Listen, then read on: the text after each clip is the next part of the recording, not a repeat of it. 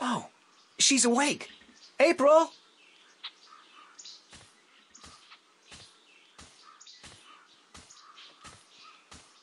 Good morning, Ben Bondu. Greetings of the new day to you, April. Did you sleep well in the spirit dig? Did I sleep well? Aside from the voices, the apparitions, the sharp rocks poking me in the back, and the moist moss mattress, no, not really. So you were visited by the spirits? I guess. When you told me last night that I would be, I didn't believe you. I thought it was just a manner of speaking, like saying, "Don't let the bedbugs bite." Our ancestors are close to us at all times. Once in a while, they speak to those who have been chosen to spend a night in the spirit dig.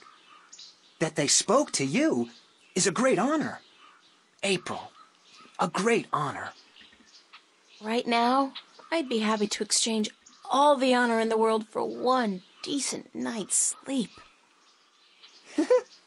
Oh, dear me.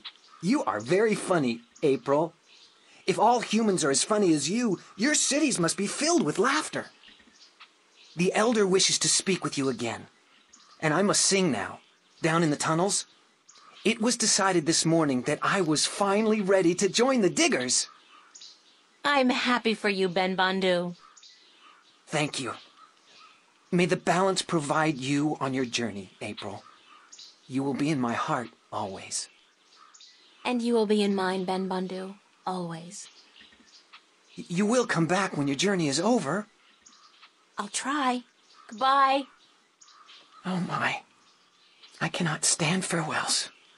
But farewell.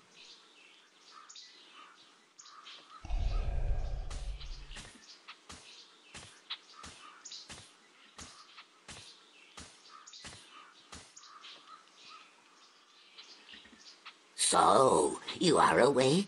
Did you sleep well? As well as can be expected, I guess. Does the word Bakbar mean anything to you? Bakbar. Where did you hear this word?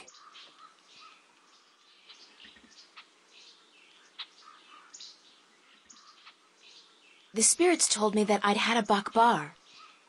So, the spirit spoke to you openly? You are lucky, human. Some who enter the spirit dig never come out again, and some spend the night but hear nothing. But to you, the spirits spoke. A Bakbar is a vision of yourself that speaks the truth in two ways. One is the dark truth. This is how you see yourself when you are not sure of yourself or angry with yourself. The other truth is the very opposite of the first. This is how you must see yourself to be happy. But the spirits remind us that both are important, that you cannot love yourself without first seeing your flaws. The people I saw, were they really there?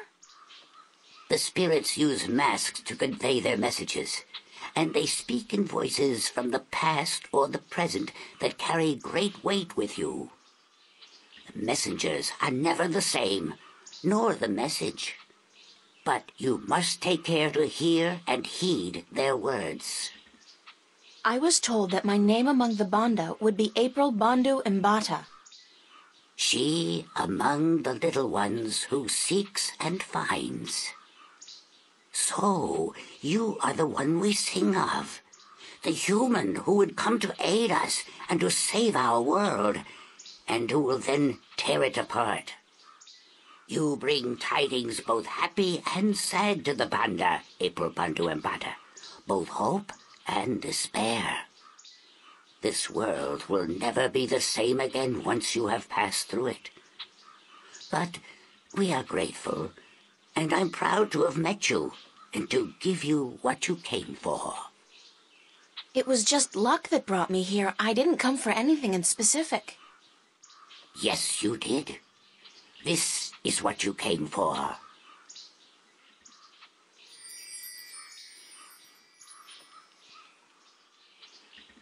What is it?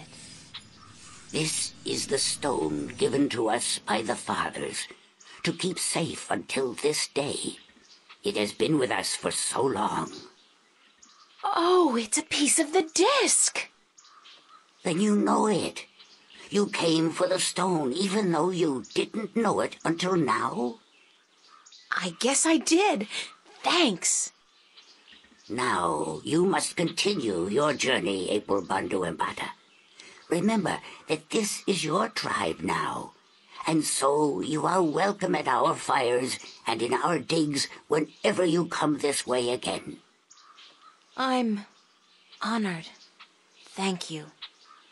May there always be soil between your toes, April Boneofhead. And between yours, Elder. Goodbye.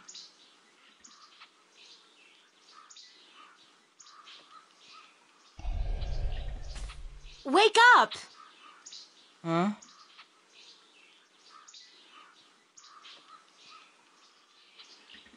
Turn off the big light, Mommy. It's called the sun, Crow. Welcome to the world of the living. Oh. I was having this weird dream about a big-ass turkey wearing a pair of red shoes, and you were there, and he was there, and maybe it wasn't a dream after all. I think it's safe to say that you need therapy, and we need to leave right now. We do? We do! Let's go get 'em! Who are we getting again? Some evil alchemist out to rule the world with his powerful and destructive magic. Yes! Exactly! I'll keep an eye out for other potential threats then, shall I? Like, marauding mice? You do that, Crow. Thank you.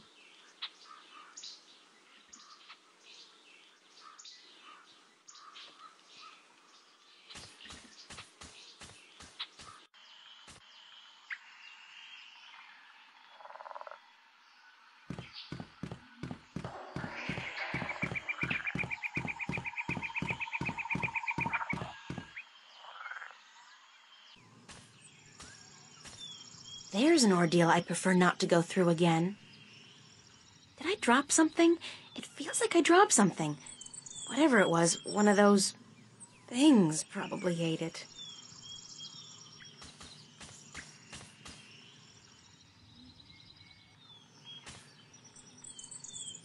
They feel very soft to the touch and soothing like skin moisturizer. I'll bring a few in case my hands get dry.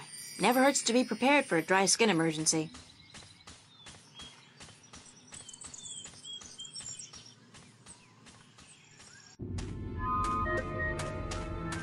That must be Roper Clax's castle. The whole gravity-defying bit kind of gives it away. Those berries look ripe and juicy, but my mom taught me never to judge a book by its cover. They're probably poisonous and almost certainly fattening.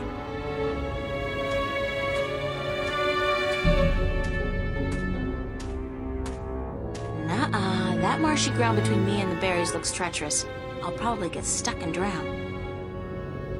Uh-oh, I'm sinking! Now that was a bit scary. I could have lost my shoes! And I guess my life.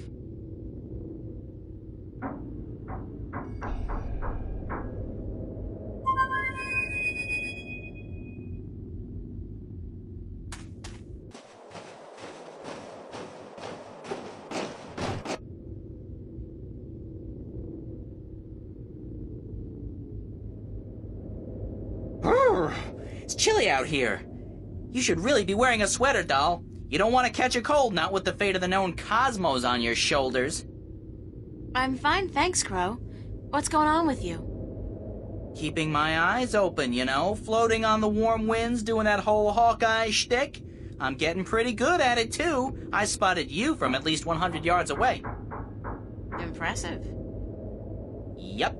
They don't call me the Lord of the Winds for nothing. Do they really call you that? No, but soon, by the balance, they will. Now, what can I do for you, sweetheart?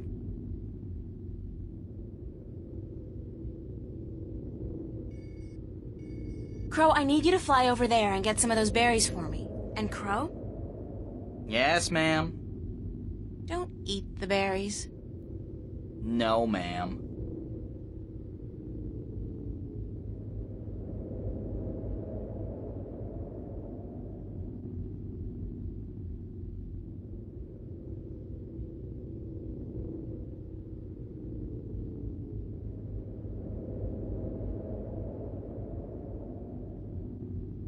Thanks, Crow. You got it. I'm gonna go back up there and work on my eyesight. I ain't stopping until I can spot those cute chicks from miles and miles away.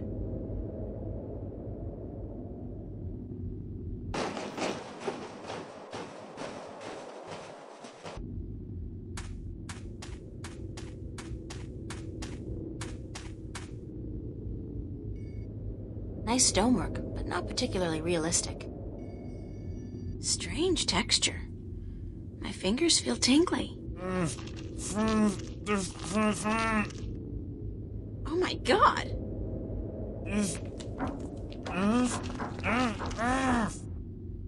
What are you? I don't understand what you're saying. Can you try to open your mouth a bit? Impossible? Okay. Okay, there's gotta be some way to help you talk. By the way, can you help me get up there? Into the castle? Yes, but my eyes can't move. Any magic? I don't know any magic, sorry. But I'll try to find a way to soften you up. Thank you.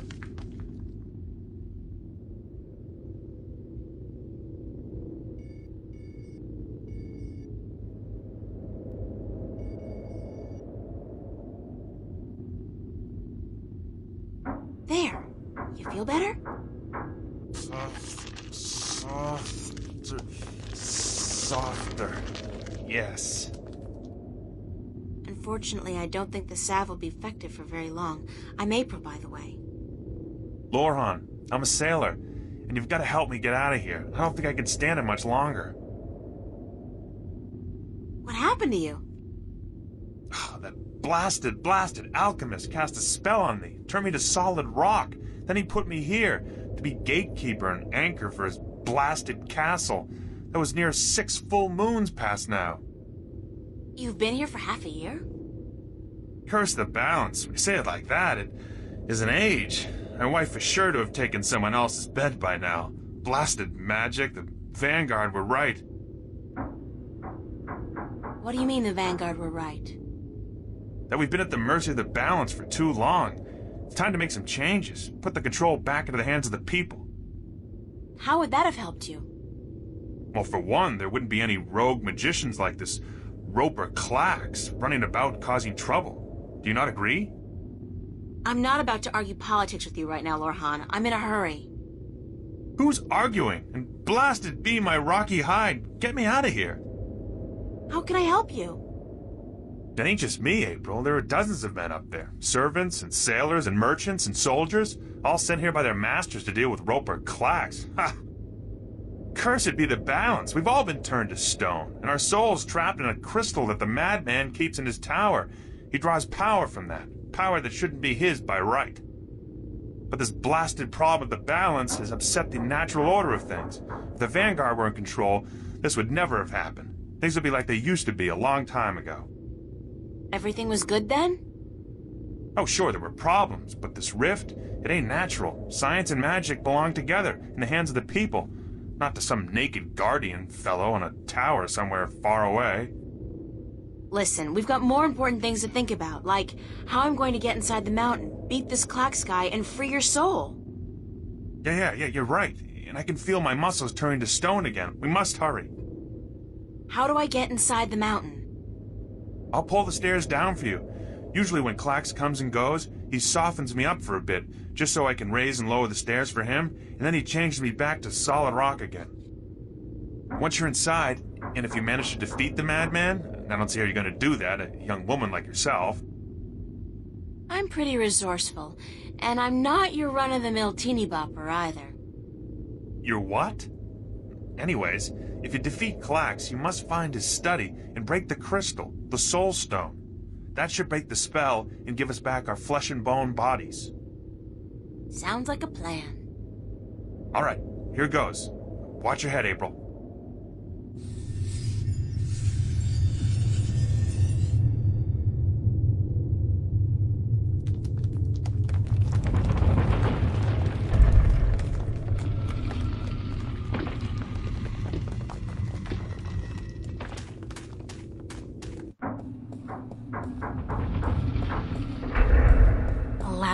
great. I so love these things. Jump! Jump into the abyss! Who's that?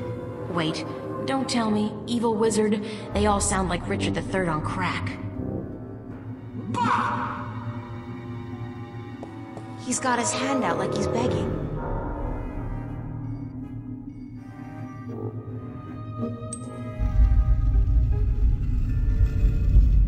Bah! Curses!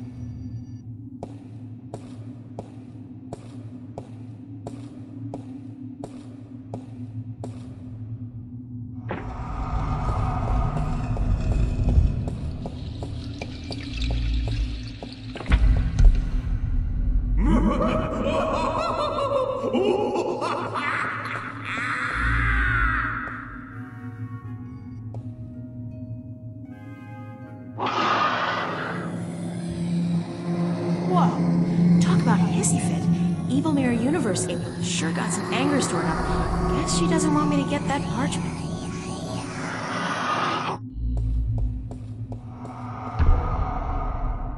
Who's knocking?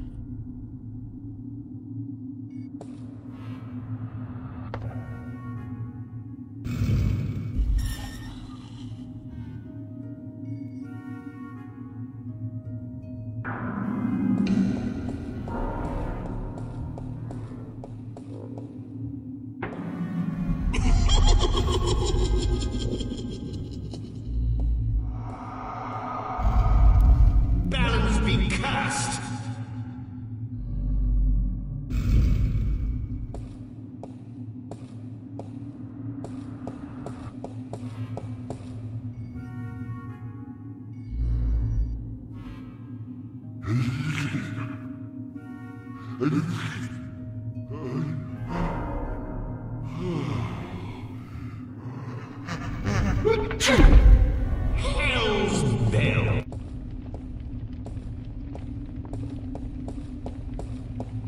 Finally! I was beginning to think you would never make it through my labyrinth. Welcome to my humble home. Do you like it? I had it built according to my own specifications by the most skilled architects of Arcadia.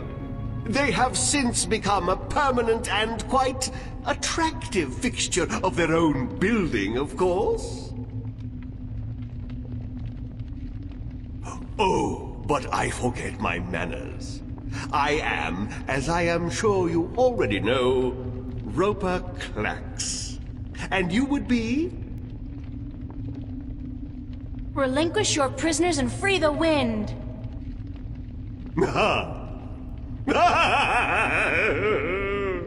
Oh, this is precious. This is a Kodak moment. But why look so shocked? I am quite familiar with your world, you know. Automobiles, rocket ships, telephones, America's funniest home videos. I have great plans for the future, you see. Once the Vanguard succeed in their hilariously destructive little ploy, they do not know what they are getting themselves into. As for you, April Ryan, yes, I know who you are. I think I will allow myself a few moments of amusement before I take your soul and trap you in solid stone. Why did you trap the wind? Why does the wolf eat the sheep? I don't think you answered my question. Because I can, little girl. Because I can. And because of who I am. Because I am hungry. And because the time is right. I think you did it because you're insecure and you have to show off your petty magic to the world. Shut your pretty little mouth. I will devour you. I will... But we must not lose our self-control, must we? No, we must not. Why did you turn those people into stone? Questions, questions, questions! I do not need to explain myself to you, little bastard child. Do you know who your parents are? No, of course not. Too stupid! What? What do you know about my parents? Suffer the little children. Oh, how I love that phrase. It is my life's philosophy. I like suffering, especially the suffering of innocent children. Their screams are so pretty, their tears so salty. You're a real shit, Clax. I know you are, but what am I? Ha ha ha! Prepare to be defeated. Prepare to be defeated. Pah! Clichés! Is that the best you can do? Watch me. Yes. And you plan to do what? Witness the men who came before you, with their weapons and their magic. Look what happened to them. Turned to stone. Each and every one of them for all eternity. I even own their souls now. And they will feed me and keep me strong for as long as I need them. How original. Been reading a lot of fairy tales lately, have we? Oh, how precious.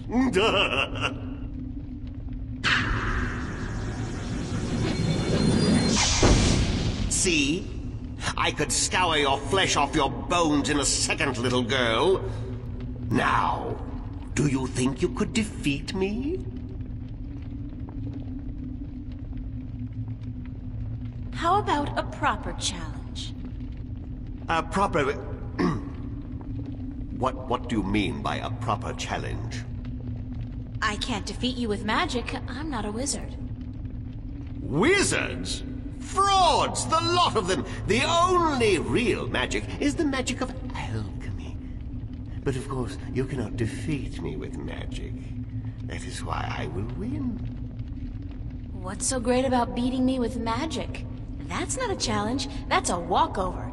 If we even the odds out a bit, you'll have more fun and satisfaction from turning me into stone later. You are trying to trick me. I know that. But you intrigue me, little girl. Go on, then. Issue a challenge worthy of my powers.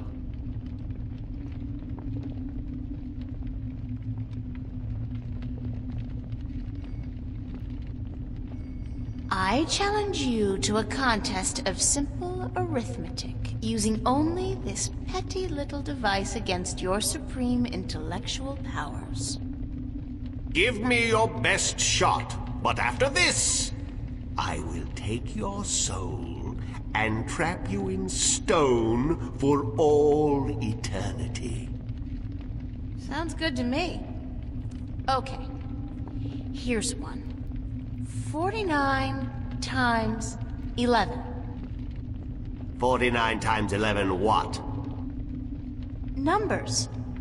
Okay, think of apples and oranges. 49 apples times 11 oranges.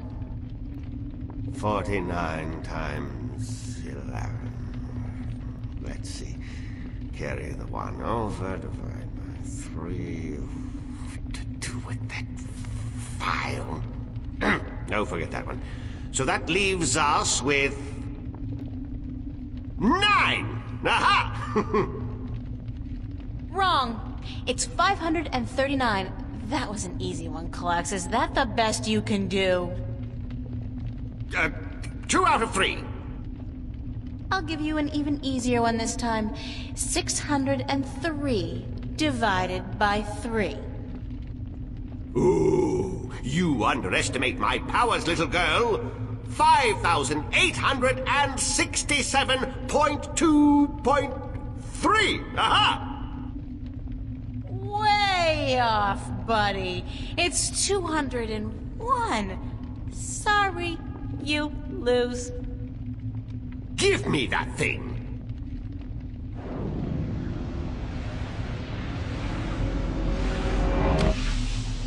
Ooh, this is intriguing. This really is.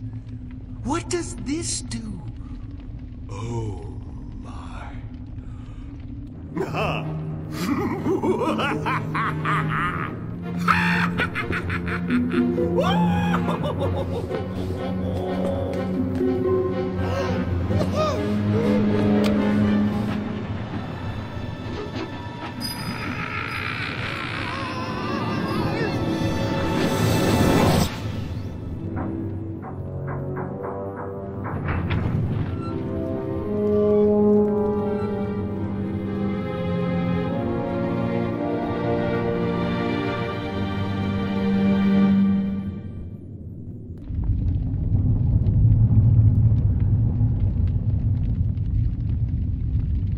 And I always thought math was such a waste of time.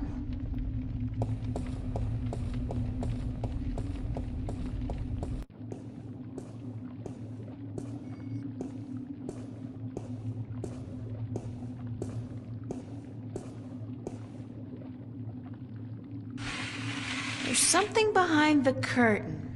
Clever fellow, that Roper Clax. Who'd think to look there?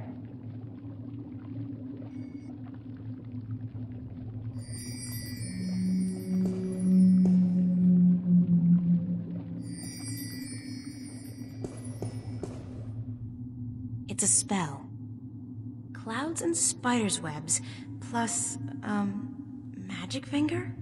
If alchemy is anything like chemistry, that last one is probably some kind of catalyst or something. Clouds and spider web plus catalyst makes... invisible?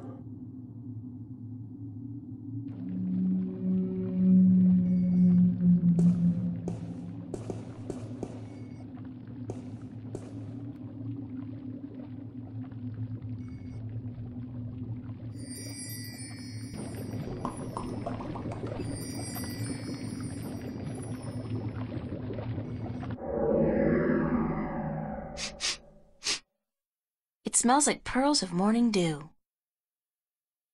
It has the texture of thin strands of hair.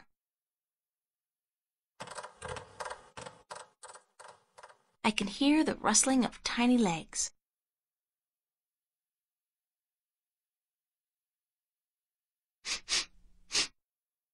It smells hard to define. Sharp, decisive, earthy. It feels cool to the touch, like ice.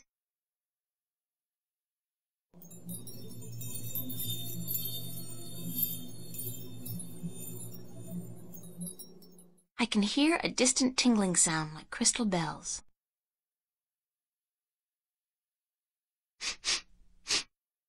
It smells like ozone. It feels moist and light, fluffy almost.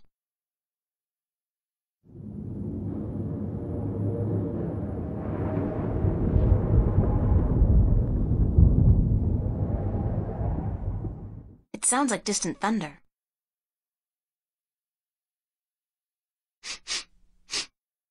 It smells like fresh flowers. It feels soft like satin and very fragile.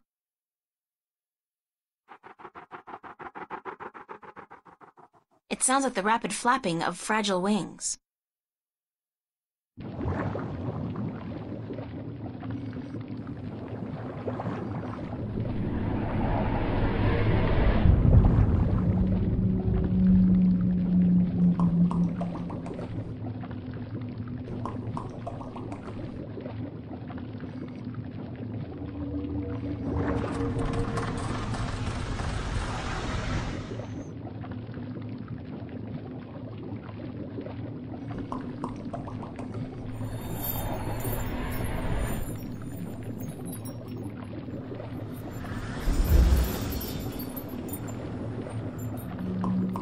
I'll just pour the finished potion into one of these vials. Like so. Fortunately, they're small enough to carry in my pocket.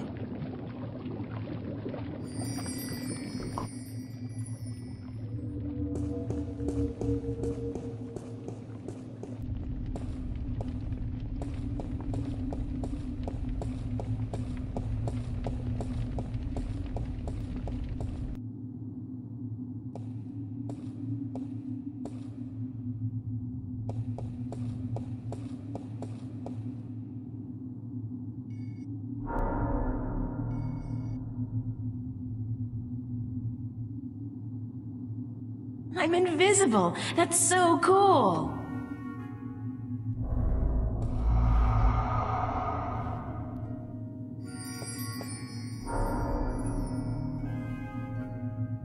Solid again. Good timing. I've gotta hold on to this stuff. If nothing else, it's perfect for sneaking into clubs back home.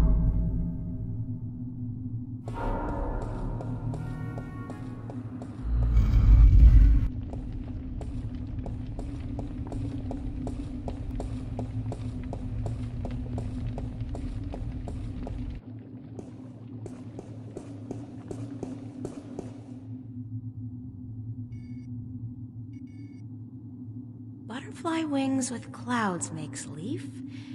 Makes you light as a leaf, probably.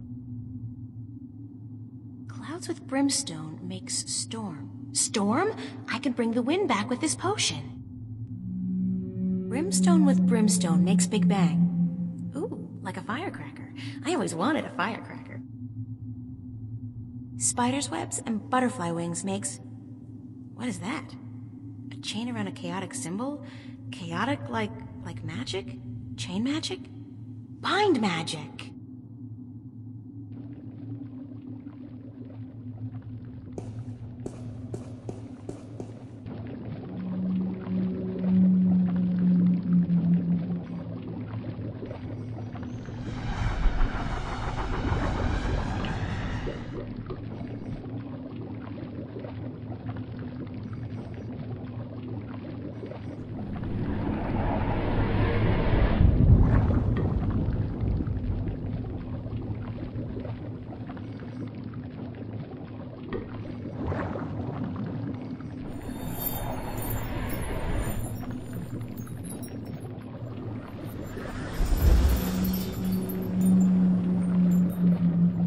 I'll just pour the finished potion into one of these vials.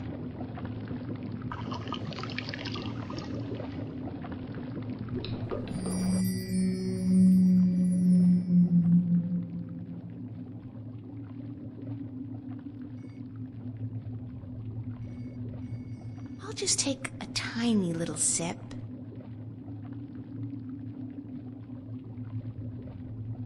Ooh, bitter. I do feel a little less weighty.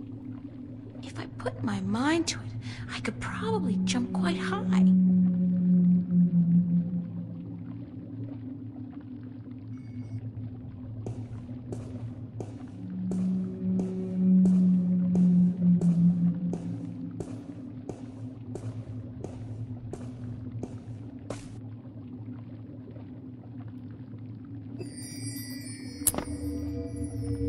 Whoa! I should save some of this stuff for the Olympic Games next year. It's a safe bet. I dominate the high jump and pole vault contests.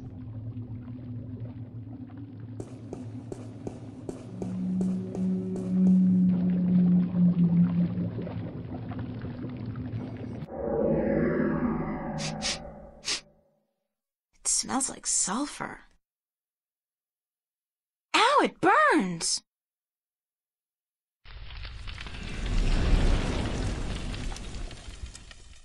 It sounds like something's burning.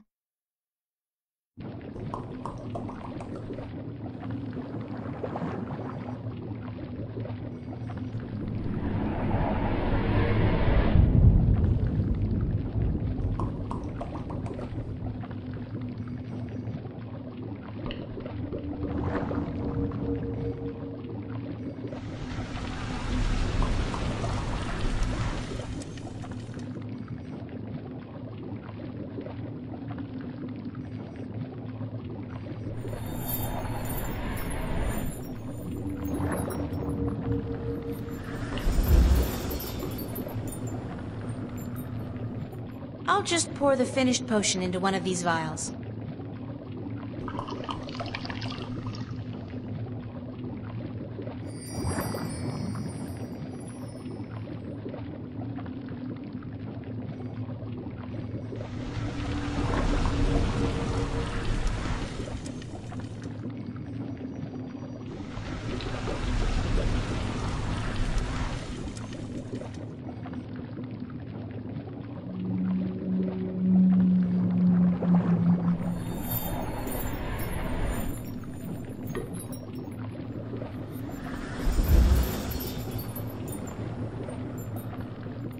I'll just pour the finished potion into one of these vials.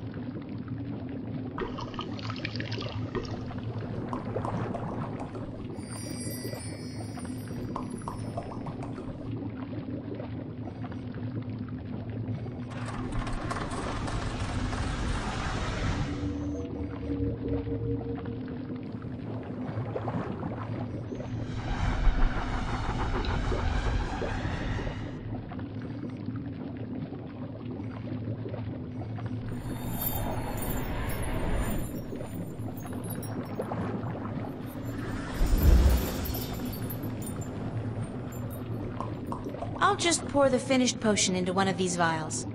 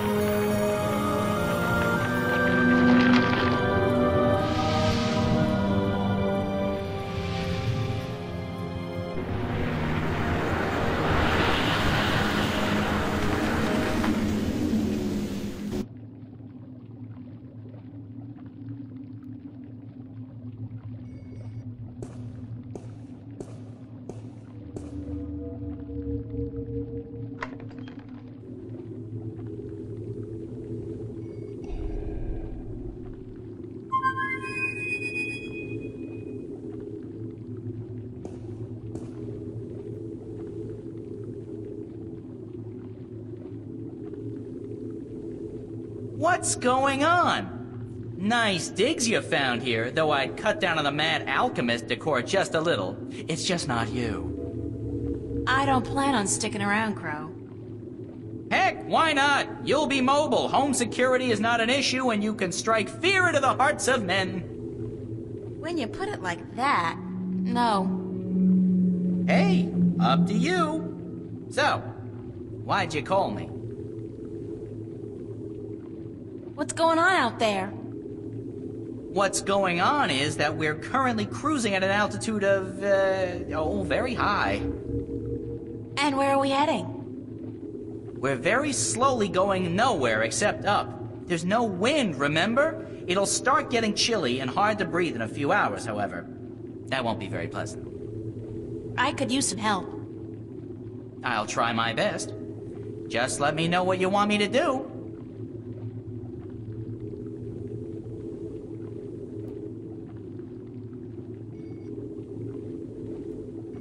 Hold on to this vial, okay? Oh, sure. Holding on to stuff is a specialty of mine. What for? I'll let you know. I want you to fly out there, Crow, as high as you can and empty the potion into the clouds. Oh, what if there's lightning? I don't like lightning. Lightning has caused better birds than me to crash and burn. All right, I'll do it. I'm the ever-faithful Crow.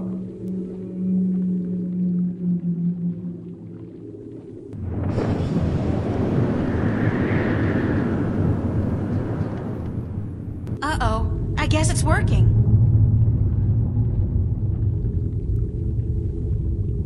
That's done with.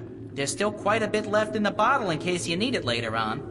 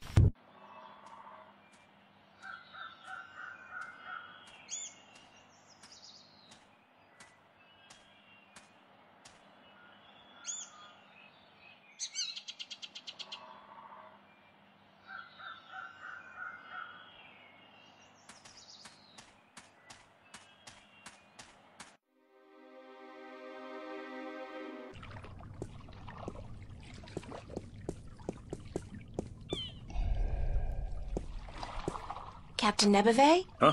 Oh, it's just you. Where have you been? Where have I... Don't you remember?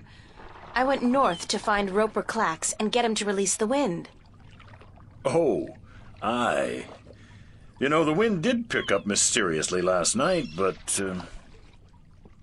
But what? I don't trust it to not die down in a few hours. Or at the most, a day or two. But I destroyed the alchemist. I even set his prisoners free from the rock they were trapped in, destroyed the soul stone, sailed back here in his floating castle, and you don't believe a word of it, do you? Not a word. Great. I did defeat Roper Clax. Uh-huh. Do you have his severed head somewhere on you? I beat him. I didn't say I killed him. Of course you didn't. Can we set sail for Elias now? Well, the wind has picked up a bit, but I don't trust the good weather to last. I don't want to be sitting dead in the water come tomorrow afternoon, so I'll wait a few days more. Thanks for nothing.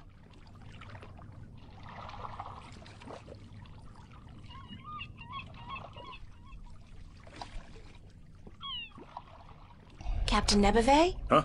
Oh, it's just you. Again. What do you want? Thanks for nothing.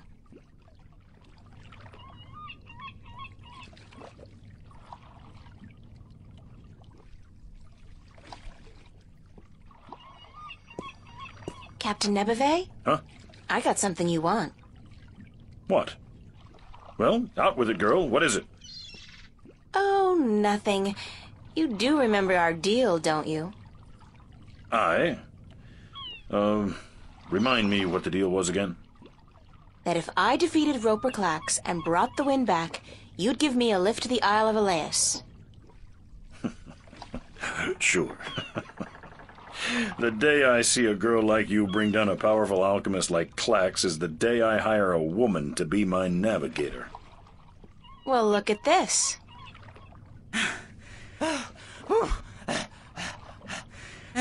By the balance, girl, that's a strong grog you got there. What is it?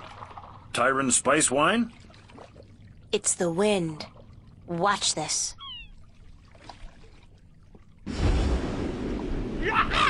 Sweet jow, that's a strong wind. You got some mighty powerful magic there, girl. And there's more where that came from. Care to share some of it with us? With that magic, we could make good time to Guienne. Pick up a cargo full of apples and be back here before the competition got, wind of what was happening. Sure. If you give me a ride to Elias, as promised. Balance be cursed. Women aboard? When will it ever end? Jowls, bowels.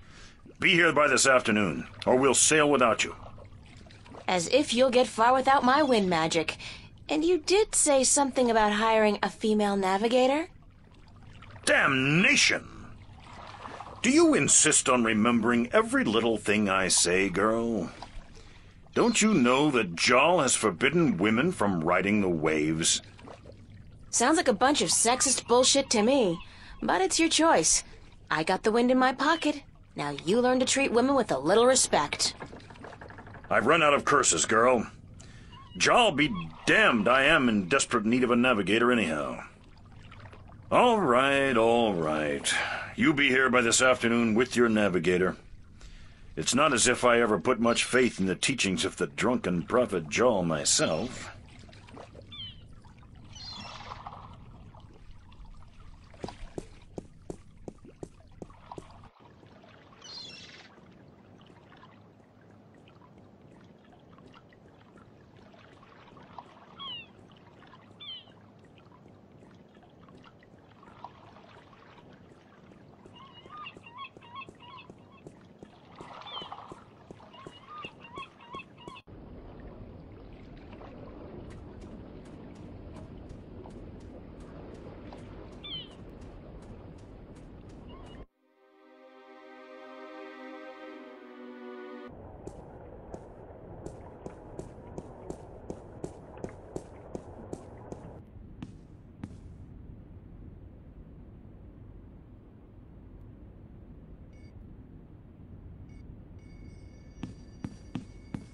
Pardon me for intruding, ma'am, but is your name Tunlayak? Yes, I'm Tunlayak. I have a delivery for you. Oh, a map of the Northlands. I had almost forgotten I ordered it. Sorry about that. I came by a few days ago, but you weren't here. No, I was looking for work. Thank you kindly, young woman. I will need this map now, if I am to make it to Khorasan by foot. Why are you going to Khorasan by foot? I can ill afford the cost of passage on a ship bound for the Bay of Fire, and since I do not have a job, nor the prospect of getting one, I have little choice. Are you from Khorasan? No, I am from the Southlands. I have never been to Khorasan. Then why are you going there? Because I am told that in Khorasan, captains allow women to join their crew.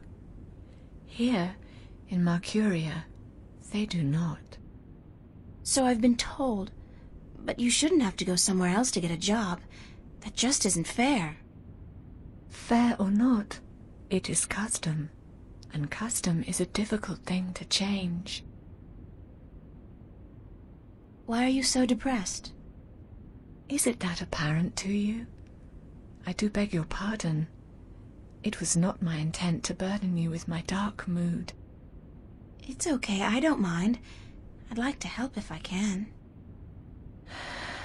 I do not think you can. Unless you were the captain of a ship, and you could hire me as your navigator. But you are not, and so you cannot help me. You're a navigator? Yes, and I have a letter to prove it. Do you want me to show it to you? No, I believe you. And you're looking for a job?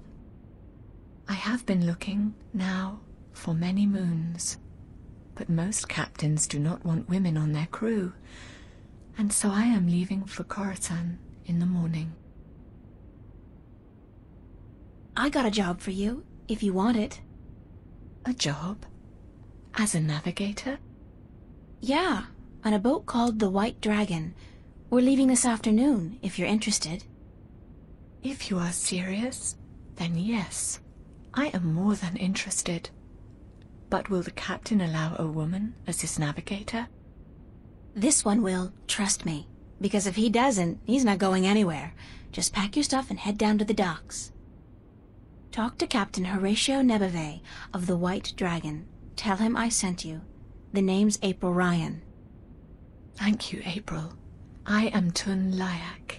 I am most grateful to you. Will you be going with us? Yeah, so I'll see you there. Thank you so much.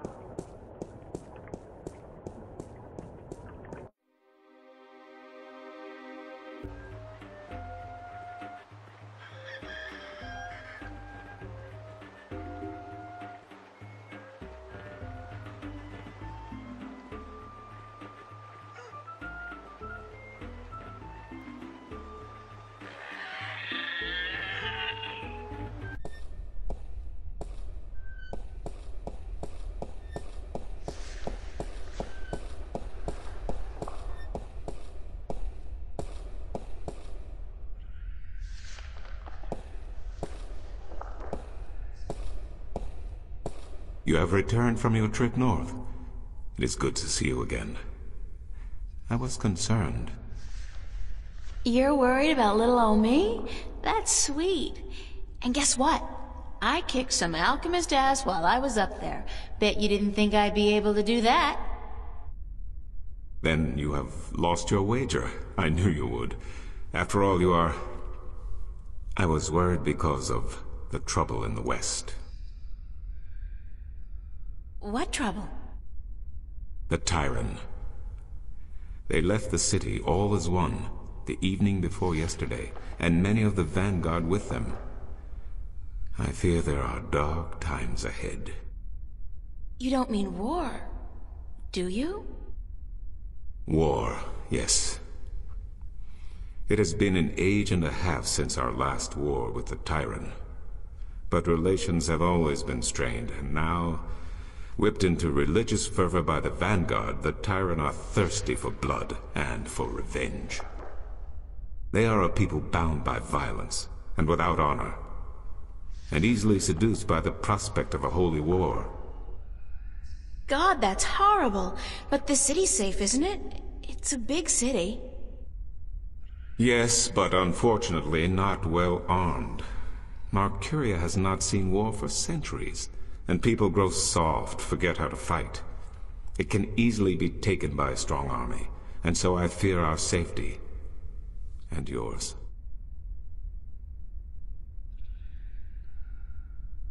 What did you mean when you said, after all, you are...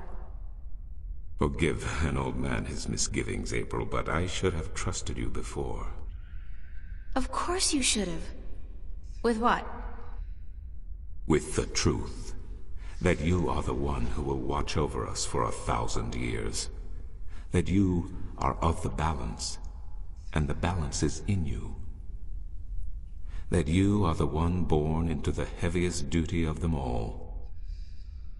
You are the guardian to be, April, the 13th guardian of the balance. No! No, that's a lie. I'm not your guardian. That's not possible. It is certain. I had my doubts, unfortunately. It could have cost us the balance, and I made a mistake. But it is certain now. You are stronger in the balance than anyone before you. God damn, Cortez, he didn't say anything about... If I'd known, I wouldn't have come here. I would have... I don't know what I would have done, but I wouldn't have come here. Maybe he did not know. Or maybe he did. And he knew it would be wiser not to tell you. But I am telling you now because you cannot stay here. You are too valuable. You must leave.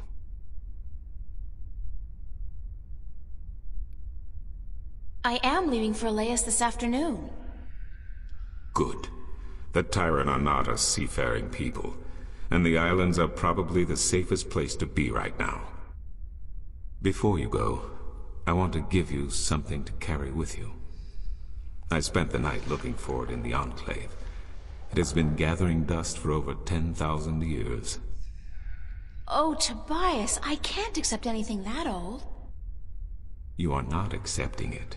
It is yours. The Fathers have only kept it safe for the day when the 13th Guardian would come to collect it. And now you are here. Please, take it.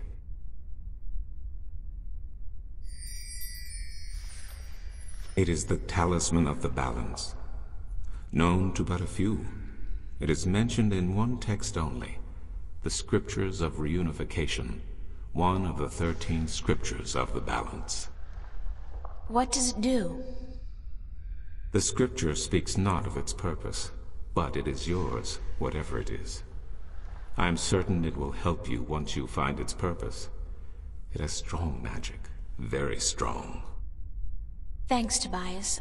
I really do appreciate it, even though I wish I didn't have to accept it. You are the guardian, child. Your fate is both glorious and terrible.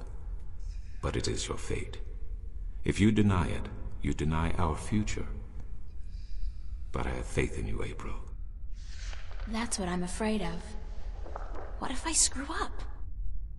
The balance provides. The balance protects. Trust the balance, and trust yourself. Goodbye, and good luck on your journey.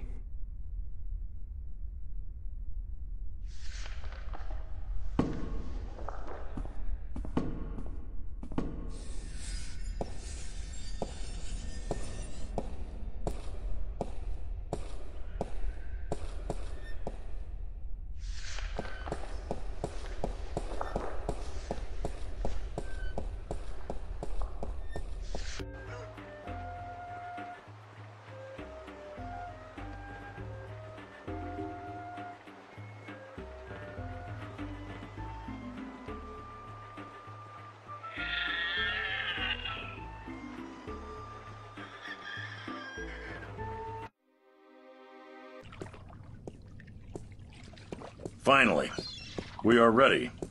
And we must away before it's too late. We still have another 6 or 7 hours of daylight today. Come aboard. Did I tell you how much I hate water? No. Well, remind me to tell you sometime.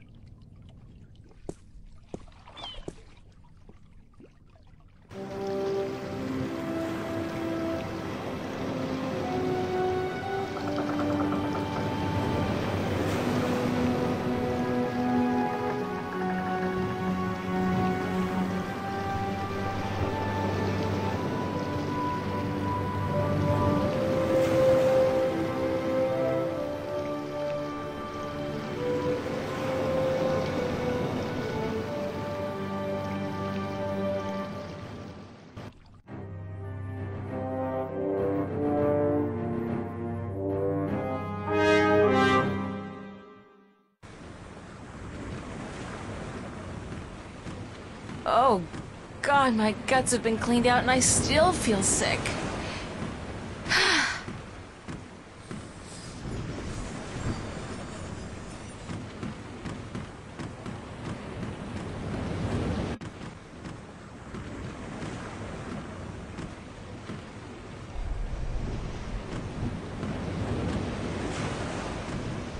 Hello, Tun. Are you enjoying the ride, April? I'd enjoy it a lot more if the ground wasn't moving. But the ground is not moving. The boat is. Hey, you try and tell my stomach that. How are we doing on time? With the help of your magic, we are crossing faster than I had ever thought possible. Give credit where credit is due, Lyak. This ship is the fastest there is. I can outrun a shadow ship in this old lady. When will we be on Elias? By sunset tomorrow, if the wind holds. How fast is it possible to travel by sea? I do not know. I have heard tell of a ship that once went so fast it took to the sky and disappeared. From time to time, sailors spot the ship as it floats across the heavens. It is said to be an omen. The Flying Dutchman, right? No, they call it bad luck. Keep her steady, Tun. I will, April.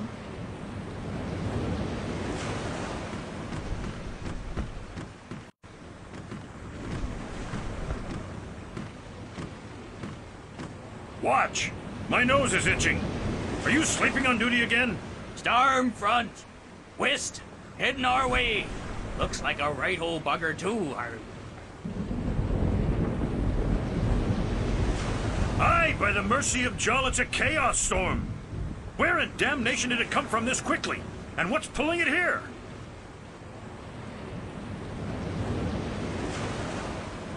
Navigator, change our course. We must away from the storm front and to safe harbor. Uh-oh. I just felt a cold shiver running down my spine.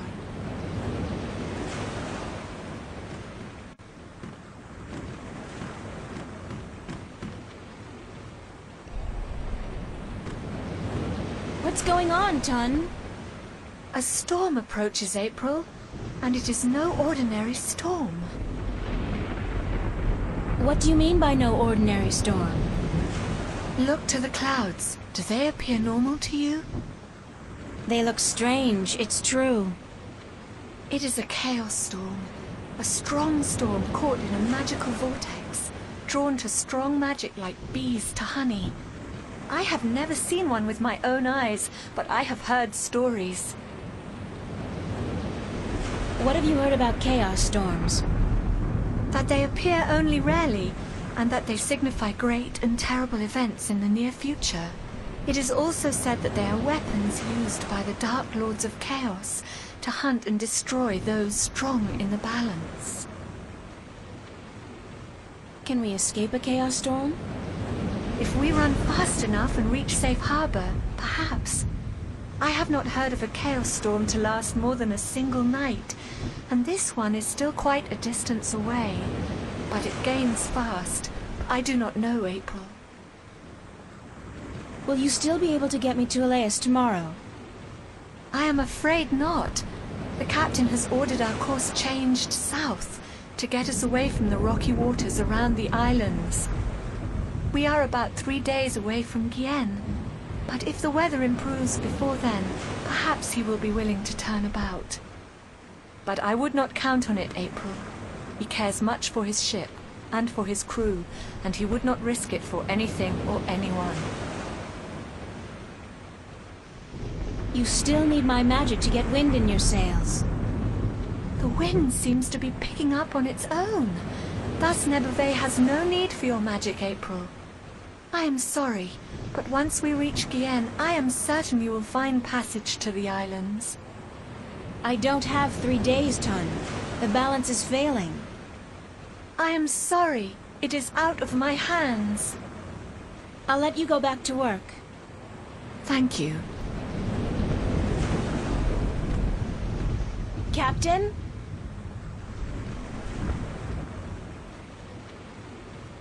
Sir? Leave me be, girl. I have work to do. We must avoid the storm lest it comes on us like Jaw's callous heel and crushes us. But we're still going to Elias, right? Ha! You can forget about that. We must avoid the dangerous waters of the islands and head straight for Gien if we're to stand a chance of outrunning the storm. But I have to get to Elias as soon as possible. The fate of worlds depends on it. And the fate of my ship and my crew depends on us changing our course for Gien. Now leave me be.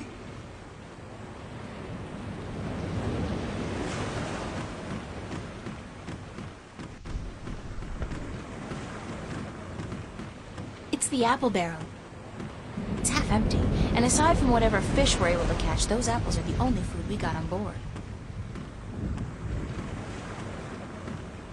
Ugh, gross! People do not toss the apples back into the barrel after eating.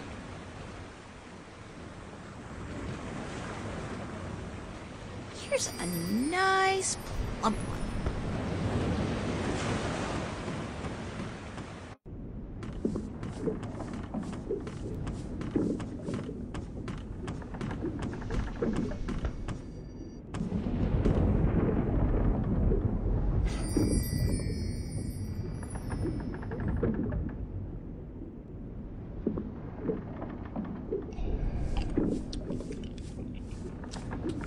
Oh, God, it's awful. It tastes like mouthwash.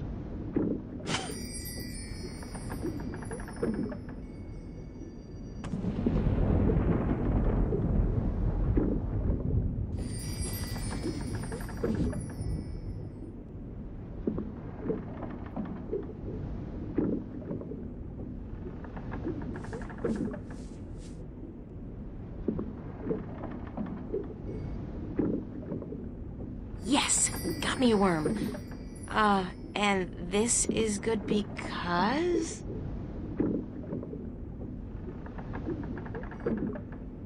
Get to it, little guy. Eat your heart out.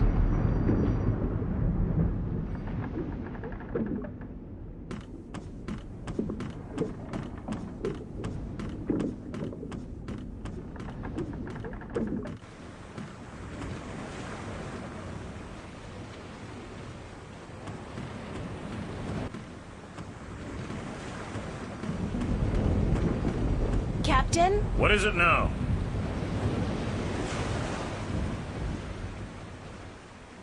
Captain, the worms have invaded the apple barrel. Cursed be the balance. First the storm, now this. Is there no end to the horrors? Let me see.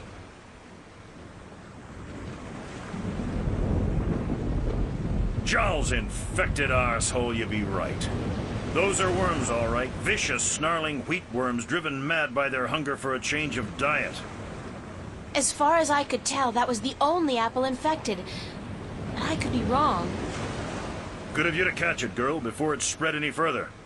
I'll have to go pluck the apples immediately. They must be saved.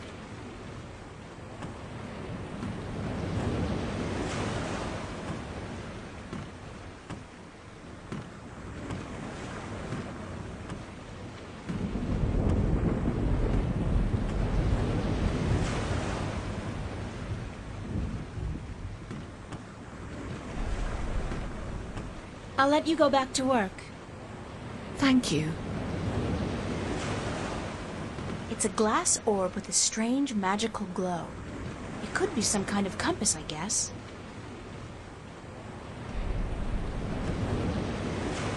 I have a question about your compass. Certainly. What kind of compass are you using? It is just a normal spirit compass. When we are not navigating by the stars or by the sun, we use this. What's a spirit compass?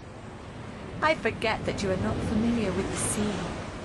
A spirit compass points always to the magical North Pole, and thus we may navigate according to it. It is very precise, and less affected by a strong magical source. Won't the chaos storm affect the accuracy of the spirit compass? If the storm catches up with us, perhaps, but I do not think so. Only a very focused magical field in close proximity to the compass would be able to affect it. Tell me again what's needed to affect the spirit compass. A very strong magical field in close proximity to the compass. Thanks, that's all I needed to know. I hope this knowledge made you richer. Do you want me to relieve you at the wheel for a while? I am not sure if this is such a good idea, April. What's the big deal? I just hold it straight, right? Well, I could do with a short break to stretch my legs. Fine, but I will be back soon. And if anything happens, just call out for help. Of course, thanks.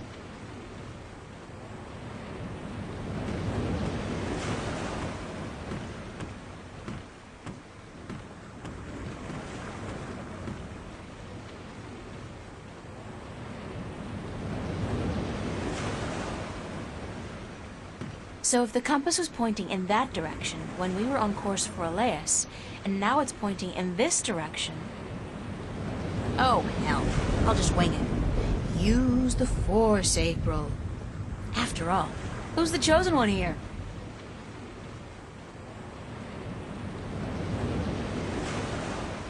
Ton! Need some assistance up here.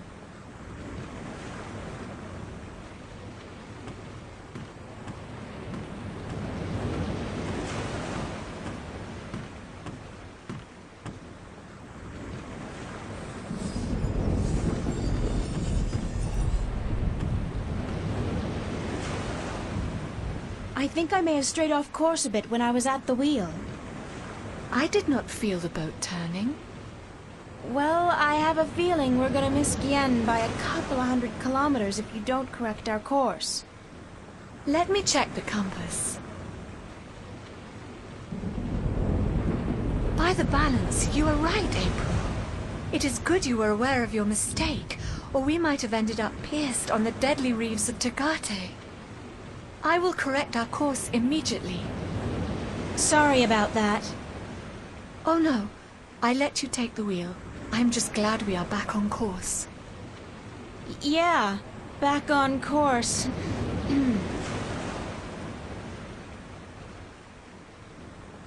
Is it my imagination or is the storm getting closer? By the balance, you are right. The storm is catching up with us.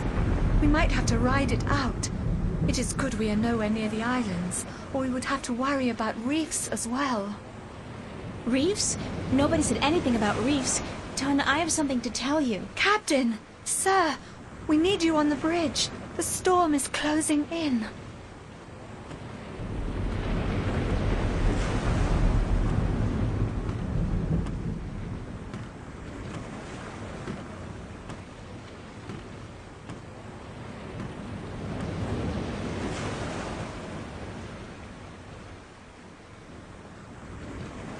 By the foul bowels of Jol, you're right, Lyak. It's closing in faster than any storm I've seen or heard, chaos or otherwise. It's like it's chasing something or someone. All right, listen up. The storm's going to hit in an hour or two, and I want everything to be ready. Tighten the hatches, strap down the cargo, wake up the watch, and by Jol's big toe, someone put a lid on the apple barrel.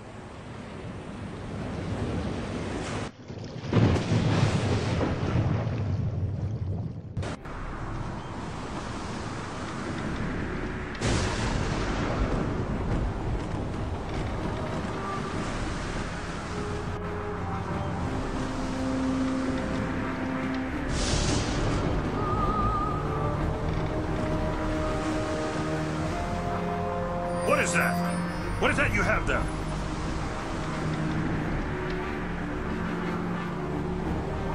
It's a talisman bestowed with strong magic. What? You put a magical talisman next to the spirit compass? Are you completely daft, girl? Do you know what you've done? By Jol, I should throw you overboard. Give it here.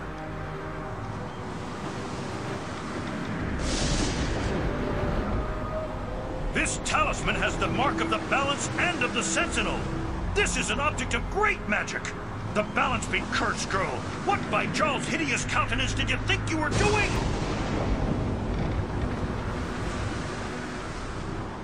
I need to get to Elias as soon as possible. So you claim. But do you know what you've done instead? You put the lives of everyone on this boat in grave danger. With the storm upon us, the last we need is dangerous waters. Thank Jol's assassin, we still may have time to avoid the rocks of the Priston Atoll. But I swear by the honor of the 3 biased judges of Gien that I'll have you before a court if we get to land. Check the compass, Lyak, and correct our course accordingly. And don't let this wench touch anything from now on, you hear? I need to place this accursed talisman as far away from the spirit compass as possible.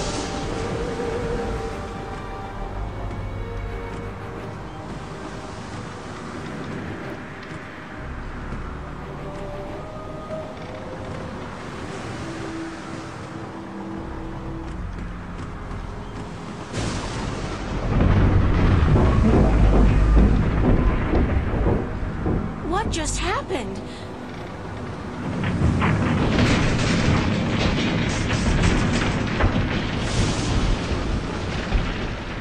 Uh-oh, this can't be a good thing.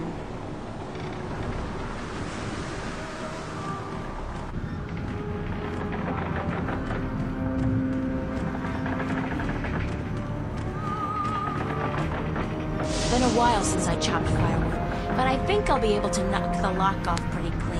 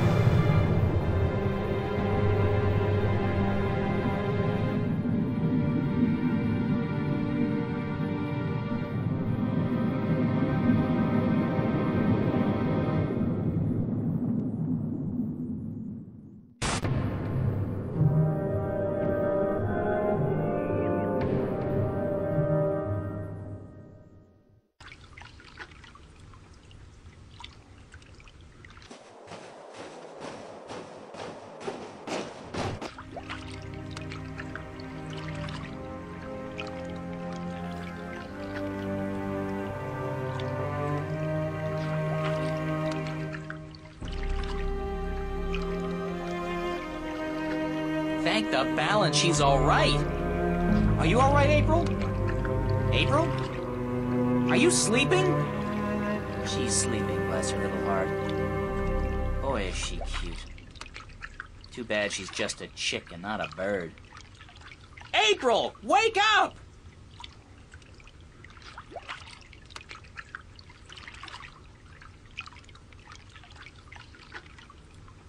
Crow, I was so worried I thought the storm got you.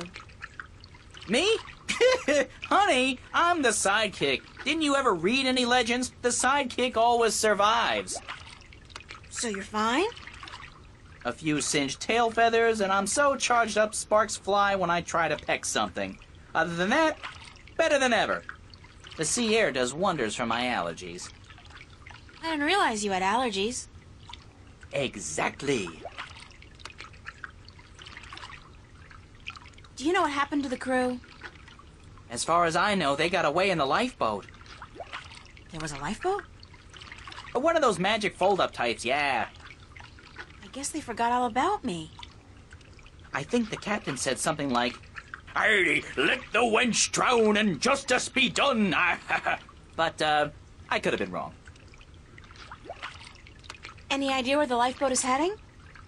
South, I guess. From what I can remember of the old man's stories about the sea, Tagade would be the closest civilized island. Any idea how I'm gonna get to the islands now? You could swim. Humans swim, don't they? They must, or you wouldn't be here now. I don't swim. And nobody can swim that far. There's no land visible in any direction. Well, I'd suggest flying, but you don't have the necessary equipment. Why don't you try and find the closest island? I could do that, but I'd have to leave you on your own. Crow, I'll be fine. All right. Don't blame a bird for trying to be a gentleman. Gentle bird, whatever. I'll be back as soon as I can. Don't go anywhere. Where would I go?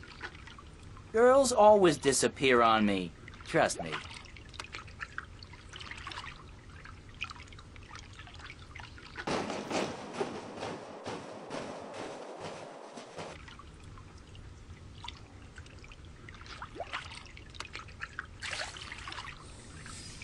What the hell is that? Uh-oh, for some reason the story of the bloodthirsty cannibal merman of the Sea of Song suddenly pops to mind.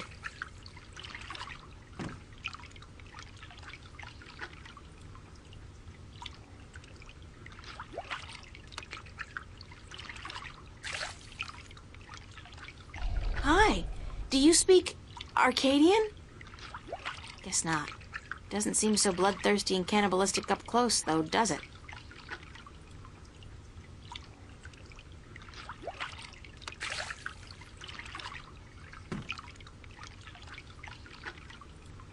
Hey, come over here and let me pet you.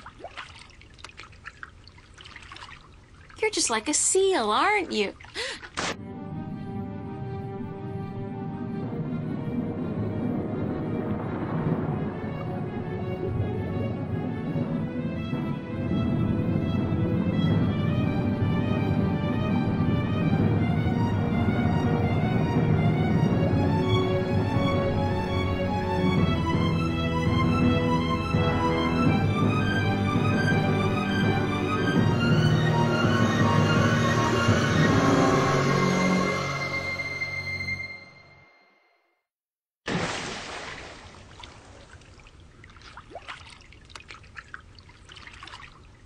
Oh, bloody typical. I told her. She didn't believe me.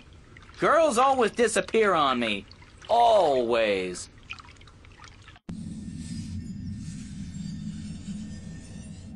It's a drawing of a man cutting his finger open and squeezing some blood into a bowl together with some green, mossy stuff. Then he mashes it together and... oh, gross! He dips a black pearl in it and eats it. That's barbaric. Maybe the stories about the cannibal merman were true after all. But hey, in the next one he seems capable of speaking fluently with the creatures that brought me here. I wouldn't mind that, if it could get me the hell out of here.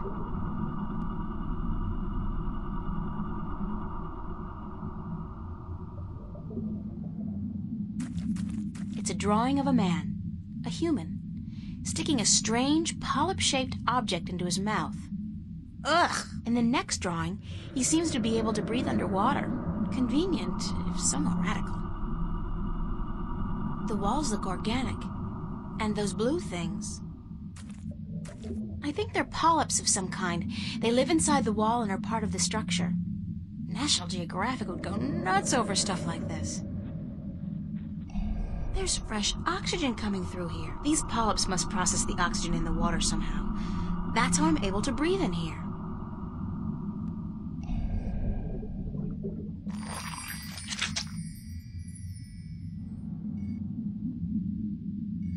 Oh, this is so disgusting, but I have to get out of here.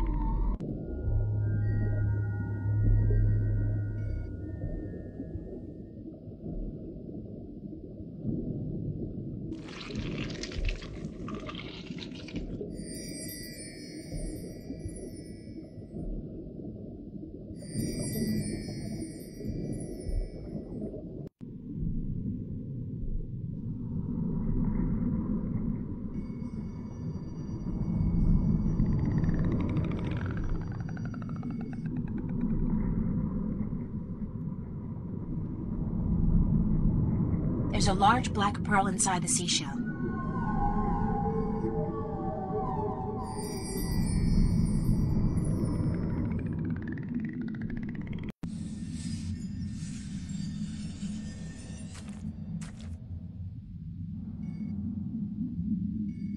If this gets infected and I have to chew off my finger to fight the gangrene, I'm suing somebody. Now, things I do to save the world. Worlds.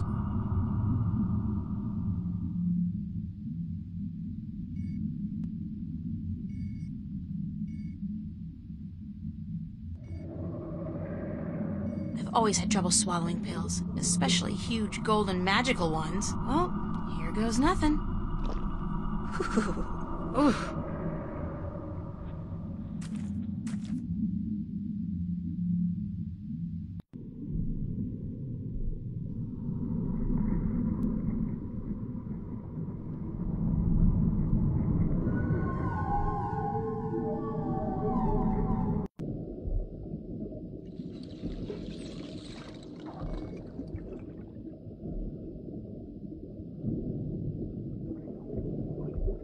Leave the spear be. It belongs to the water stone. Sorry.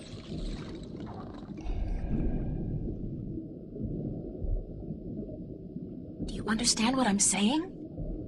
Yes, we understand. Weird. I have this nagging feeling in the back of my mind that I shouldn't be able to understand what you're saying, but I do. You have passed the 2 tests of the Gatherer, Landwalker. Breathing water and speaking the tongue of the Merum. You can serve us now. Serve you? You have been brought here to serve us as the Gatherer of Tanyan. What's Tanyan? Tanyan is life. Tanyan brings light to darkness and sustenance to our caves. Tanyan keeps the snapjaw from our children and heats us when it is cold. Tanyan is life. Where does Tanyan come from? Our gatherers collect it from the caves and shores of the islands, but there is less Tanyan to be found each season, and we need help. How does Tanyan do all those things you said? Tanyan provides warmth and light. It draws the harvest close. Harvest? The creatures of the sea that we eat, the golden tail, and the weed-eye, and the sand-eater. Fish. You're talking about fish. The harvest, yes. That is what we said. The harvest is drawn to the light and to the heat. But the snapjaw are clever. They stay away. They know the light allows us better aim with our spears. Why can't you gather Tanyan yourself? We do, but we cannot move far from our cities, or the Snapjaw will hunt us and eat us. If we travel in force, we leave our men and children without guard. And we cannot travel too close to the islands, or the winged demons may catch eye of us. They leave our gatherers alone, though, so you have nothing to fear. Who are the winged demons? Ugly, leathery creatures who defy nature to fly up there in the sky. They are evil and live to destroy our people. Don't the Snapjaw kill the gatherers? Rarely. Your meat is bitter and tough, not soft and tender like ours. I won't ask how you know that. I think I've learned enough about Tanyan for now. You have learned nothing, but your training will teach you what you need to know. Are your people called the Miram?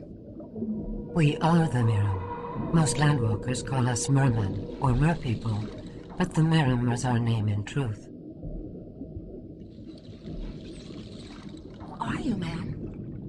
We are the queen of the third city of the Miram, enlightened keeper of the Tanyan, protector of the light.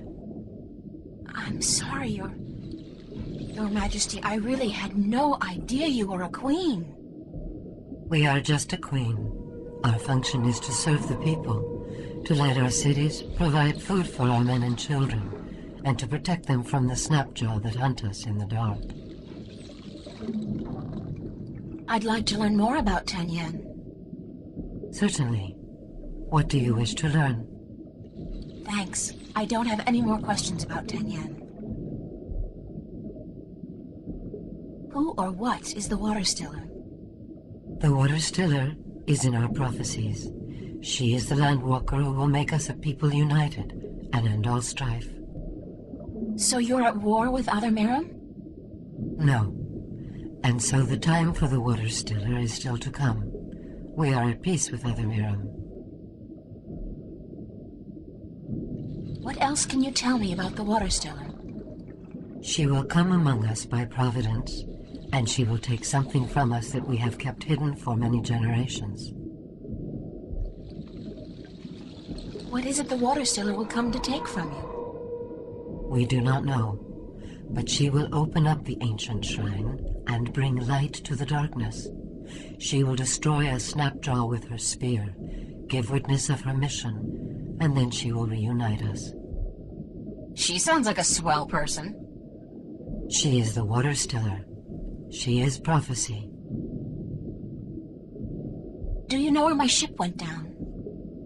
The vessel you foolishly travel in above the water, it rests not far from the city, just past and beyond the Landwalker's bubble where you were first brought. I think it is dead. Do you know the island of Aleus? Yes, we know the island of Aleus. Our gatherers find Tanyan there, and the Miram once had a city in the shallow waters below it. Can you bring me there? Until your training is complete, you cannot go gathering. We cannot risk losing you to the Snapjaw, or to have you desert your duties to our people. How long will my training take? 6 cold oceans. 6 years? Sure, that makes sense. Everything in this world takes ages. I've been told that you worship an old god who lives in the deep. How did you come by this forbidden knowledge? I picked it up on my way here. Could you take me to him? You? No, we cannot. Unless you are Miram, you are not even allowed to speak of our sleeping god. Thanks for your time. We will call on you soon to begin your service. Until then, you should stay inside the Landwalker's bubble and away from the dark waters where the Snapjaw lurk.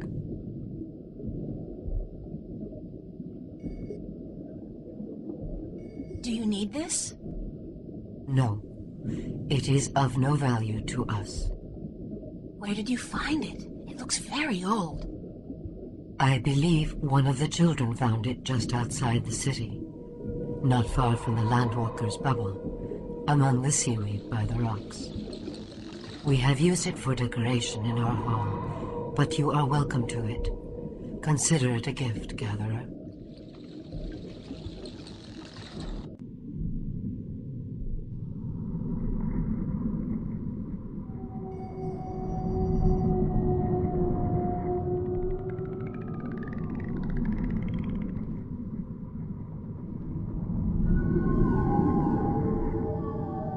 Here's another one of those crystals buried in the sand among the seaweed.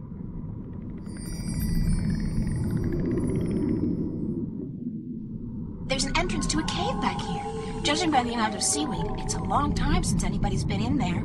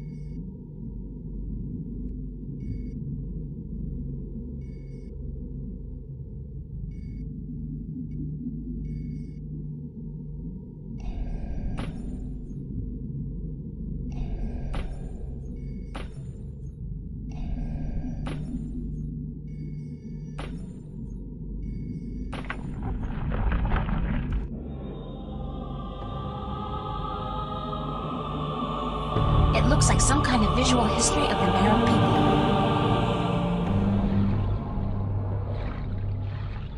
According to this first tablet... Oh my god. It turns out the Merom came to Earth inside a type of spaceship from another planet. They're aliens? Not that anything should surprise me at this point, but still. They look very different back then, though. It must have been a long time ago. Their ship looks to have been a living thing, according to these drawings. Wait a minute. Could this be their ancient god? One of the dragons? I think it has to be. After they arrived on Earth, their species divided in two. One crawled into the sea, the other onto land. What does that mean? This must be a while later, because the Merom look like they do today. At least the ones who went into the sea do. The other ones? They have wings. If I'm going to guess, I'd say that the ones who went to live on land became the Elation, which means the Merom and Elation are related. In this one, they're living close to each other and in peace. And it seems they share equally in the production of Tanyan, which attracts fish for both peoples to eat. Then something happens. Or, it looks like, and the Merom and Elation move away from each other. In this last one, Tanyan is beginning to become scarce, and the Merom are losing many of their young ones to the Snapjaw. They fear the Elation, and they forget their common heritage. At the very end, there's a prophecy, I think. The Merom and the Elation joining hands once again. When they do, Tanyan becomes plentiful and both people prosper.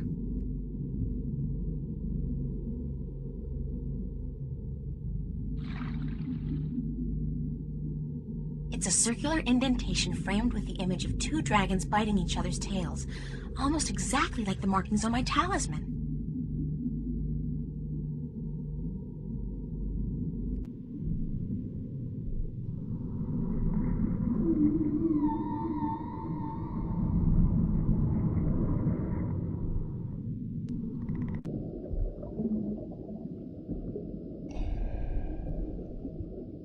Can we talk for a minute?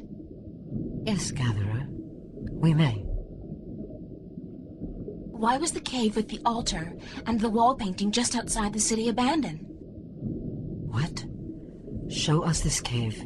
Immediately.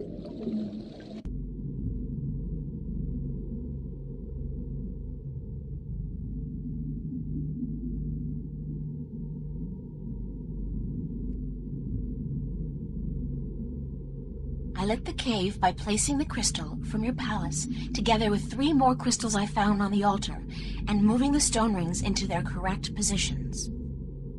Can it be that you are? But you are a gatherer. You cannot be she.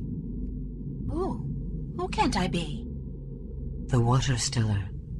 She who, by prophecy, will deliver us from strife and unite us as one people. She who will uncover the ancient shrine. Looks pretty ancient to me. This is the shrine, yes. And you have brought light to the darkness as well. But the other prophecies, you have not fulfilled them. You have not proven yourself to be the Water Stiller yet. How can I do that? Come back with us, and we will tell you. Who is the Water Stiller? She is of the prophecies. She will bring an end to strife and unite our people. How can I prove that I'm the Water Stiller? You have uncovered the ancient shrine and brought light to the darkness. But this could be just chance. You must show us the witness you carry of your mission to the balance. The talisman! Damn, I lost it when the storm hit us. You must also kill a Snapjaw with a spear, and then you will have proven yourself to us. Once you have done this, we will aid you in your quest to make us one people. Where do I begin?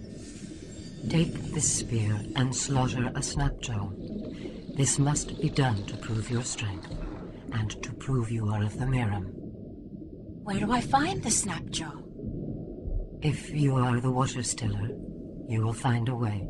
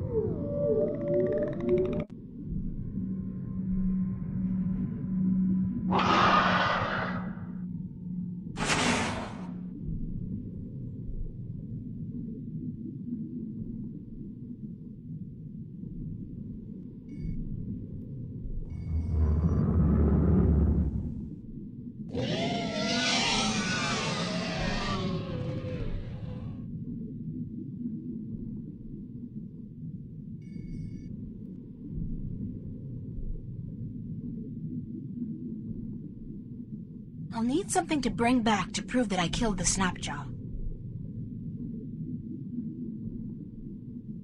This tooth will do just fine. Oh man, that's sharp.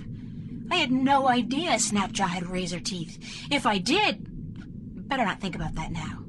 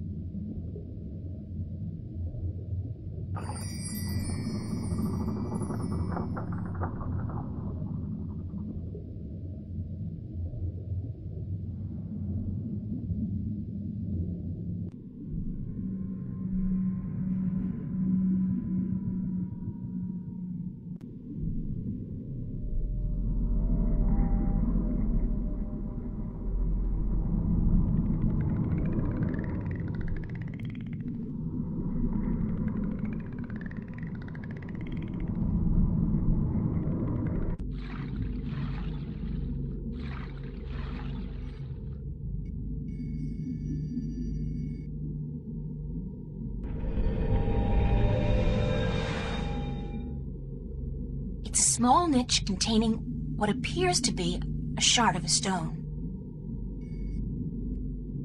It's a piece of the stone disc. No, wait. It's only 1/2 of a piece. It looks like it's been divided in 2. Strange.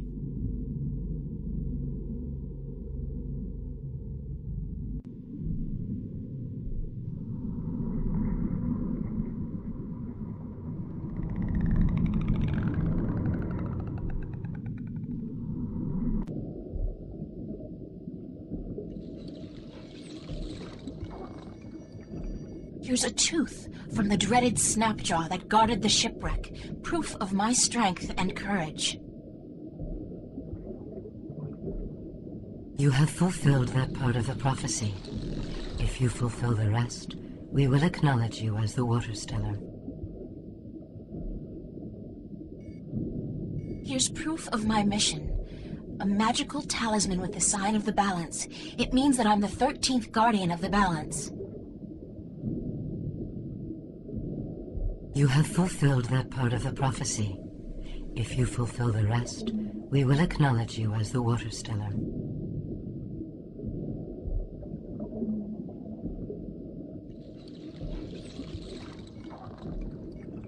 I've taken from you the object you've kept hidden for generations. It's part of the disk that will restore the balance and save the twin worlds from chaos.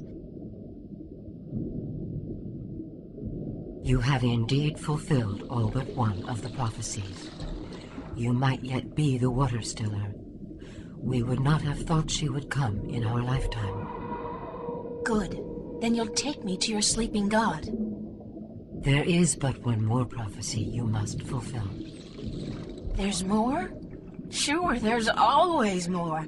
That's the fun part about prophecies. You must unite our people once again. But you said you were united, that there's no strife between Miram. The Water Stiller will come to bring our people together again, to unite us and save us. This has still not come to pass. Until you do so, the prophecies of the Water Stiller have not fully come to pass. I think I know now what the prophecies mean when they say your people will be reunited. The Miram are at peace with each other, yes? But you're not at peace with the Elation, the Wing Demons. They are our enemies. Right now they might be, but it wasn't always like that. Not according to the carvings in the Temple Cave. What do you mean? Once upon a time, long ago, the Miram and the Elation were one people. What? This is heresy. I'm just telling you what I saw in your temple. This was a very long time ago, and the one species soon divided in two. One sought refuge in the sea, the other on the winds. But both the Miram and the Elation were dependent on the other for various reasons, amongst them Tanyan, which was abundant where the two people lived in close proximity to each other. Apparently, there was peace between your two people for a very long time, but then something happened. Something that caused a war to break out. Both the Elation and the Miram moved far away from each other, and ever since then, your people have had a tough time finding Tanyan. I think the only way to save the Miram from a slow death, and the Elation as well probably, is to reconcile you with your, common ancestry. How can we believe you, Water Stiller? Your words are too outrageous, and the consequences, were you to be speaking the truth, are grave. If you don't believe me, check out the temple walls. The whole story has been recorded there, probably when you first came to this place. But what will our people say? What will they think when we tell them they are brothers and sisters to the Winged Demons? You're their queen, and so you'll have to make them understand and accept their heritage. As must the Elation, I expect, and I don't think it will be any easier for them to come to terms with their history. You must go to them, then, to find if our temple speaks the truth, and if they are willing to speak with us like civilized people. I guess I must, Water Stiller or not. If you don't reunite with them, you will die, eventually. We will bring you to the shores of their closest island, and we will await word from you on their answer. Does this mean you believe me? You are the Water Stiller. You are prophecy. We will follow your directions and fulfill our destiny. One of our people will bring you to Alais, a night's journey from here. Once there, you will find the Elation and speak with their leaders. If they agree to meet, then we will do so in a place of your choosing. I promise I'll do my best. Goodbye. Safe journey, Water Stiller. We will hold on to the piece of the disc you found in the temple. If the winged demons, the Elation, agree to meet us, we will bring the stone.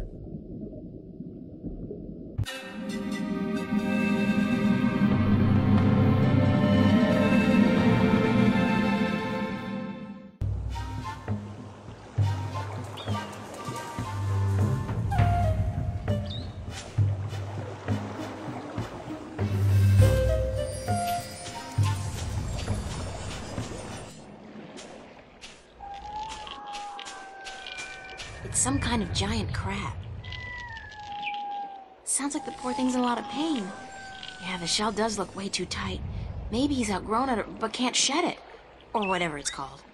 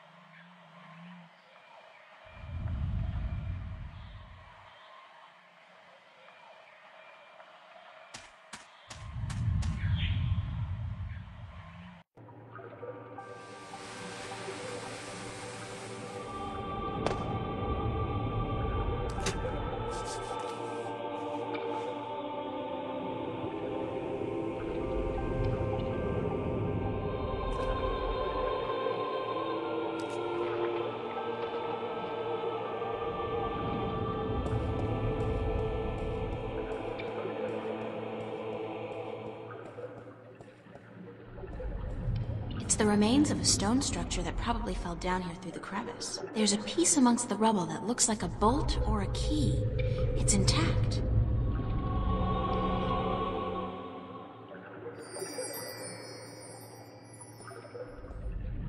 That's a Merum city.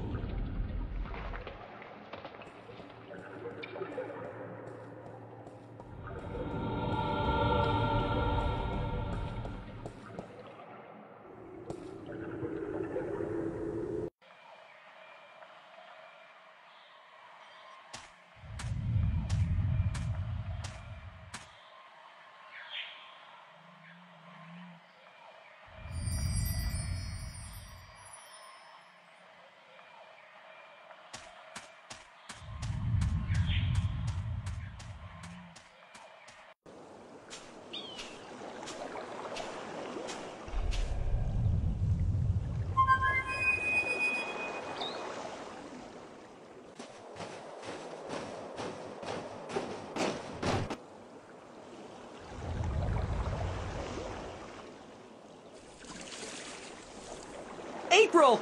You're alive! You're here! You're soaking wet! Where did you go? I thought you drowned. I was completely miserable. And the chicks on this island are so prissy. They don't even care for a kiss unless you're all settled down with a nest in your own territory.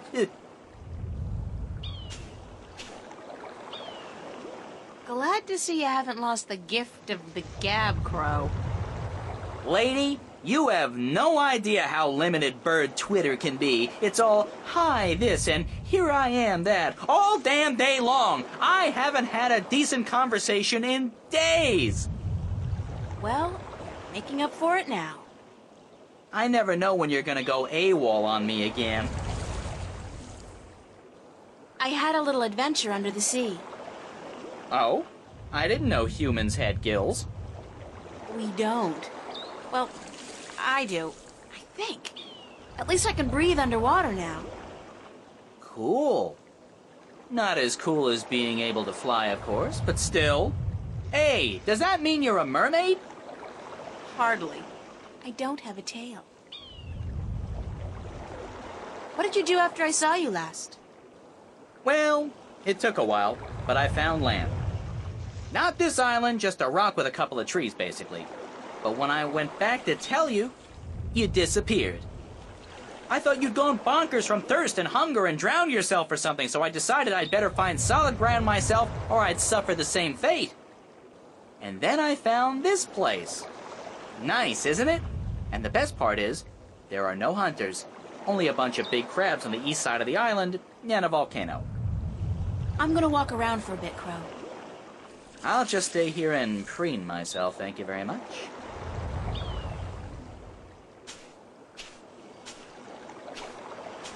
What can you tell me about the island, Crow? Only what I've been able to see from above. There's a volcano, dead I think, and lots of jungle, and some nice beaches.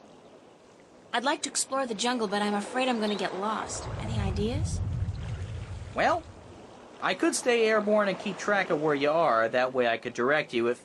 Sorry, when you get lost. Sounds like a super plan, Crow. Let's go.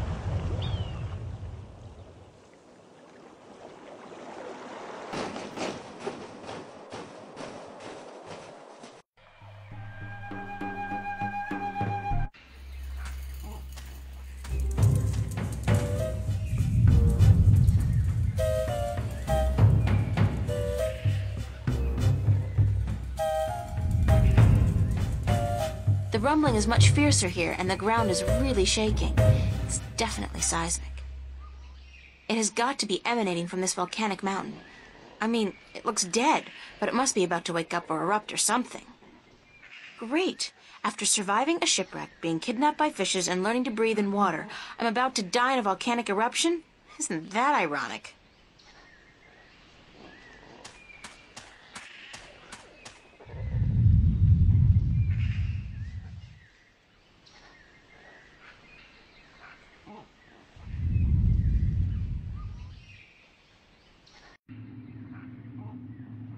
It's a small, eye-sized aperture with a crystal in it, like a lens.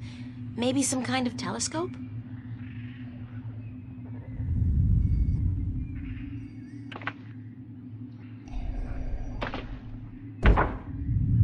It's a statue standing in the ruins of a city. I can see a statue on a cliff overlooking the sea.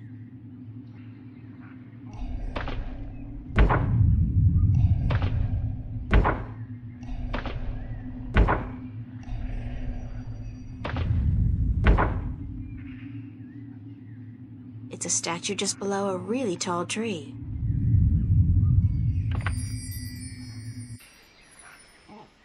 That's one mother of a tree. It's got to be at least 100 meters tall. And what's that in the tree crown? Looks like a man-made construction.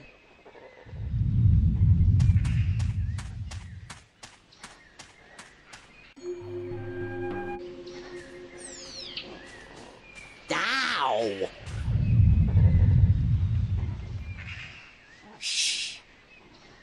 Who's there? Shut up. I know there's somebody there. I heard you. Is she gone? Nope. She's still around. Shut up, shut up, shut up. If you won't come out, I'll just sit down here and wait. Sooner or later, you'll have to show yourself. Solar eclipse! Oh my god! Ah! I hate this place. I so hate it, I can't even sit down without crushing the natives. Big person alert! What are you? What does it look like? A talking twig? We're stickmen. And you're an accident waiting to happen with your large, ungainly body and wobbly legs. What's a stickman? An unlucky bugger doomed to a miserable life of stiff backs and monotonous drudgery in the shadow of a mother tree. Happy little fella, ain't ya? You have no idea. So, you guys are stickmen? That's right. I'm Wick. This is Willow, and that dumb-looking one over there is Woody. And this is our mother tree. What's a mother tree? What do you mean, what's a mother tree? It's a mother tree. How difficult can it be? It's our mother, and it's a tree. It's a mother tree. What do stickmen do? What do we do? What do we do? What do you mean, what do we do? Well, the people in this world always do something. Like the Banda dug tunnels in the earth. The Merim killed Snapjaw and covered their houses with Tanyan.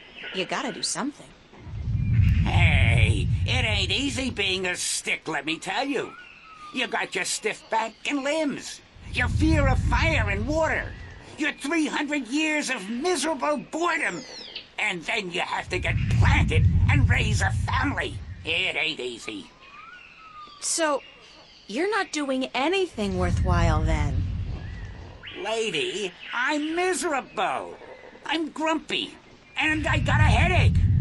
What do you want from me? Where do the Elation live?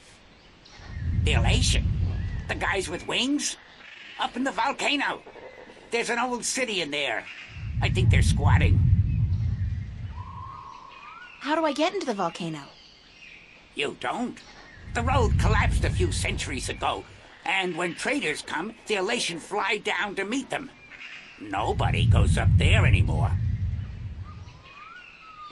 What's that constant rumbling noise? Lady, you have no idea what we have to endure. All day, all night, that noise is just murder. It all started when Quaman, the Quiet Giant, would you believe that's what we used to call him, was banished by the Orowal from his perfect fishing place to some remote place in the forest. Whoa, information overload. Let's step back for a minute to fill in the details. Who's Quaman, the Quiet Giant? He's the scariest human we've ever seen. He stands tall as a mountain and uses whole trees for toothpicks. But he was the quiet type and reasonably gentle for a human. He'd spend his days out by the Orowal village, catching fish and frying fish and eating fish, and looking out across the ocean, dreaming about loose women or whatnot. What happened to get the Quiet Giant banished from that place? The Orowal got scared when he accidentally stepped on one of their young ones. He didn't do any real harm, but they banished him from their village nonetheless, and told him to go far into the forest. Who are the Orowal? They're the crab-like creatures who live down by the sea. They're nice people, if a little crabby. And it's hard to understand what they're saying half the time. Where's Quaman now? Somewhere in the forest east of here, we don't know where exactly. He went there to get as far away from the Orowal as possible. So what does all this have to do with the rumbling noise? Oh, I was getting to that. If you just let me get a word in edgewise. I just had some questions is all. Anyway, Quaman is the brooding type. And he takes everything so to heart, he got instantly depressed and went to sleep. And what is he doing now? Still sleeping. That's the problem. But how long ago was it that the Orowal banished him? The last full moon, nearly 30 sunsets passed. He's been sleeping for a month? He was depressed. What do you want, lady? Once I got so miserable I slept for 8 years. And let me tell you, those 8 years were the happiest of my life. I still don't understand what this has to do with the rumbling noise. See that statue over there? Sure. What's up with that?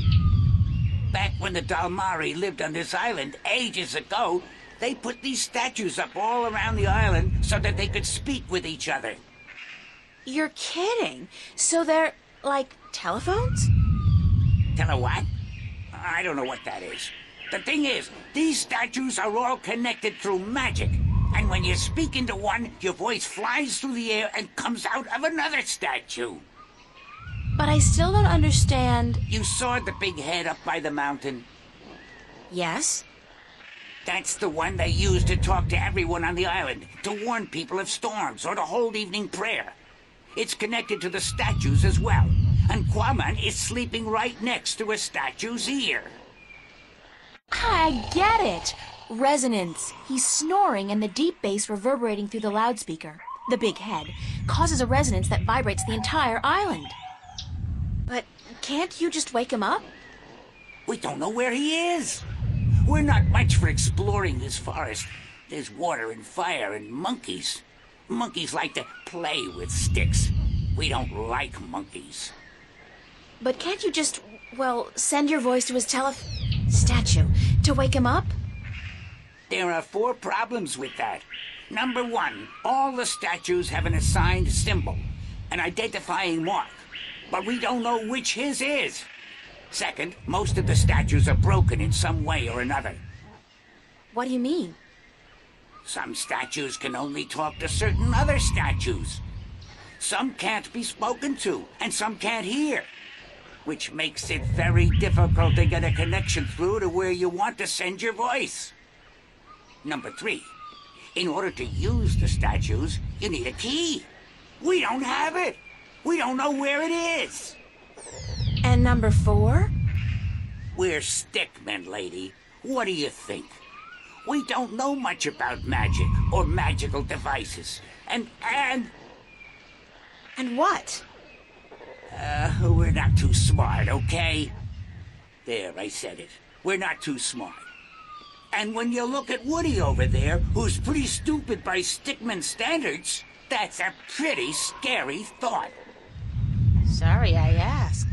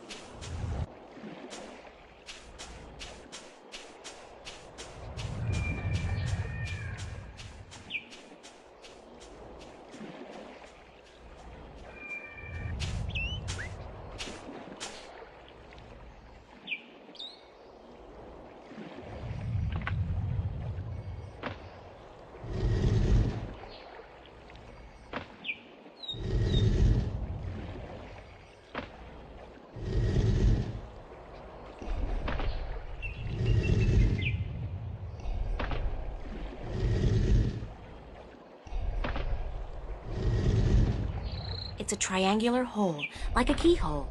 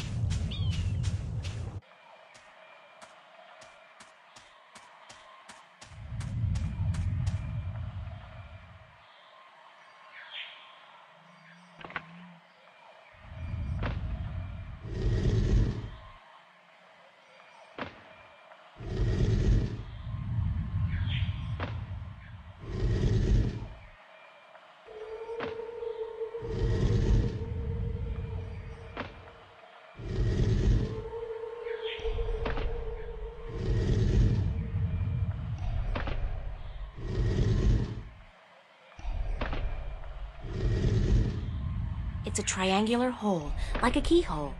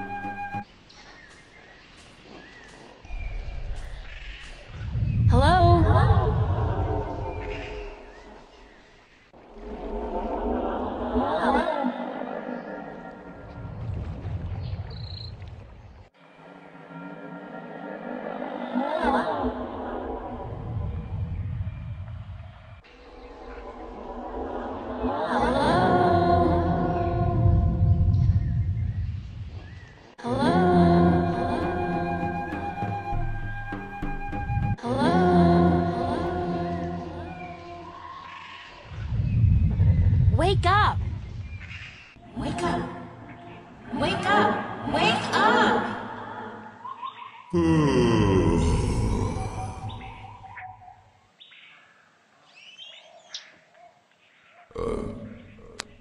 be there?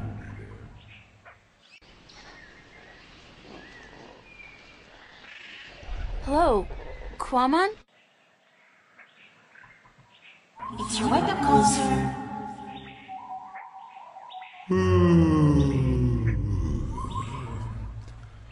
How long Quamon be asleep?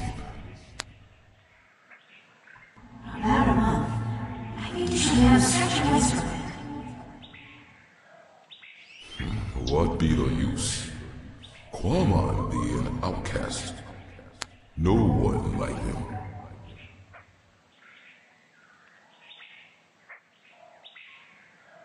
Could you please stop snoring? Quamon be snoring? No one ever tell Quamon he be snoring. But then Quamon always be sleeping by his lonesome. No woman like Quamon. Don't say that about yourself, Mom, and I'm sure that... You know, it's kind of uncomfortable to be discussing this in a public like this. Yes, everyone be hearing about Quamon now.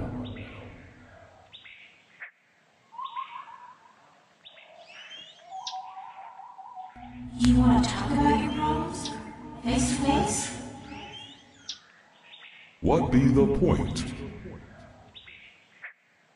I'm a good listener, and I'd like to be your friend. That'd be the point. Quamon not sure if he want friend now.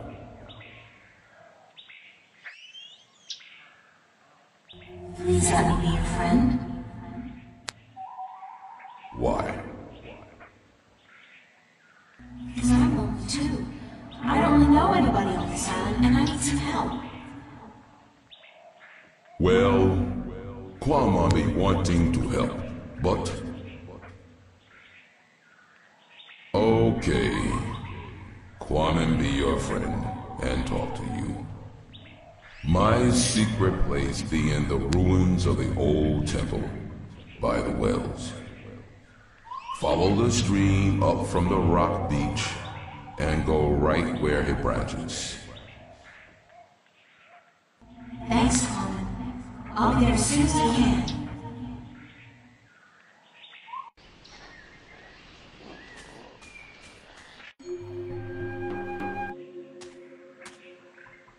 It's another one of those steps.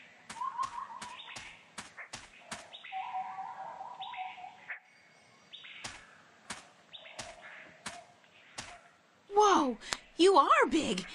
You're just about the biggest person I've ever met. Quamon be a freak. No one be liking him. I didn't mean it that way. I just meant... April, you know just what to say, don't you? I'm sorry. I like tall guys. Really, I do. You be the only one then, because no one else want anything to do with Quamon.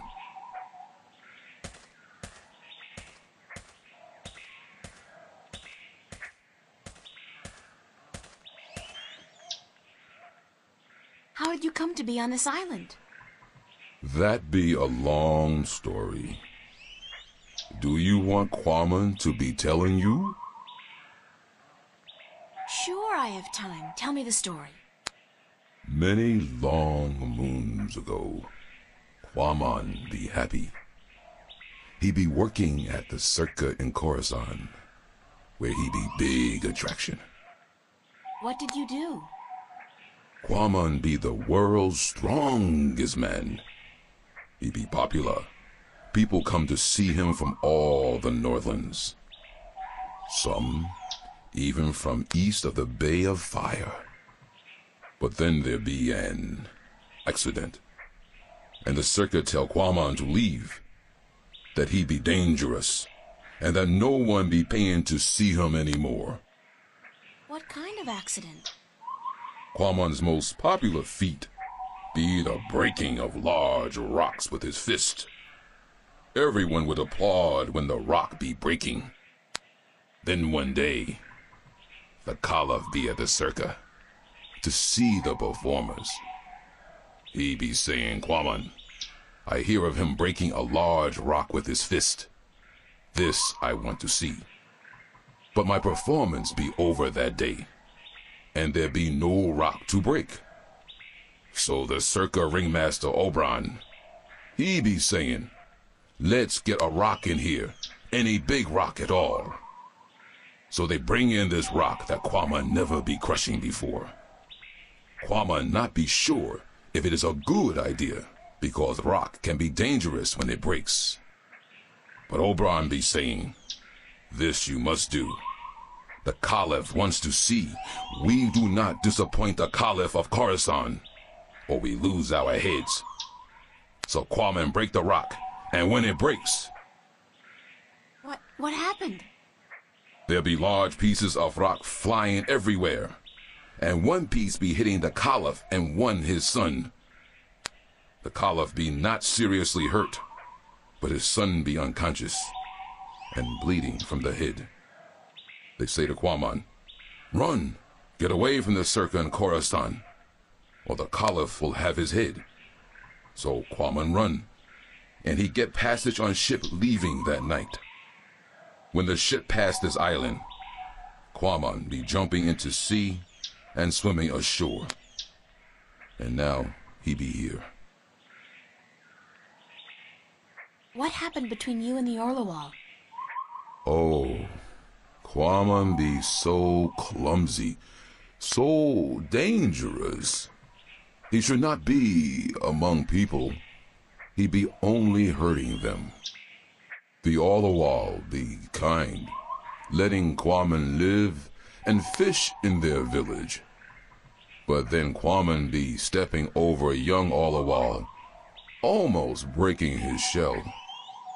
The Orlawal tell Kwaman to leave village, to not come back because he may kill an Orlawal. They tell him to go as far away as possible. Kwaman be sad because he liked the Orlawal, and because Kwaman be having the best fishing place in all of Elias. He lose his friends and his food. What do you eat now? Kwaman fish in these wells here, but the fish that live down there be small and not very tasty. Would you like to move back to the Orlawal village? Oh yes. Kwaman be wishing that more than anything in the world. I saw an Orlawal down by the beach, just outside the village. It seemed to be in pain, but I didn't know what to do. Perhaps if you come along, you can help him out, and get back in favor with the Orlawal people. Yes, perhaps Kwaman can help, even if the Orlawal do not want him back.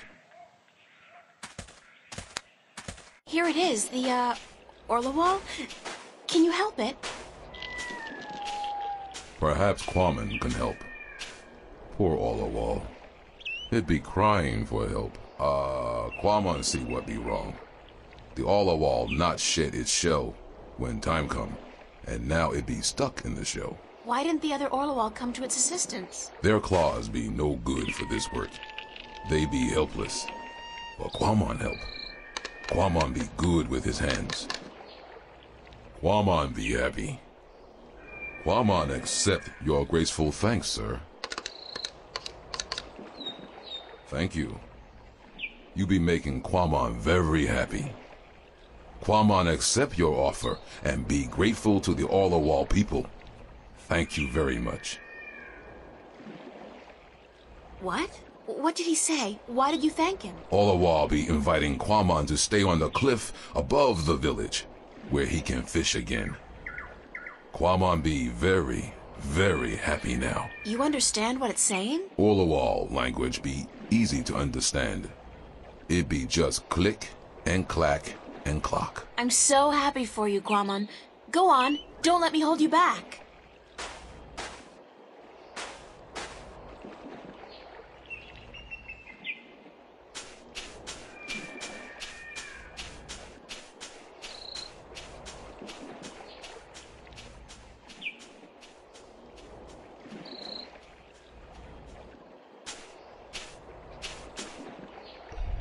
Hey, Quammen, how's the fish biting?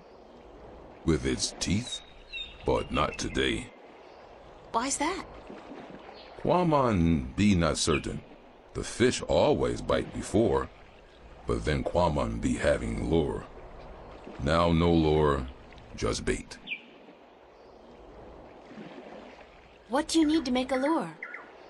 Quammen can make lure with just anything, as long as it be colorful and not get heavy in water. You're a real DIY guy, don't you know? Always be something wrong with Quammen. That was actually a compliment. Oh. Are you happy now, Quammen? Quammen be happy. He be wanting fish to bite. But if they do not, Quammen still be happy. Can I borrow your fishing rod? Quammen must catch fish first, so he can eat. After Quammen catch fish, April can borrow fishing rod. Happy fishing. Thank you.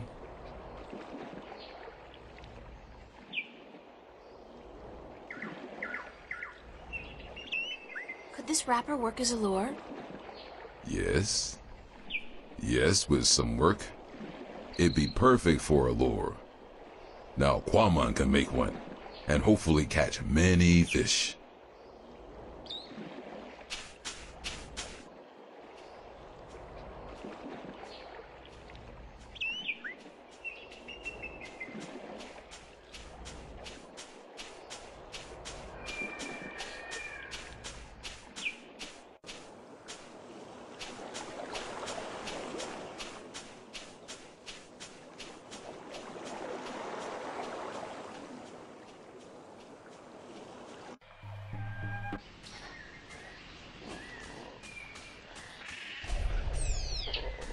I'll see you guys later then.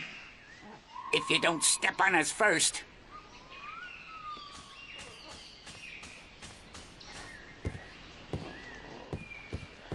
It's a big wooden crossbow, I guess. I wonder who built it and what it's for.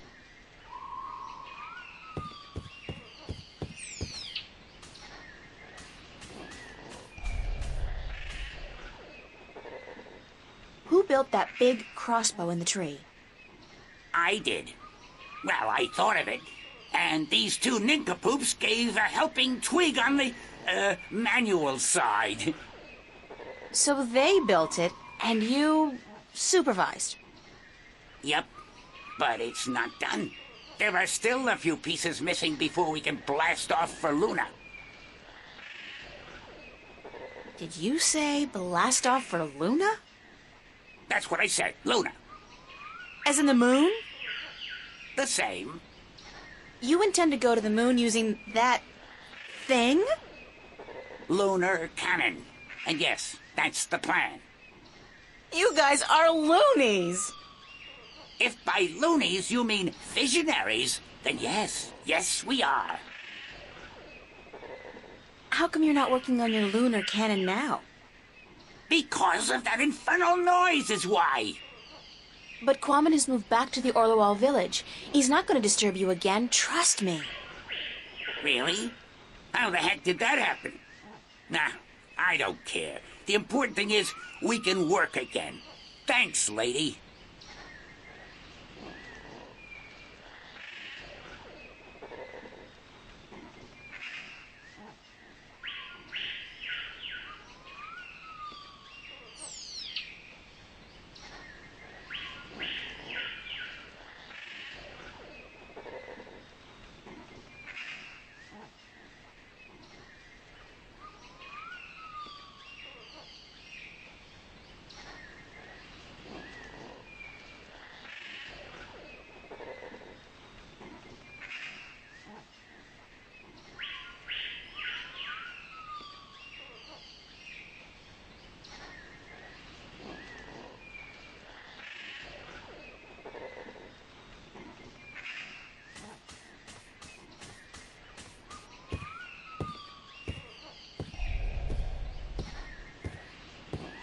How's it going? Almost there. Oh, one tiny little problem, though. And that is? We don't have a bowstring for our, propulsion drive mechanism, Wick. What he said, yeah, we need a bowstring. Something strong and flexible and sinewy. Like what? I don't know, lady. I'm no engineer. I'm just a supervisor. String made from animal guts would be perfect. Yeah, but look at us. Do we look like the kind of stickmen who'd make good hunters? Do you see me going after a gate beast carrying what, a comb? A dry leaf sharpened to a razor edge?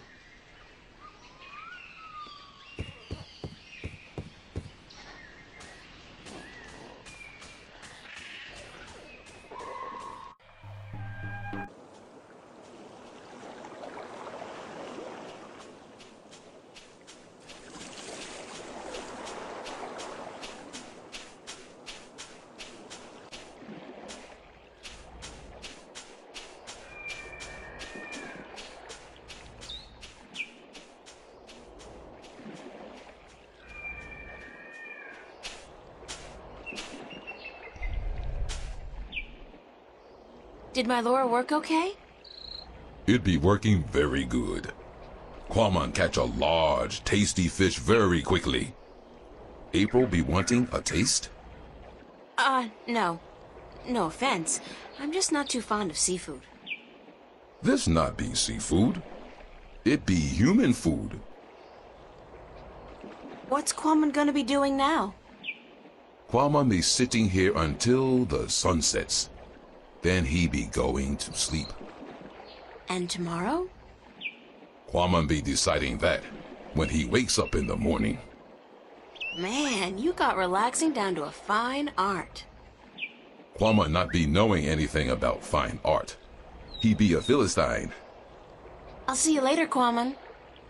So will I. Goodbye.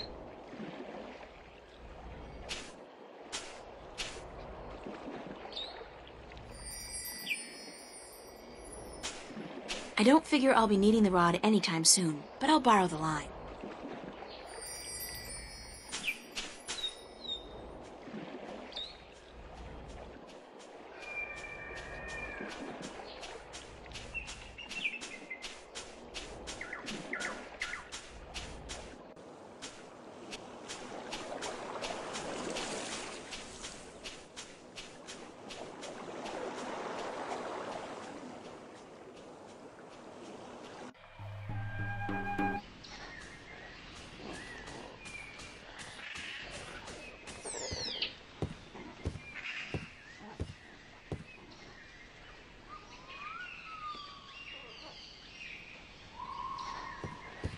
Can you use this as bowstring for your, lunar cannon?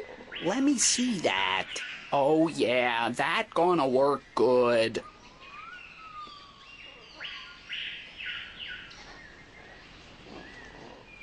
All right, listen up. I got us what we need. And now we finish this damn cannon. Go to work, people. Give us a few minutes, lady, and we'll be all done.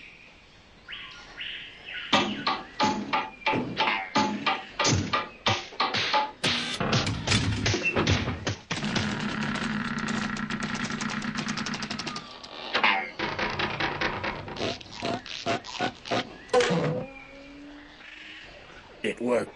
Of course it worked, you wood-brained fool. I built it. Are you done? Yes, ma'am. The lunar cannon is now ready to be tested. Well? Well, what?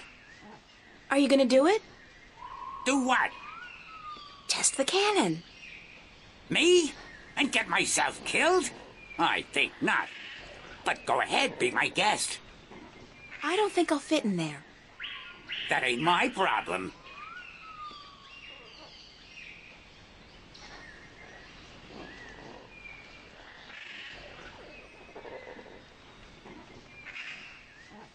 I'll just place the hook along the bowstring, like so, and let the rope trail behind it.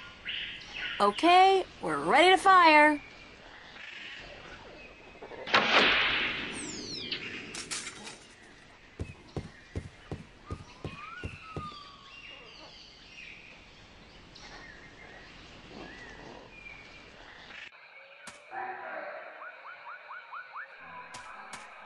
There's a slight updraft here. The wind is channeled through that chasm down there and blown out and up here.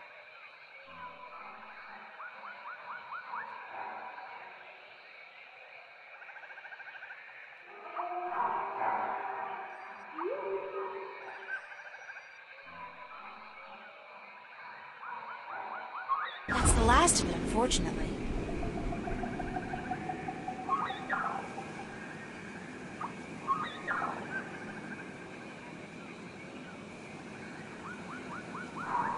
Oh, God, I think I'm gonna throw up. That was so not appetizing.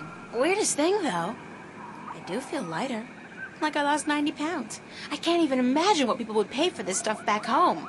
Ah!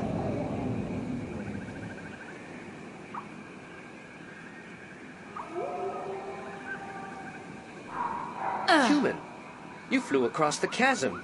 You don't have wings, but still, you fly like the elation. Believe me, I'm as shocked as you are. Are you the Windbringer? What's the Windbringer? It's a prophecy amongst my people.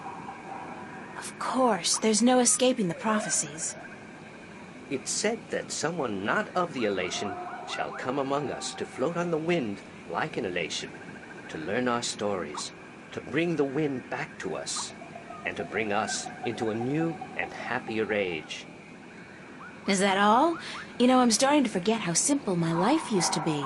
Family, friends, grades, boys, no prophecies, nobody looking to me for salvation. I don't understand, Windbringer. You should speak with our teller up in the city. She'll be wanting to see you, I'm sure. We've waited for the Windbringer for a very long time. The teller? Thanks. No, Windbringer, thank you.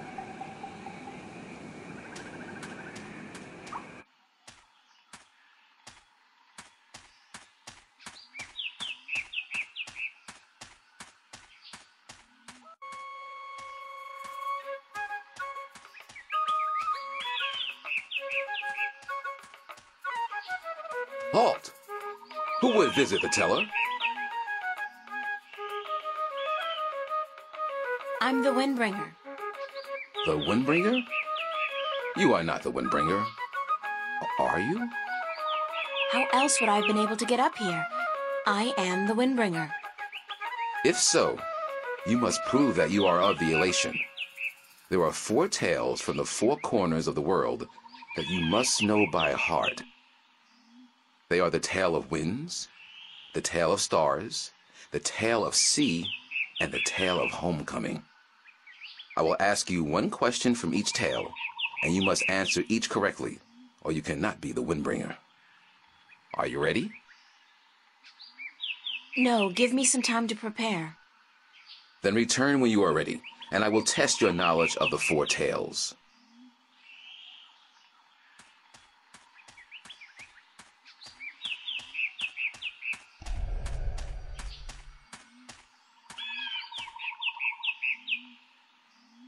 Be careful, don't come too close. I'm almost done with this pot. Sorry. Are you here to buy pottery? I didn't think traders were allowed up here. No, I came to speak with your teller. Really? I didn't know the teller spoke with anyone from the outside. You must be a very special girl. Supposedly. My name's April, by the way. Nima is my name.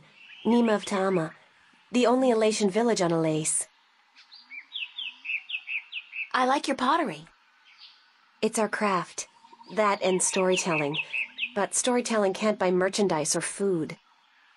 I know a lot of people who live by telling stories, although I guess that's kind of different. They are lucky then. Not that I don't enjoy making pottery. It's good to feel the wet clay between my claws, to shape it into whatever I wish. It's almost like creating a new life, I think. I don't have a husband yet, so I haven't tried. Have you? Do you have a husband and children? Neither, thank God. I don't think I'm ready for that yet. I was 18 turnings this spring. I'm ready for a husband, but I've yet to court anyone who could make me soar on the winds. I think the men of Ta'ama are dull and timid. What about the guard on the road below the village? He's our age, isn't he? Isom?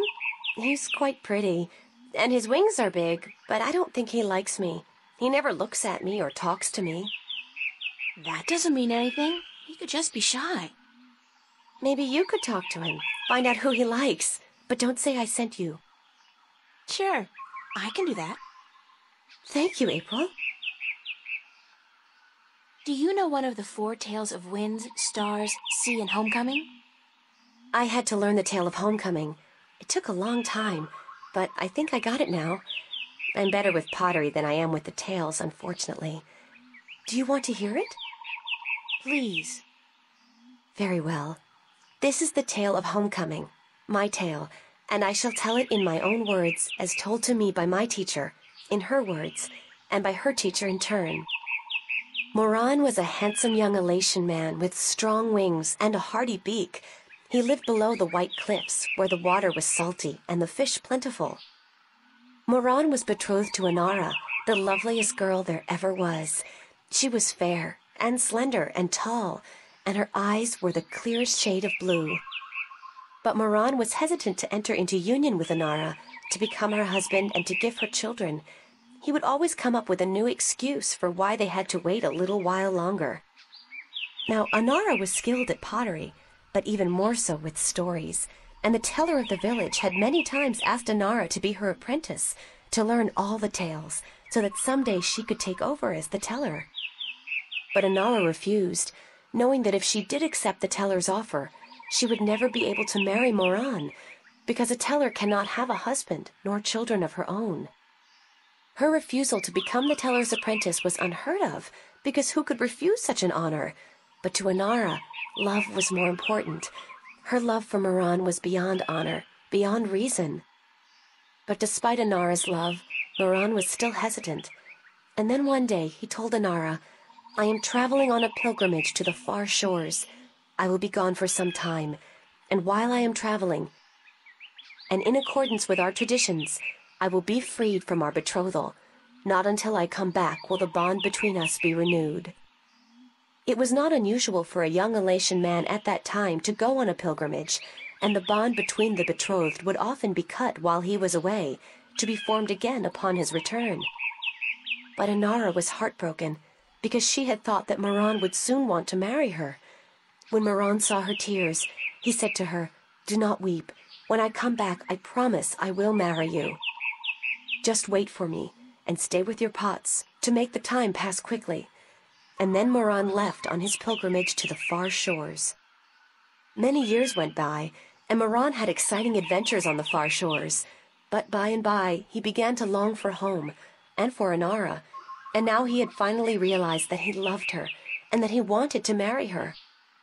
But when he returned, he could not find Inara amongst the potmakers. He went to visit her family, and they told him that, after waiting for many years, Inara accepted the teller's offer of apprenticeship. And that when the teller left on the last wind during the previous winter, Inara herself became the new teller. Angry, Moran made his way to the teller's nest, and when he saw Inara, he said to her, "You promised me you would wait."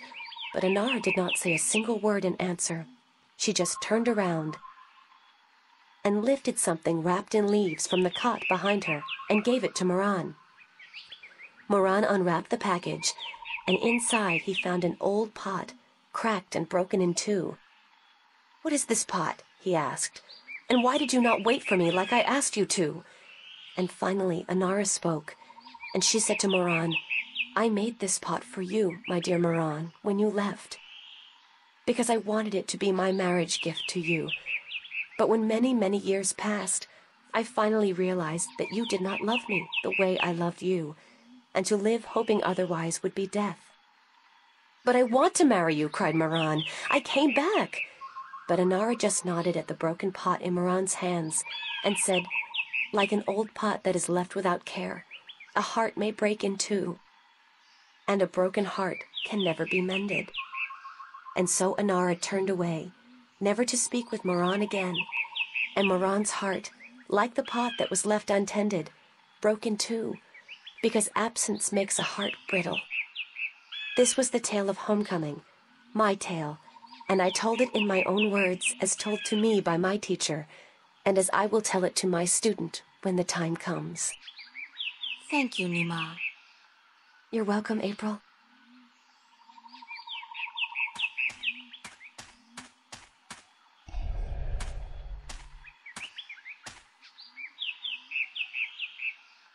Hi there. What you doing? Playing? Yeah, what are you playing? Nothing. My daddy's in the castle watch. He's allowed to sharpen his claws. Really? My daddy owns a farm. Yeah? Do you have animals there? Sure. He has some cows and some horses and... What's cows and horses? Well, cows are big, brown, fat animals with 4 legs and white spots, and they go moo a lot. And horses?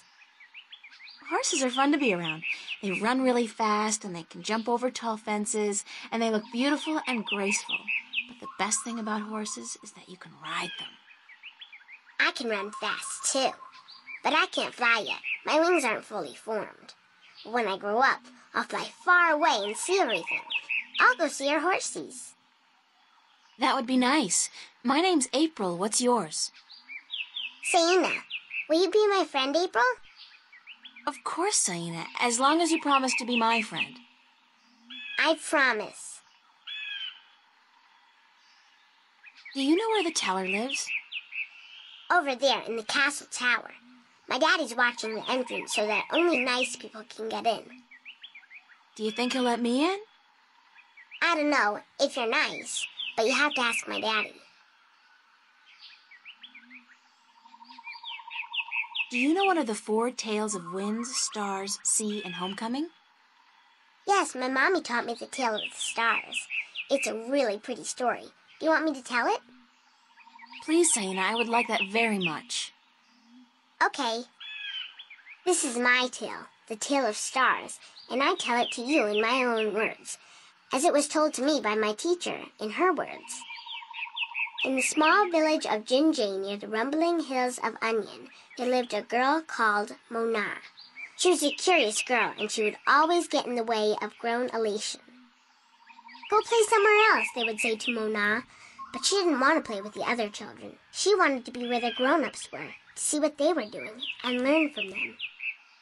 But one day, after getting many complaints from the pottery makers, and guardsmen, and traders, and soldiers in the village, Mona's mother told her that she wasn't to interfere with the grown-ups anymore, and that instead she could go play with the other children, or sit still and draw or work with clay. But Mona was always curious, and now, since she wasn't to be among the grown elation anymore, she decided to go exploring the forest that lay just outside of the village of Jinjay.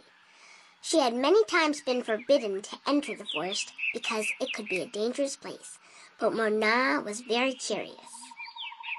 Of course she wasn't planning on going far into the forest, but then her eye caught sight of a white flufftail hopping through the tall grass, and Mona, curious as ever, gave chase.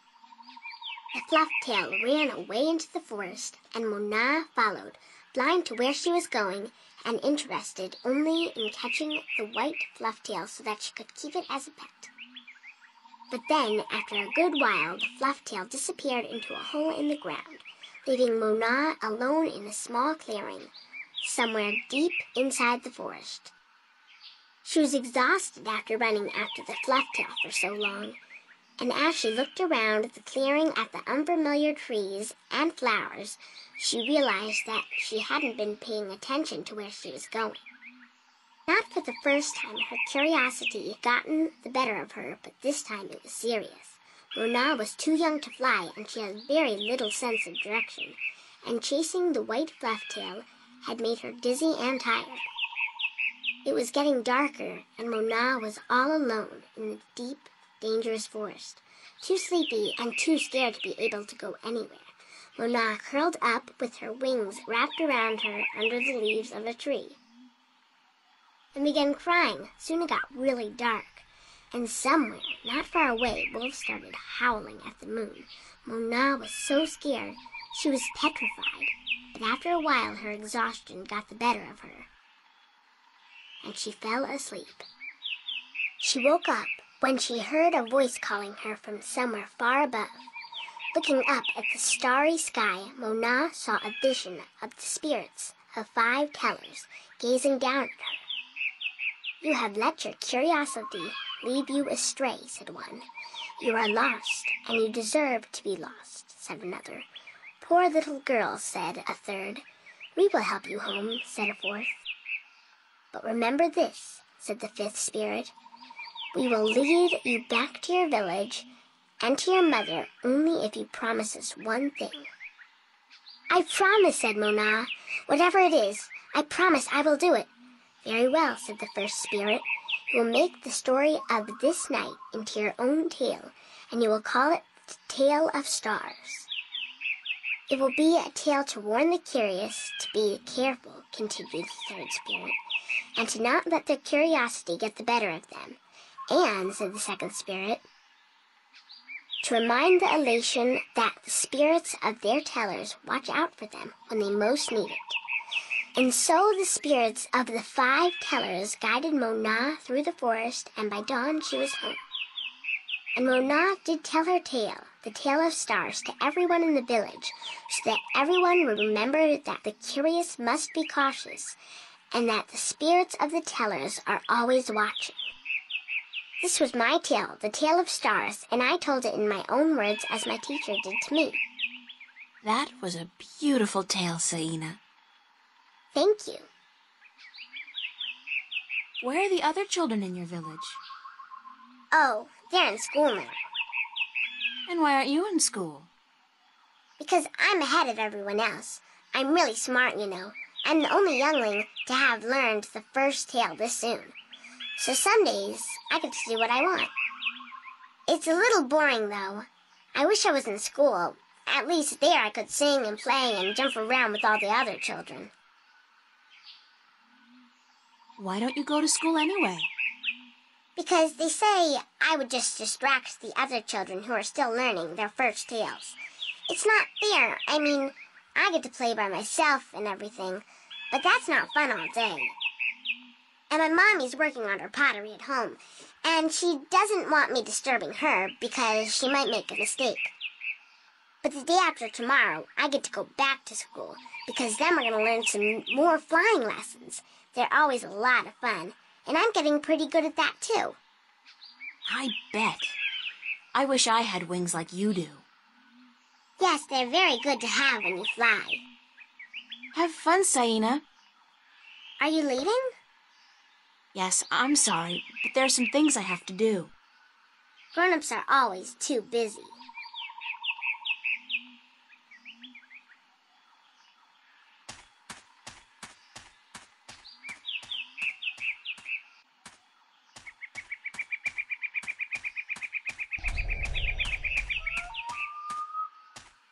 Do you know one of the 4 tales of Winds, Stars, Sea, and Homecoming? Mine is the Tale of Sea, human. Would you mind telling it to me? I would be happy to do so. This is the Tale of Sea, told in my own words, as it was told to me by my teacher in his words, and to him by his teacher in his words. This was a very, very long time ago, when the Elation were a strong people, and we could spend days riding the hot winds above the seas. We hunted fish then, and we were at war with the Merum, the Wet-tails. Akalis was one of the strongest warriors there was. His claws were sharp and long, his beak pointy, and his teeth strong. Akalis was admired by everyone in his clan, and because of this he was cocky and arrogant. So one day the teller of Akalis city asked him to perform a very important and very special duty, to bring a sacred jewel to the teller of an Elation town across the sea. This particular jewel was very important because it signified a union between the 2 towns, and it would benefit the people of both that it was delivered safely and promptly. Acalis grinned and told the teller that he would deliver the jewel both quickly and safely, and that she was not to worry. But the teller did worry, because Acalis was young and too sure of himself. But she wanted to test him, and to teach him that sharp claws, a pointy beak, and strong teeth are not all a warrior needs, that a warrior must also be wise and careful. So Acalis set out across the sea on his flight. It was on the 4th day that he spotted something in the water that caught his attention, and forgetting his duty and following his curiosity, Acalis dived towards the water to investigate. When he came closer, he saw that there were merum in the water, foolishly hunting close to the surface, and Acalis saw an opportunity to again prove his might as a great warrior to his people, and to capture the fins of a few wet-tails. But this time Acalis' arrogance got the better of him, because the merum had set a trap. As he dived towards the merum with his claws, a spear shot up from the water to hit him. Acalis struck the water and dropped the jewel he was carrying, and it was all he could do not to drown. Acalis was bleeding, and the merum were grabbing onto his wings and his legs, but he fought bravely, and finally he managed to escape.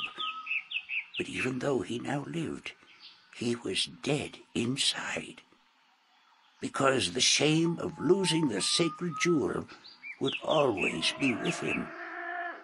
Acalis could not return to his village, because he had neglected his duty to his teller and to his people, and so he went away to a small island where he could be alone. To himself and his people, Acalis now became the Lost One. He who had been on a sacred mission, but had failed in his arrogance. A year passed, and one day Acalis met with human traders from a ship that came close to his island. From the traders, Acalis heard speak of a hideous creature that lived in the sea, the Octowoe. The Octowoe was said to have a third eye, like a jewel, and that this eye pulled hapless sailors into its deadly 8-armed grasp. Acalis knew immediately that the Octowoe's third eye had to be the jewel that he lost in the sea a year ago, and he now saw the opportunity to redeem himself. But Elation were not used to water, and the thought of submerging himself in the cold, harsh ocean chilled Acalis to his heart. But he was the Lost One, and if in his death he could at the very least redeem himself, to his own heart then it would be worth it. So Acalis fashioned himself a spear, because in the water his claws and his beak would be too slow, and he flew out to where the Octowoe was last seen. And then Acalis dived into the sea. The dark water closed in on him, and his wings and legs went numb. But still Acalis kept pushing down until he saw the lair of the Octowoe. Spotting Acalis, the Octowoe attacked, and Acalis saw the monster's third eye, his sacred jewel, shining bright in the darkness, and his heart was filled with a sense of duty and courage that he had never felt before. But as he began fighting the 8-armed monster, Acalis realized that if he were to fight like he usually did, he would not stand a chance. He would have to think differently. And so Acalis tricked the Octowoe into following him through a tight chasm, where the monster got stuck. And then he swam above it, and using his spear, tipped a rock on top of the Octowoe. Swimming back down again, the Octowoe was flailing helplessly. Now, almost out of air, Acalis took the sacred jewel from the Octowoe's head and swam back up. Finally, Akalis could deliver the sacred jewel to the town across the sea. And upon returning to his village, he went to the teller, bowed his head, and said, "Forgive me, teller, for in my arrogance I thought I could do everything. But I could not, and I became the lost one because of it." "You were lost," said the teller, "but you are no more. Because now you see the limits of your own strength, and you will know that a warrior must be careful and wise, in addition to being strong and fierce." This was the tale of C, and I told it in my own words, as told to me by my teacher.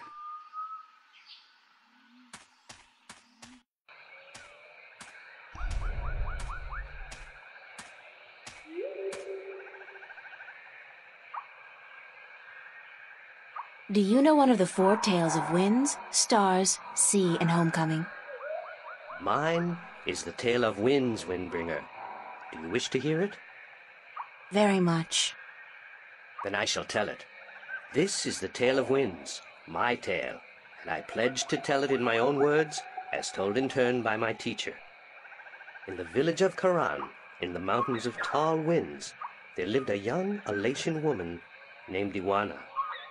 Iwana had one desire above all others, to soar higher and farther than anyone else. And even though her wings were no broader, nor her body sleeker than anyone else's, she pursued this foolish desire without rest. And as time passed, she did soar higher, and she did fly farther than the other young Elation in her village, and her name became known far and wide amongst the tribes of the mountains of tall winds. But still, Iwana was not happy. She was not happy because, in her vanity, even though she was a better flyer than almost everyone else, and to her eyes, she was still not good enough. She wanted to be so much better than anyone else that she would be remembered for all time as the best flyer amongst all the Elation. And so one day, Iwana decided to climb to the top of Mount Bakta'ana, the Tower of Light, and to soar from those giddy heights to the ends of the world. Her friends and her family pleaded with her not to, because every Elation knew that to soar from such heights was dangerous, that at such heights the air was thin and the winds treacherous. But Iwana would not listen, and on a cold and clear morning she climbed up the Tower of Light to the rock and the ice at the very top. From there she could see to the ends of the world. And it brought tears to her eyes to know that now, finally, she would be greater and better than any Elation before her. And so Iwana spread her wings and leaped off the mountain. Those who watched her from far below said that for a split moment Iwana soared, and she soared higher and farther than any Elation before or since. But then the treacherous winds caught a hold of her, and the thin air made her plummet towards the ground, and to fall to her death amongst the rocks at the base of the mountain. In her vanity, Iwana could not see beyond her desire to be the very best. And vanity always stands to fall.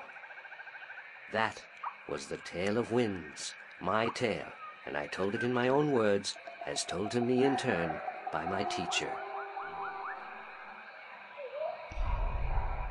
So, Isam, that's your name, isn't it?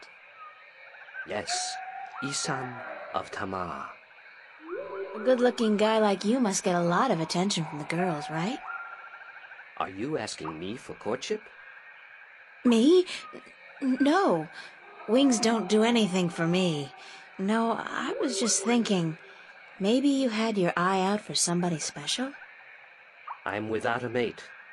The women of Tamar are cold and unfriendly, and whenever I try to talk to one of them, she ignores me. Huh. Even Nima? Nima? No, she's too pretty for me. She won't appreciate my attention. This is like high school. Trust me, Isam. You go talk to her one of these days, and I'm sure you'll find you have a lot in common. Just be yourself, okay? You think so? Perhaps you are right. I will do as you say, Windbringer. Thank you. Thanks for your help.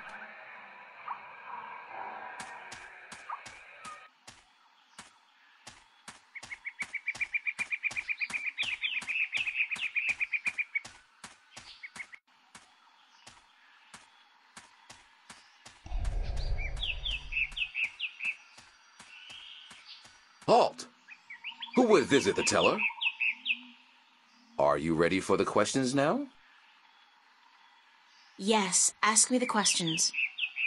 In the Tale of Winds, which mountain did Iwana fall from in her vain attempt to fly higher and further than anyone else? Mount Bakta'ana, the Tower of Light. That is correct. In the Tale of Stars, what did Mona see in the sky that helped her find her way home? The spirits of 5 tellers. That is correct. In the Tale of Sea, what creature did the Lost One battle in his quest to recover the sacred jewel? The Octawo? That is correct. My final question to you is this. In the Tale of Homecoming, what was given to Moran by his teller when he returned from his pilgrimage? A broken pot, to teach him that absence may break a heart in two. You have correctly answered all my questions, and so have proven your knowledge of the 4 tales. You are the Windbringer. The teller would see you presently.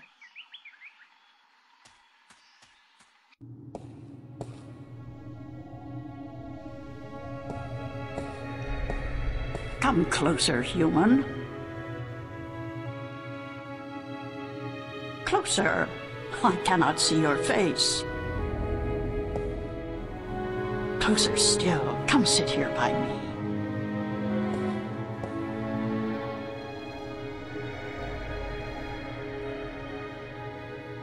There you are. You see, my eyes are not what they used to be. Ages ago, I could spot a ladybug crawling up a straw of grass from 15 tree lengths up. Now, I have a hard time seeing my supper. But my ears, balance be praised, my ears, they are as good as ever. I could hear you outside, learning the tales my children tell. You are a good listener and a fast learner. They were interesting stories, and your people told them well. That is what we do. The elation are the keepers of the tales, and I am their teller, the one who must know all the tales told since the day we came to this world. How can you do that?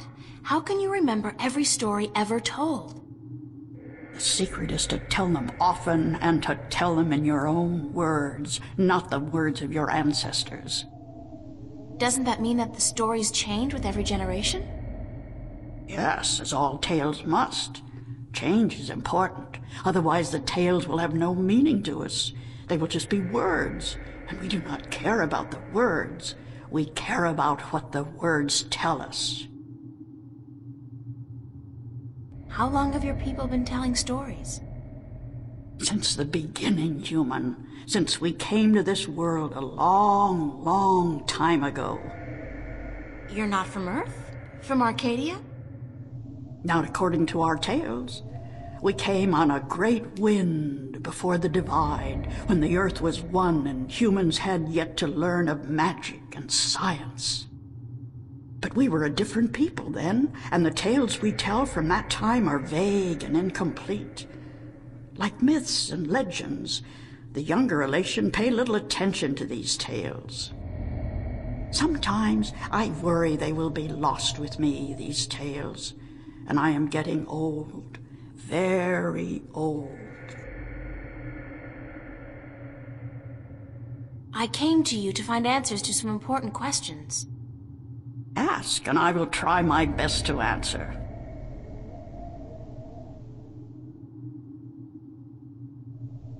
What do you know about the Dryad kin? kin are numbered 4. Or so our tales tell. 2 in this world, 2 in the other. The mirror world. The white and the blue, the red and the green. Do you know where they are? No, the tales never say. The kin are elusive. They keep to themselves. I have never seen one myself, and I doubt any of my kind has. The tales do say that our past and our future are tied to the fate of the kin, but how I would not pretend to know. This is one tale that is yet to be told. Have you heard of an ancient god or dragon that lives beneath the sea? Once, long ago, when my people lived in harmony with the Merim, there were stories of an old god worshipped by the Merim who resided deep in the darkest depths of the ocean. According to legend, the old god had once brought the Merim into their realm, into the ocean, and he was now sleeping, resting before the journey back. Back where? To a great ocean amongst the stars. When the time came, he would gather the Merim and bring them home with him, back to their world, to their ocean. Strangely enough, we have a similar tale. It is said that the great wind that brought us here will someday return to bring us back to a place where we can soar forever on warm winds. Like heaven. In a way, perhaps, but without the need for any of us to die.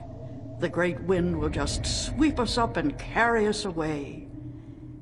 Every evening before I go to sleep, I recite this tale to myself. It is a comforting one. Do you know anything about the Guardian's realm?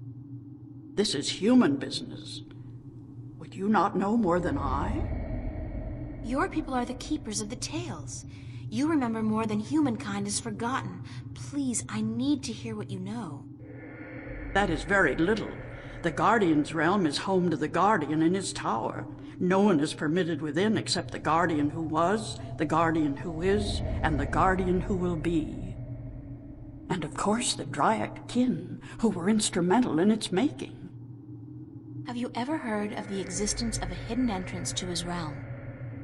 Oh, yes. Yes, I have heard tell of such a thing, though I would not know where it is. I gather that one of the kin may be able to tell you. Thank you. I don't have any more questions. I am glad I could help you with some answers. I'm the Windbringer. I know you are. It's strange to me to hear those words spoken. I did not think they would be in my lifetime. But here you are, standing in front of me as real as the sky is blue. I'm sorry I have to ask, but what is it that the Windbringer is supposed to do for you? I did not expect you to walk in here and have all the answers, child.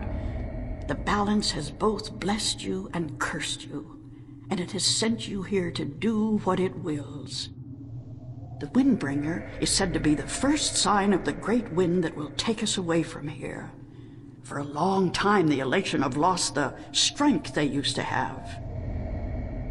Our bones have become weak, and our wings fragile. Where we used to be able to soar for days on strong winds, we are now using our legs to walk rather than fly. Why this is, we do not know. Tanyan! You know of the reason for this? I'm just guessing, but it makes sense. Go on. The tales also say that the Windbringer will unite us with our past and end the age-old strife. I know. You must make peace and be reunited with the Merim. You share a common ancestry. I have always thought we did. The tales were too similar, the signs clear. But my people, they will have a difficult time understanding why and how this can be. If you don't, both the Elation and the Merim will die out. When war broke out between your people, and you were forced to move up into the mountains, it compromised a precarious symbiosis. A substance called Tanyan was abundant where the Merim and the Elation lived in close proximity.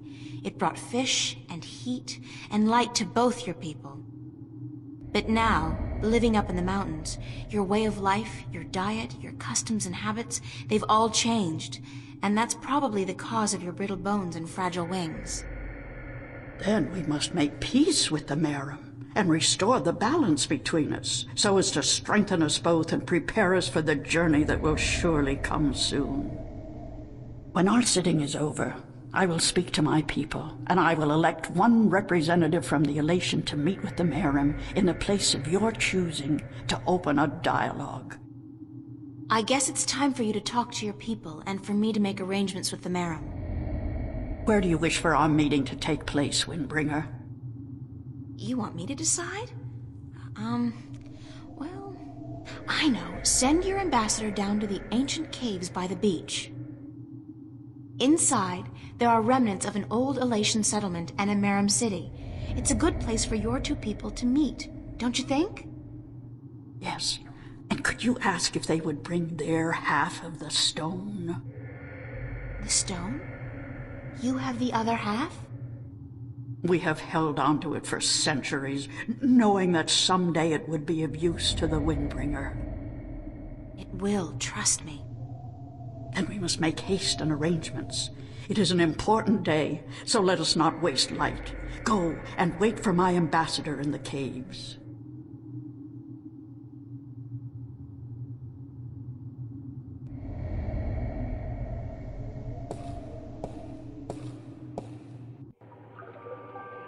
It's amazing. This place is so beautiful. And the scent of sea and rock and mist. This scent is of home. This was home a long, long time ago, according to the tales. We lived in peace with the Wet-tail, with the Merum back then. Now you'll be able to live in peace again. And with the Tanyan bringing fish to your doorstep, you'll be able to eat well and restore strength to your bones. Soon you might even be able to soar on the winds for days like you used to do. I hope you are right, Windbringer. And I hope that the Merum will see the sense in it too. They are coming, are they not? They said they would. Hush, I hear something.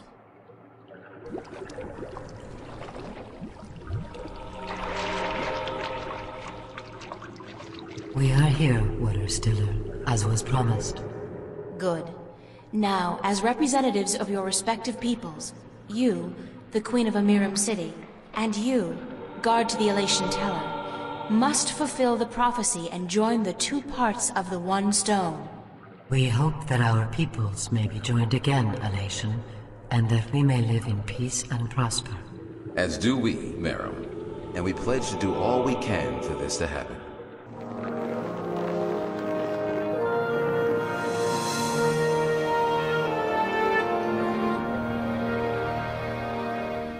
The stone is now whole, Windbringer, and the Elation and the Merum will once again be as one. You may take it with you. Thank you. The both of you. Come now, April, and we will take you to our sleeping god. May his wisdom guide you and lead you down the right path.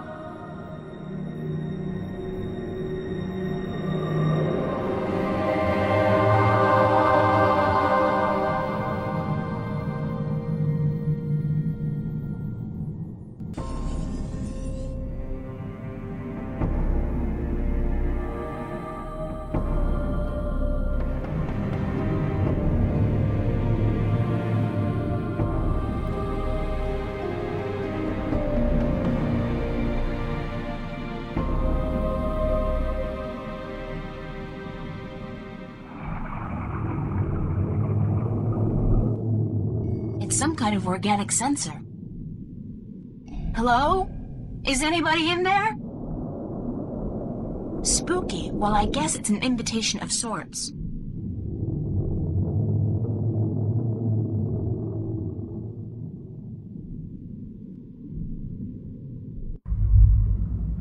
There's air in here. And it's dry. I swear I'm never taking a bath again. That doesn't look like a natural protrusion. It's too big and round. I know you.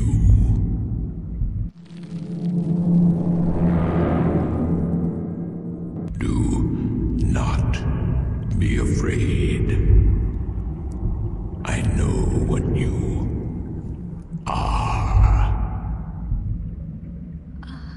You do? Yes.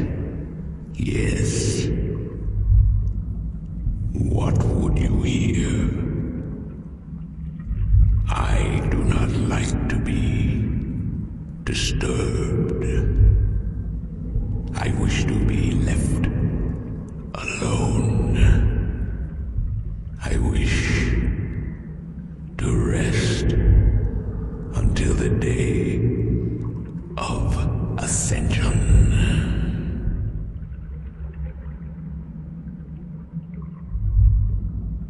I'm sorry to disturb you, but I need some answers. Everyone needs answers. Everyone has questions. I am not the oracle. I cannot answer all your questions. I don't expect you to answer all of them, but I was hoping for an answer to at least some of them. Then ask and be gone. What am I? What do you mean? You said you know what I am. What am I? You do not know. Then it is not I who should teach you about your heritage. You must make this discovery on your own. Listen, I'm tired. I'm wet. I'm at the bottom of the sea, and I'm breathing with the help of a polyp stuck in my esophagus. So just cut the Buddhist bullshit about a journey of self-discovery and answer my question. Please? Your question has already been answered. That is all I will tell you. Your journey began with an answer. It is only now that you know the question. That's so not helpful, but thank you. I'm looking for a jewel called the Dragon's Eye. Yes. I have one such jewel. I guess that's it. Take it. Are you sure? Take it. It is yours now. It is part of your destiny. Okay.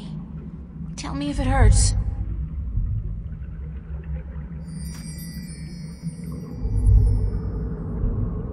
What is the day of Ascension? The day when the kin return home. When my siblings come to me, and we rise toward the stars for our journey back to our cradle. This is the day of Ascension. So you're going back to wherever it is you came from? We will, eventually, when everything is ready. When what's ready? I will not answer that question. It is not necessary for you to know. I need to know where I can find the gateway to the Guardian's realm. So you come to me. They told me, well, they as in the few people who could tell me anything at all, they told me that if anyone would know, it'd be you. I know. When the Earth was divided, there was a doorway left open where the tower was built. But it's moved, hasn't it? That spot. When Stark and Arcadia were created, that spot moved somewhere else. Into the sky. Amongst the stars. But where? I knew you were coming. Your journey has not been a quiet one. Even down here, I could hear you. I speak with the Dark People. They are my messengers. They have prepared a map for you with the entrance you are looking for. You knew I was coming and why? Then, okay, I know this is probably a futile question, but why didn't you send the Dark People to me earlier? You could have saved me a lot of time and hard work. You are afraid of time and hard work. No, but it's the principle of it, isn't it? No, it is not. You had prophecies to fulfill. You had a purpose. Bringing my children together in preparation. This was important. And for that, I thank you. Now, I wish to sleep. You said something about a map? The Dark People have it. They will meet you. I will bring you to them. What? Now? Yes. Hold on.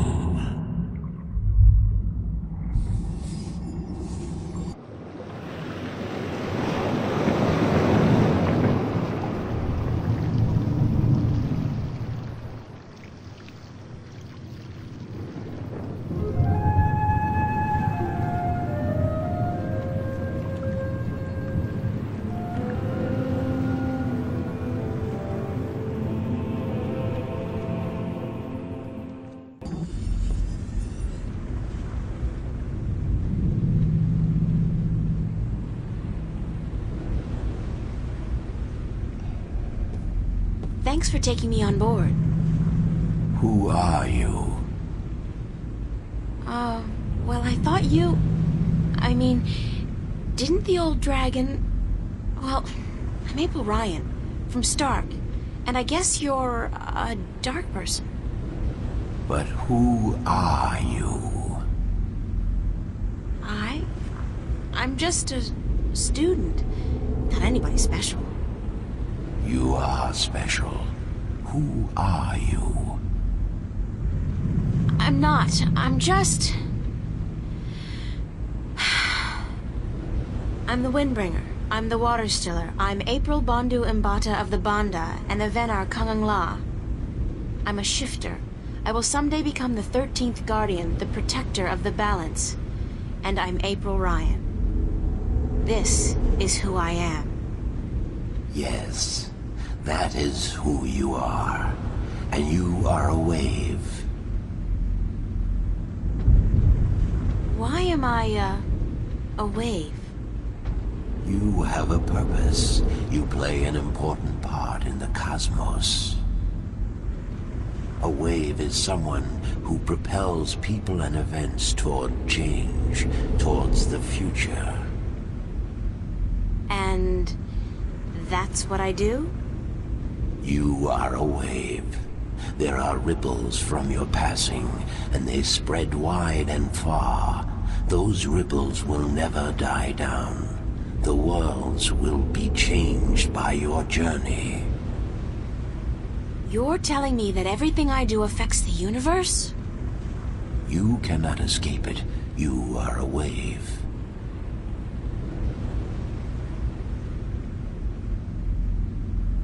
The ancient dragon, the blue of the Dragon, told me you had a map for me. A map of stars, yes. It was made for you in our library, and given to me to hold. It is yours now. Keep it well. It is the only one.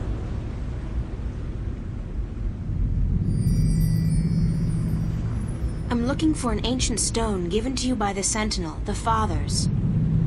You came for the stone. Of course we have it with us. Our ship would not have been chosen to meet you were it not for the stone we carry with us. Everybody's just waiting around for me to show up, so that they can give me stuff. Who knew adventuring was going to be this easy? It will not always be so easy. Of that I can assure you. But here is our stone.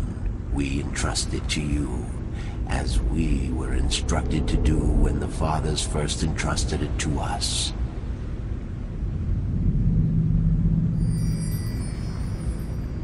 Can this ship take me back to Marcuria? I mean, would you mind? We will bring you to Marcuria henceforth. It will take the night, but we will be there at first light. That's fine. Thanks a lot. You are free to rest here, to sleep, while we travel. The flames will keep you warm, but do not move too far away. My brothers are not friendly with outsiders. They do not take kindly to intrusion. I'll keep that in mind. I'm staying right here. Good. Sleep.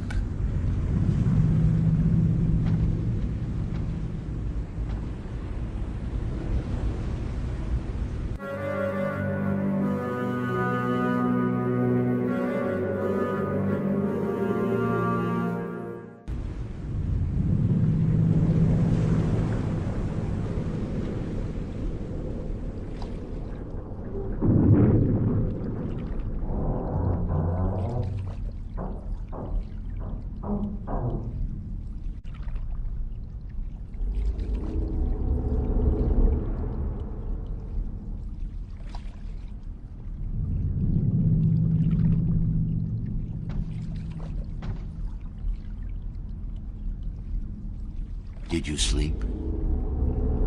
Very comfortably, thanks. Where are we? In the Marcuria harbor. But there are barely any ships here. I do not know why. We must leave you here. We have other business. Carry your wave into the future, April. Whatever that means, I'll try.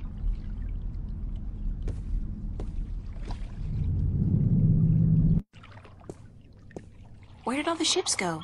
They're gone. This can't be a good sign. I mean, duh. The city looks strangely quiet and deserted. And the sky, those are not ordinary clouds. They look more like smoke. What's going on here?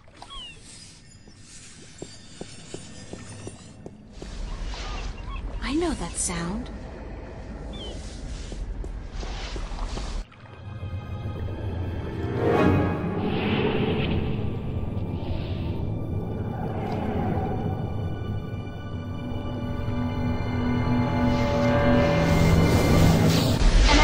Vortex!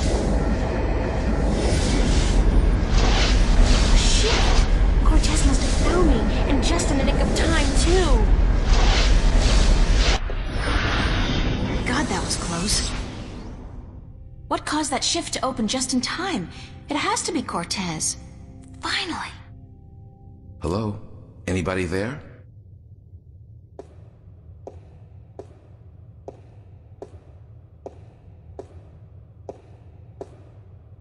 Who's there? It's just me. April, it's good to see you again. Father Raoul, where is Cortez? I thought he'd be here. I haven't seen Cortez for a week, and it worries me. He usually stops by once every few days.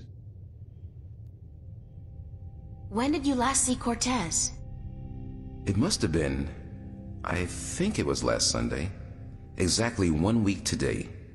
He's been gone longer than that before, but this time What? This time I have a feeling there's something wrong. I don't like that feeling. Is there anything you're not telling me, Father Raoul? I don't know what you, Yes, you do. You're no ordinary priest. You know about Stark and Arcadia, about the balance, and I'm sure you know a lot more about Cortez than you're willing to let on. How did you... I heard you and Cortez talking last Sunday, and it scares me. And pisses me off to think that you're using me, that you're keeping things from me. I thought for sure that I could trust Cortez, but as it turns out, I can't. I was hoping to confront him with this, but he's not around, and you're part of it too, aren't you? April, you have to trust me when I tell you. Sorry, I can't trust anybody anymore. There's so much at stake, and I don't know who to trust, Father. Please, tell me what you know. I'm sorry, April. I mean, I'm sorry you don't feel like you can trust anyone anymore, and I'm sorry that I don't know more than I do. But I will try to answer your questions honestly and openly as much as I can. Who is Cortez? What do you mean? The way people react when I mention his name, the fact that he seems to have been alive for a very long time, and that he knows as much as he does. Who is he? It's funny, but I've been asking that very same question myself many, many times. Who is this man? He's old, yes, and powerful. He has strong magic, but he rarely lets on exactly how strong he is. He prefers to be considered eccentric, crazy even. They are both excellent disguises. You still haven't answered my question about Cortez. That's because I cannot answer. I just don't know. He found me when I first came here. You see, I'm not just a Catholic priest. I'm also a sentinel, a minstrel. You're a minstrel? Yes, do you find that strange? How can you belong to two religions at the same time? Belief in the balance and belief in God are not mutually exclusive. The Sentinel Order was founded on the basis of protecting the balance, not to worship a higher power. As long as our devotion to whatever God we believe in doesn't conflict with our duty to the balance, and vice versa, who is to say we can't work in the best interest of both? I guess. I just always thought of the Sentinel as its own faith. It is a faith, but a faith in something less than God, yet more than magic or the laws of nature. The balance was created by someone, was it not? I don't know. Nor do I. But I believe. I have faith. That's enough. What did you mean when you said Cortez found you? One day, he came to visit me here. He knew who I was, that I was a minstrel, and that I was devoted to restoring the balance as well as to my God. We soon became good friends. He was very worried about the imminent collapse of the balance, yet told me that he was waiting for someone special, someone who might be able to help us. Me? Yes. He waited for a long time for you to show up, and when you did, it was hard for him trying to convince you that he wasn't crazy. I guess his disguise was too good. I don't know much more than that. Cortez tells me very little, only that you're the key to the survival of the balance.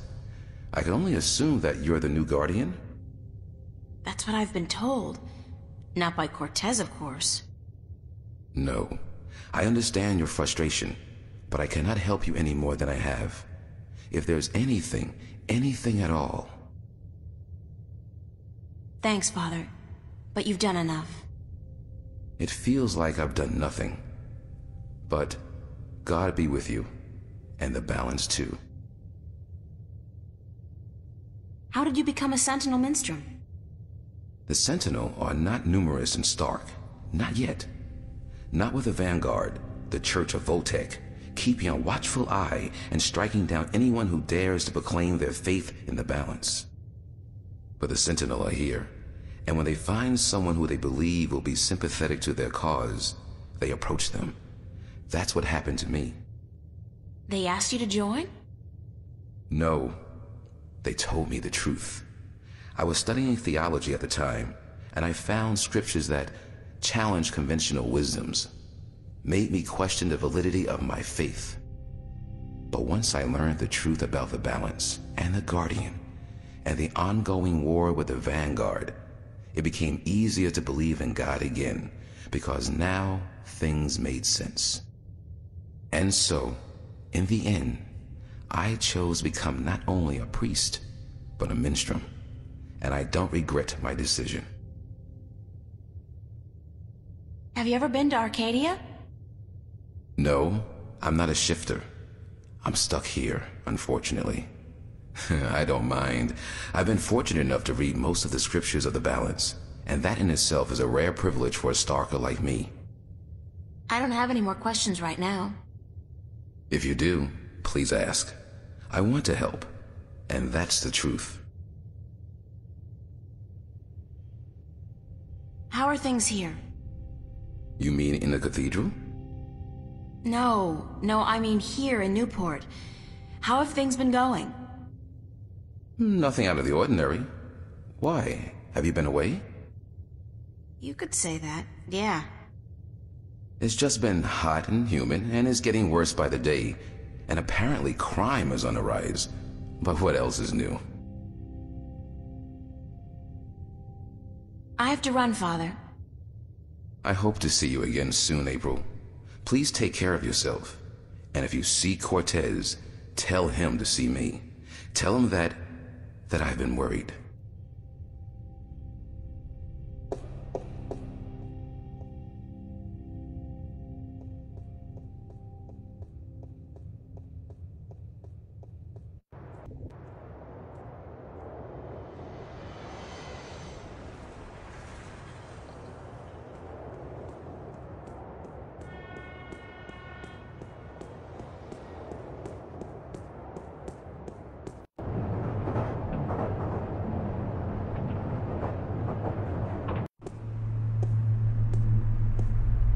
I really should go home and change into something that doesn't make me look like a medieval restorationist.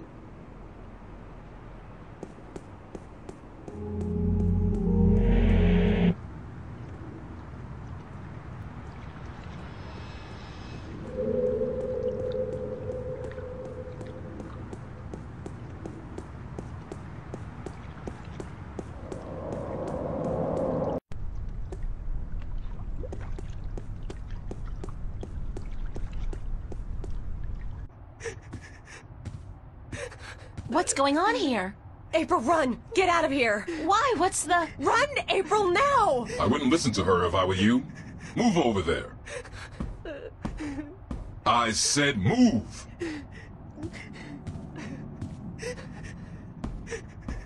Emma, who's this man? Tell me what's going on. Who are you? What do you want? He's just following orders, Miss Ryan. He's just a servant. My servant. I was hoping you would join our little party. You're a very difficult person to find, Miss Ryan. A very difficult person to find. What are you doing to my friends? If you cooperate, nothing. Nothing permanent, at any rate. But if you make this any harder than it has to be, I will have your friends shot. All of them. What do you... Do I know you? I know you. I've seen your face somewhere. My name is Halloway. Gordon Halloway. I work for Jacob McAllen, who I am certain you have heard of, yes? He runs the Church of Voltec, also known as the Vanguard. He has been insisting on meeting you, Miss Ryan. Of course, we were not sure who you were at first, but we knew we would find you in Venice. You did give us a run for our money, I must admit.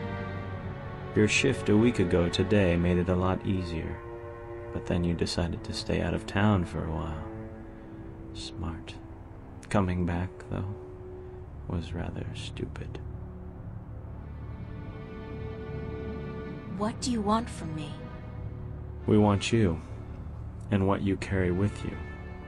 We have our connections in Arcadia. We know of your journey north. Good job on our friend Mr. Klax, by the way. Good job. Very impressive.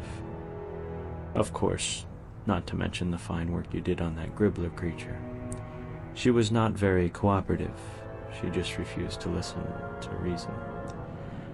But she was a twisted old girl, and we respected that.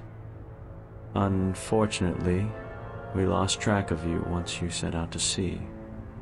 The Tyrant are not very comfortable with water, and so there was no chance of sending anyone after you. However, with your good fortune and, shall we say, good breeding, I am certain you brought some valuable items back with you. I would expect no less from a bright and industrious girl such as yourself. So, give me what you have and let us be done with this nasty business. I will let your friends go, and then you and I go on a little trip.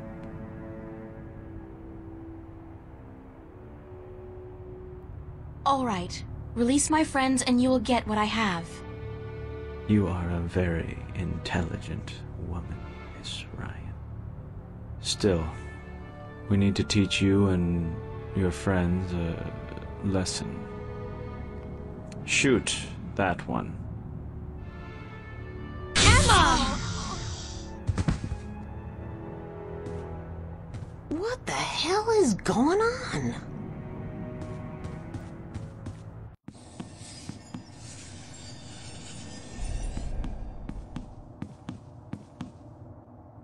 Get out of my way, Zach! Where are you going, April? Don't you know the game's up? What game, Zach? They're trying to kill me. They just shot Emma. Who did? The agents, the Vanguard. But they said they weren't really gonna hurt nobody. They were just gonna... They said? What do you mean? You spoke with them? No! I mean, they were just gonna arrest you and... You bastard! You sold me out? You killed Emma? Do you know that? You killed my best friend! I didn't...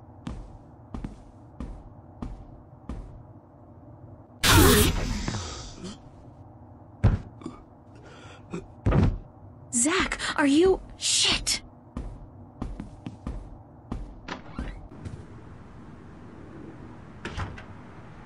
Open up! If you don't open, we'll break down the door.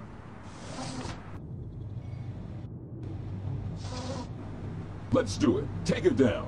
Oh, God, this is not gonna be fun, but I don't have a choice. Close your eyes, April!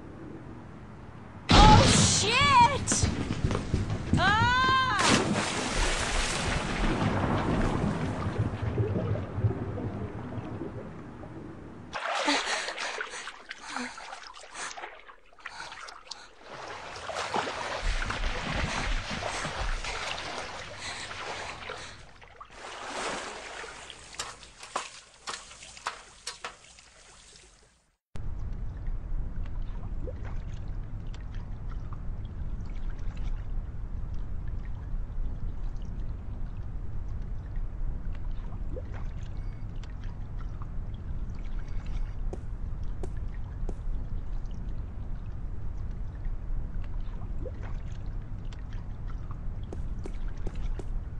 Who's there? I know somebody's there. I can hear you. Nah, probably just a sewer rat. Sewer rat?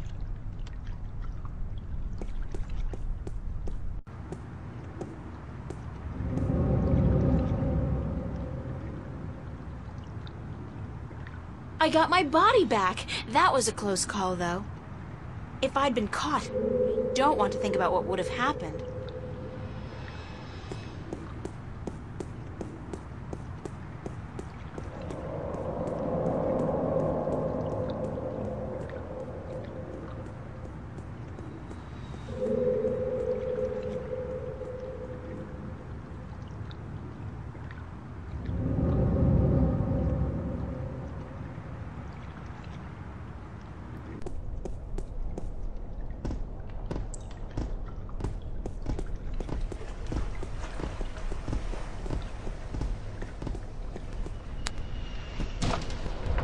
What's that?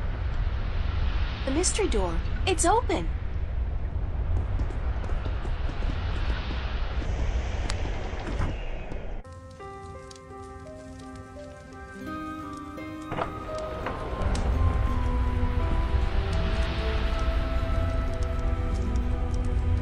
I'm guessing... I'm pretty sure, actually. I'm not in Venice anymore. Now I know how Alice and Dorothy felt. Welcome, April Ryan. I won't ask how you know my name. But who are you? The Lady Elvane is my name now. And where am I? What's this place? This is my home, the house of all worlds. This is Arcadia? It looked like I passed through a shift, but it didn't feel... It felt different. Not like shifting. It's similar to shifting, except that you did not pass through dreams, and you're not in Arcadia, nor in Stark. This place is between and everywhere. But don't worry.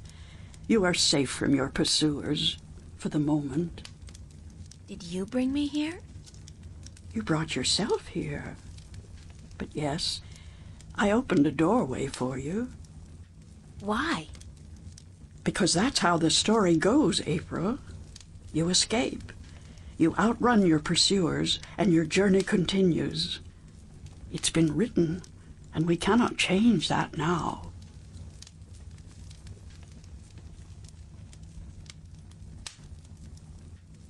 Lady Elvane, I appreciate your help, but I'm so tired of hearing about my destiny and about prophecies. I've lost a good friend today, and... She's not dead. What? What did you say? Emma's not dead. She was hurt, but not killed. Oh, thank God. Are you sure? I'm quite certain. She is on her way to the hospital as we speak.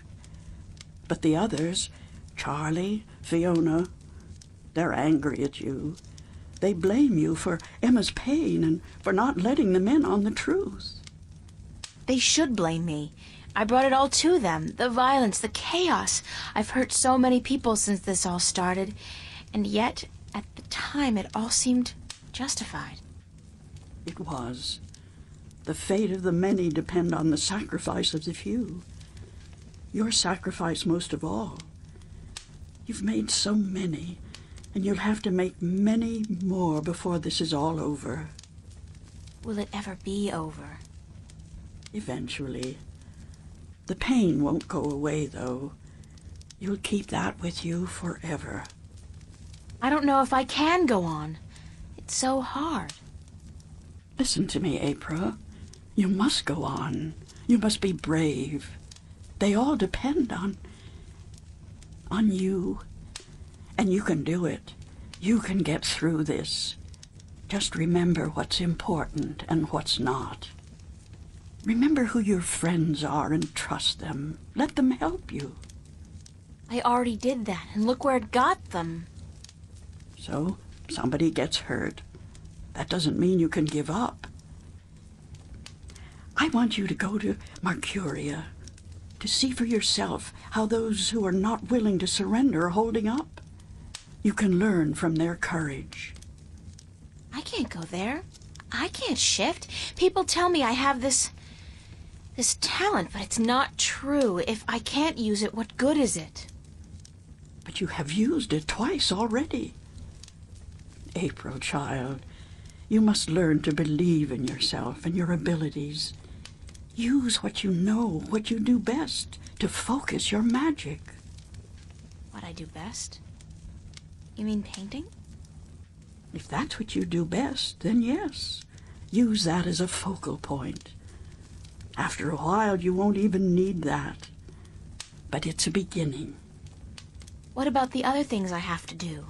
What about the Guardian? The Vanguard are holding Adrian, the Guardian, captive. But they still don't know where the entrance to the Guardian's realm is located. Shouldn't I free Adrian immediately? Go first to Marcuria. The doorway will bring you there. If you go straight back to Stark, the Vanguard will find you. Thanks, Lady Alvane. I'm not going to ask you how you know everything you just told me, because I'm not sure I want to know. Good luck on your journey ahead, April. I will keep my fingers crossed for you. Maybe I'll see you again. Oh, I'm quite certain of that. Quite certain.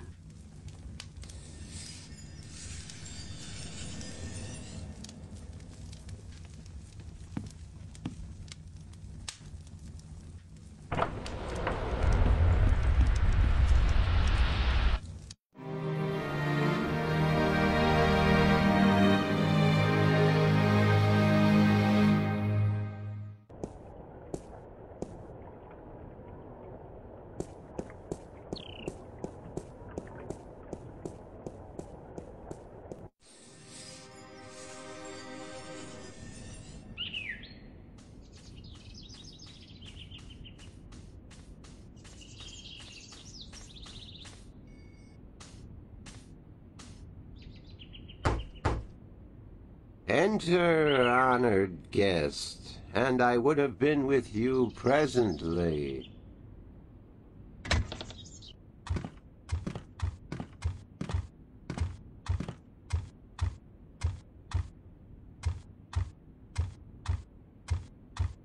I'm glad to see you're okay, Abnaxis.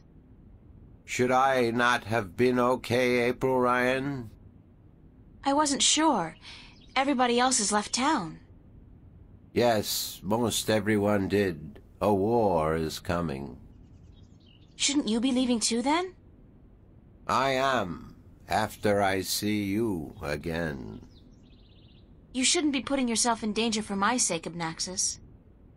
Then, for the sake of the balance, you will find 3 stones, yes? I did, yeah. Just missing one now. Here, this was the stone of the Venar entrusted to me. I was to take this to Marcuria, and there hold embassy until the Kanang-La will come to take it from me.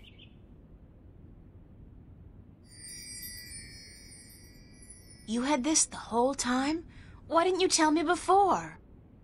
To have been carrying this on your journey will be too risky, April Ryan. You have it now. 4 stones to make 1. Now my task is done, and the veil is upon me. There is only the present and the past now. Only those 2, not the future. The veil is upon us all, April Ryan. I must leave for my people, to be with them in this time of darkness.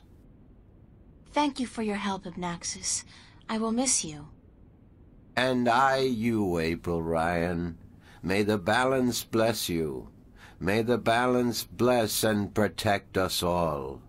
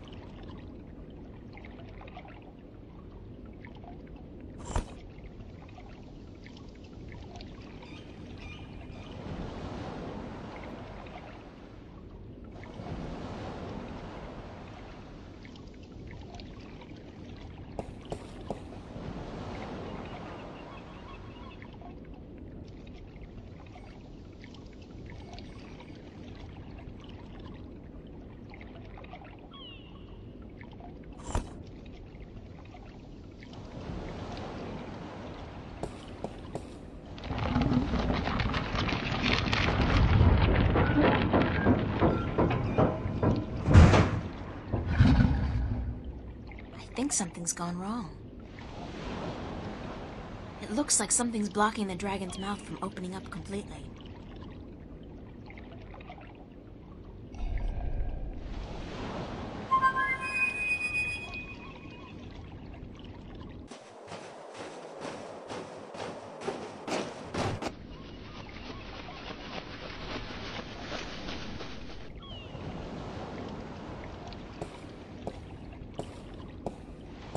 Don't tell me. You need help with something you can't get to. Nice to see you, too. Why so cynical? Because it seems like the only times you call me is when you need me to do something. It's never to say, "Hello, Crow, what have you been up to?" Or, "Hey, just wanted to let you know how much I love you."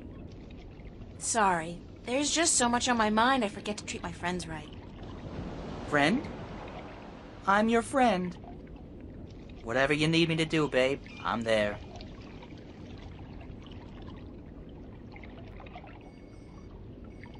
Something's preventing that stone dragon's mouth from opening completely. Could you check it out? That's it? Easy!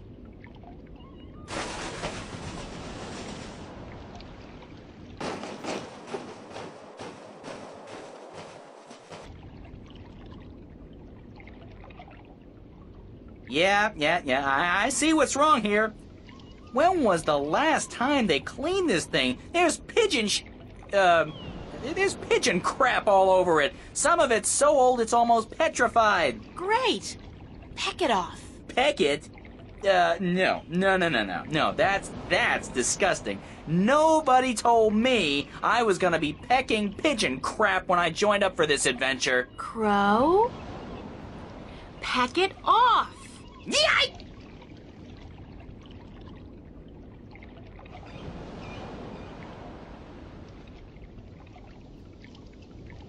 I'm on fire!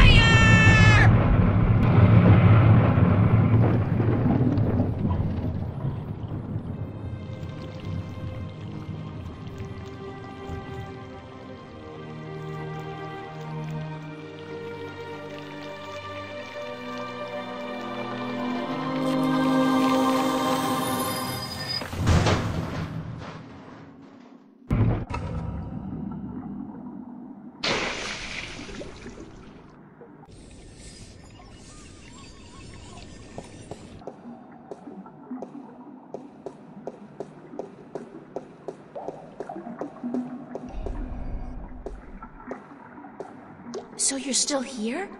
Eh? Oh, it's just you. If you have come to use the library, I'm afraid I must disappoint you.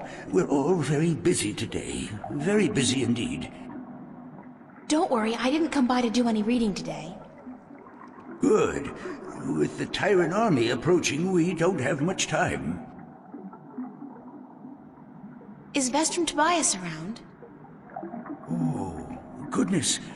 You do not know? I'm sorry to have to tell you this, but Tobias, he's dead. Murdered. No, by whom?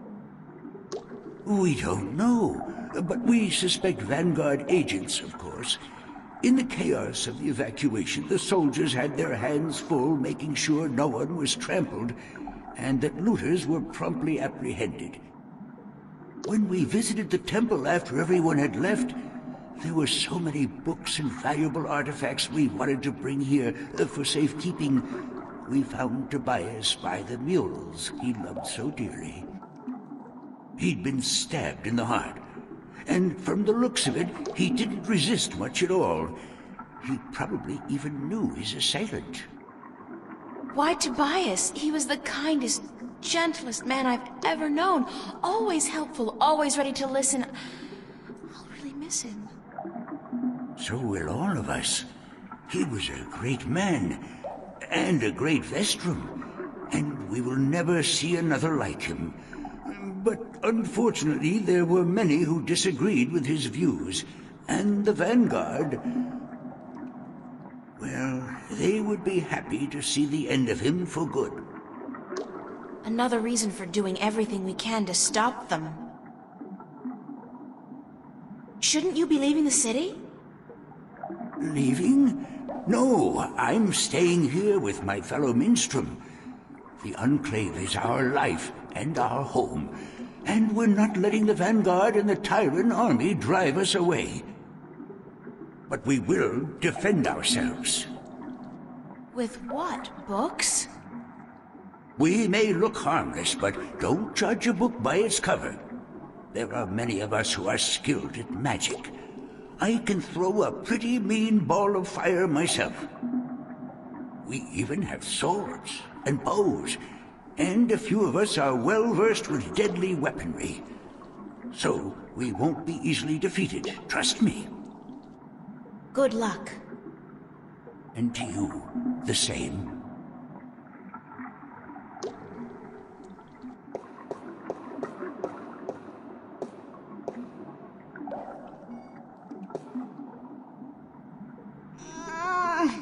It's stuck.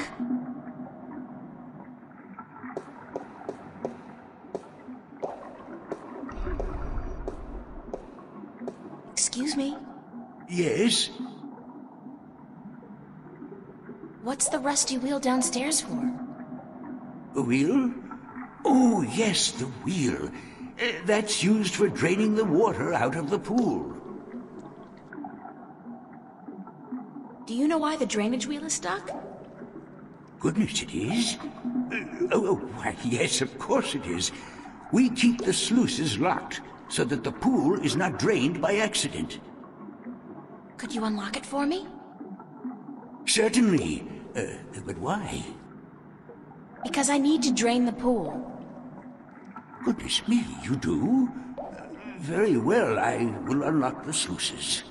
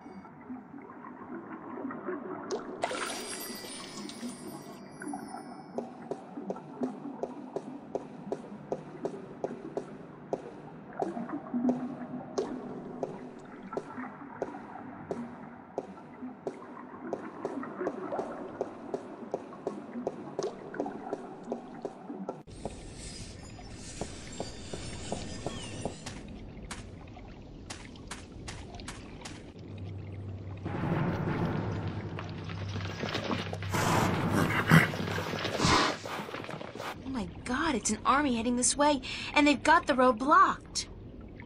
Where's a shift when you need one? I'm in real trouble here. Come on, shift, shift. I did it last time I was scared out of my mind, and I don't feel any safer now. It's not working. I'm just gonna have to hide out in the... Oh!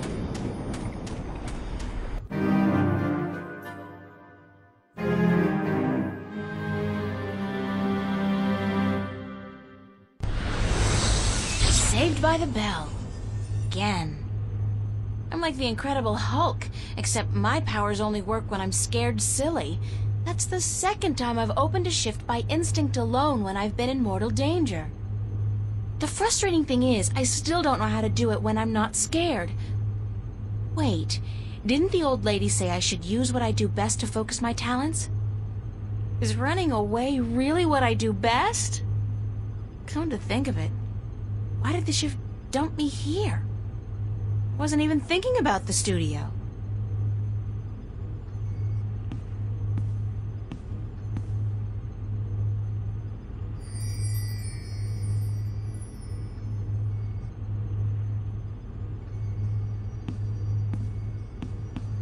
The old woman, Lady Elvane, was it? She said something about using my craft to focus my powers, to learn how to open a shift at will. I guess it's worth a try.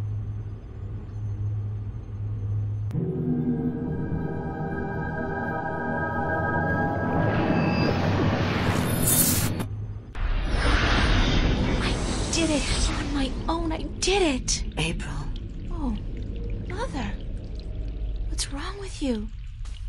Touch me, April.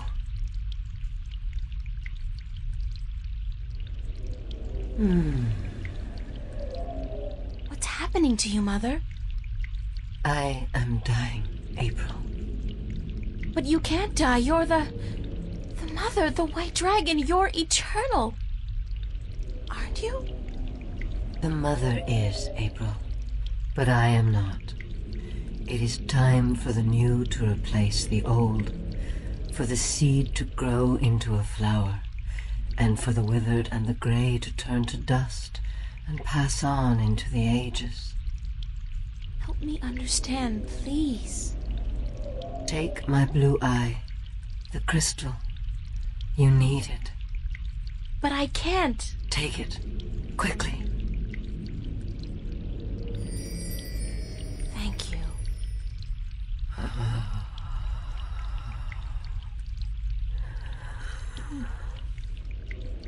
Please don't go.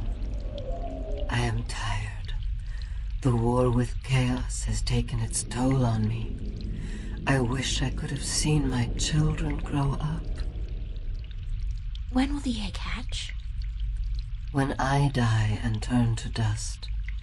Be here, then, to witness the new Mother. I promise. Be who you are, April.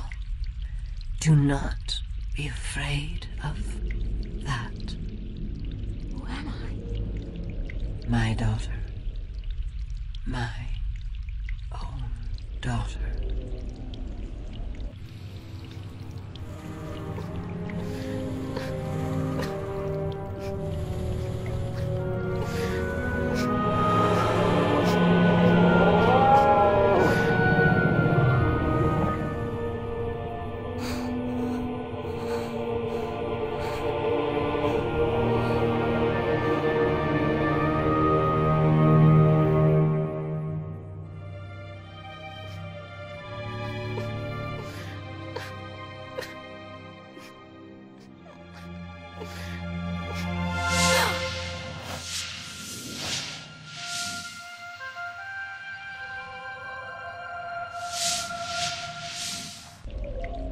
Be who you are.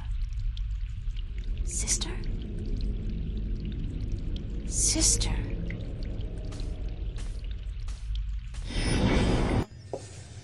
I can do it now. I can shift. It's not easy, but I can do it. Ironic as it may be, though, I think I've done all I can do in Arcadia. I have the 2 Arcadian Dragon's Eye jewels, the disc, and a star map. Now I need to find the Guardian, the 2 missing jewels, and somebody who can help me decipher the star map, and I have to look for those things here, in Stark.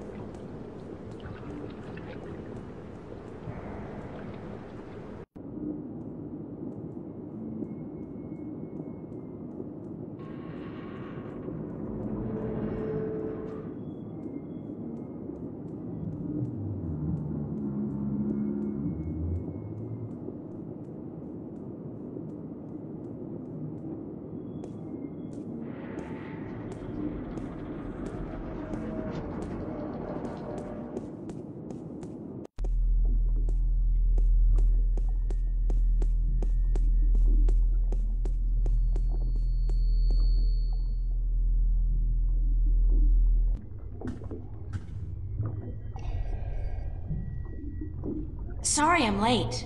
Whoa! It's the fake ID girl. Hold on. You got it? Where you been, man? I've been holding on to this for a week now. Yeah, a week. What's the trouble? I paid up front. What's the trouble? What's the fucking trouble? The trouble is, baby, this thing's hot. It sizzles, man. They catch me with the shit on my hands, they give me 20 at least.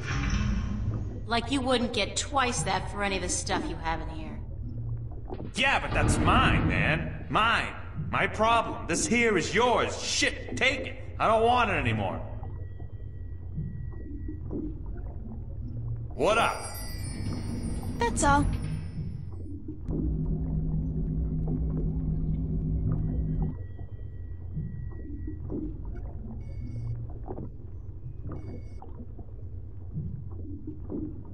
Any chance of you deciphering this for me?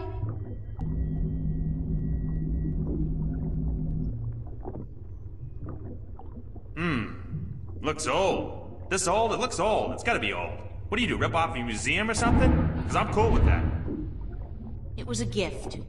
Would you be able to calculate the coordinates of that cross based on the positions of the stars? Shouldn't be a problem, as long as this thing's accurate.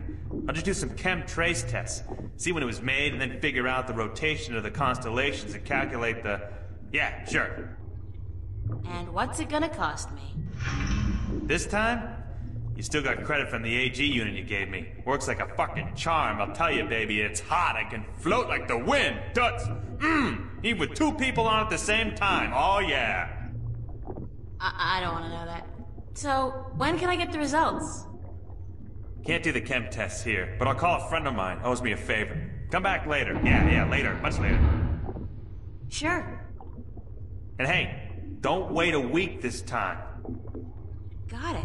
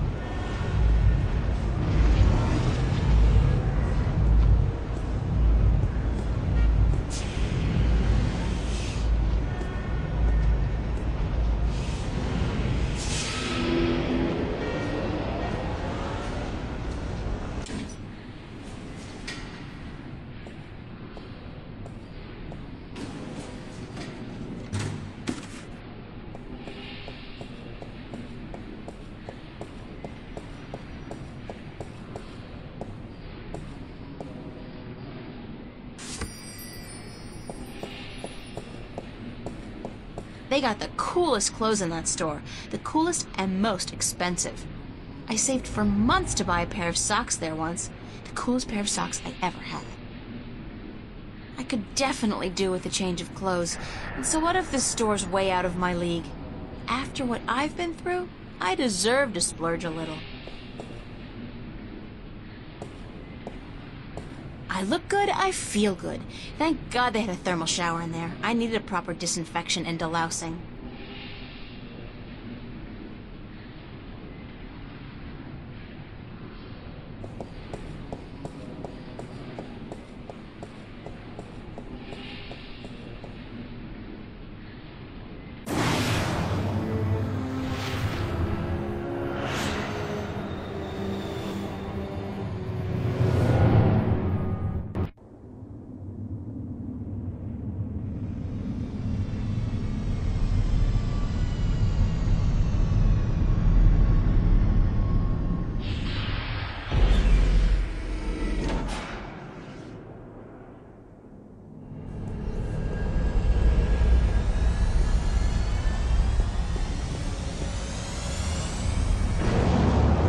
Officer?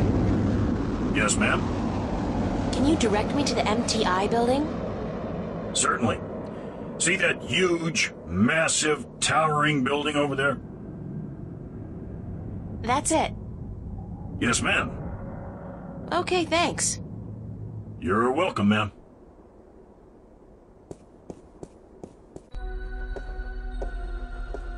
Wow, it's a faux Roman palace. How very Las Vegas.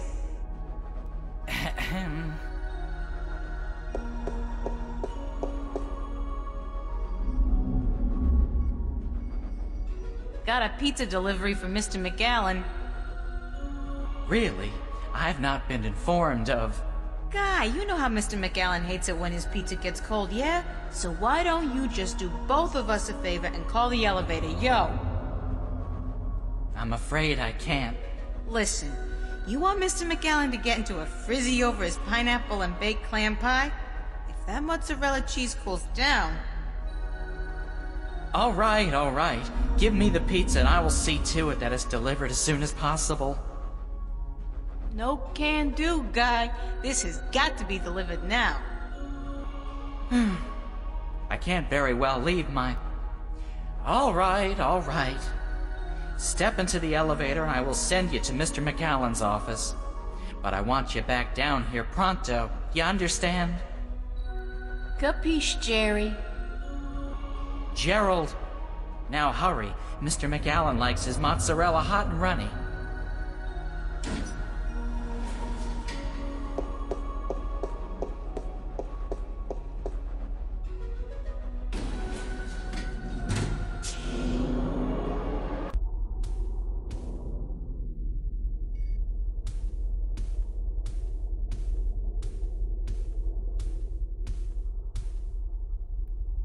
Papers. There's nothing here that's my name and my address. Obviously there's... God, they've been tracking me, watching me.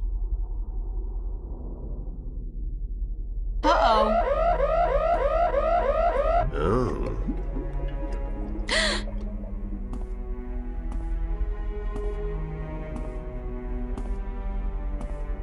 You were the last person I'd expect to find here, Shifter. I've spent an obscene amount of money and resources tracking you down. Since before we knew your name, before you even came to Newport.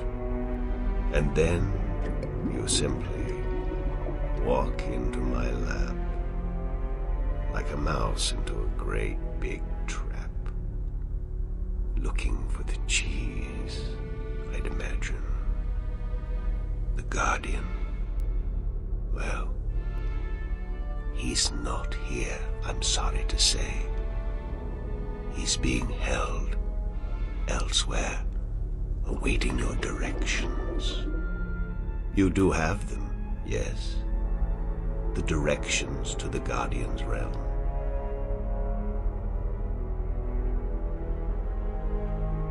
Sorry, but I never managed to find the entrance to the Guardian's realm. Pity, really. And I thought you'd done so well on your journey across Arcadia. At least you have the disc and the 2 jewels I'm missing in your possession. So good of you to bring them here. I thought I might have to go pick them up myself. I have friends. Oh, you do? You do? The very best friends, too. Don't make me laugh, girl. Did you really expect your good buddy Cortez to tell you the truth? Or to come to your rescue like a knight in shining armor? He's been using you. Tobias, Cortez, the bloody kin, all your friends. They've been using you for their own selfish reasons. They're no different from me, Shifter. No different at all.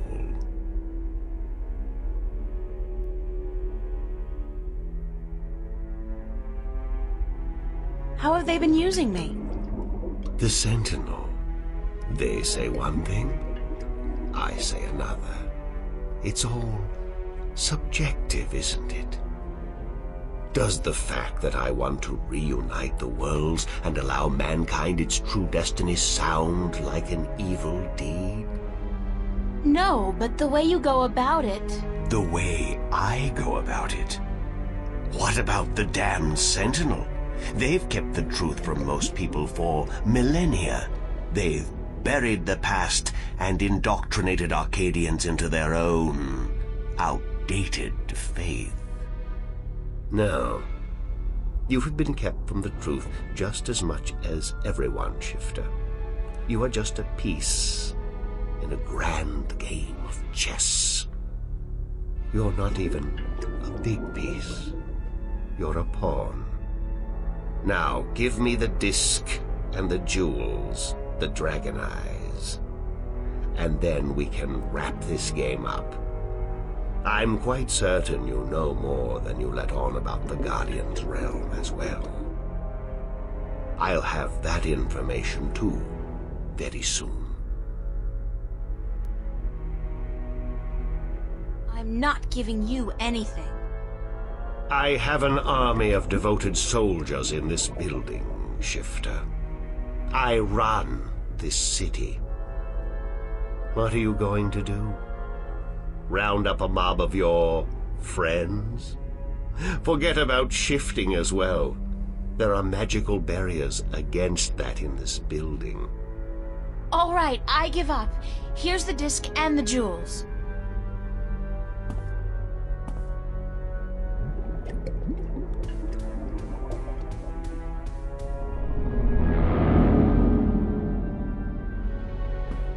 You see?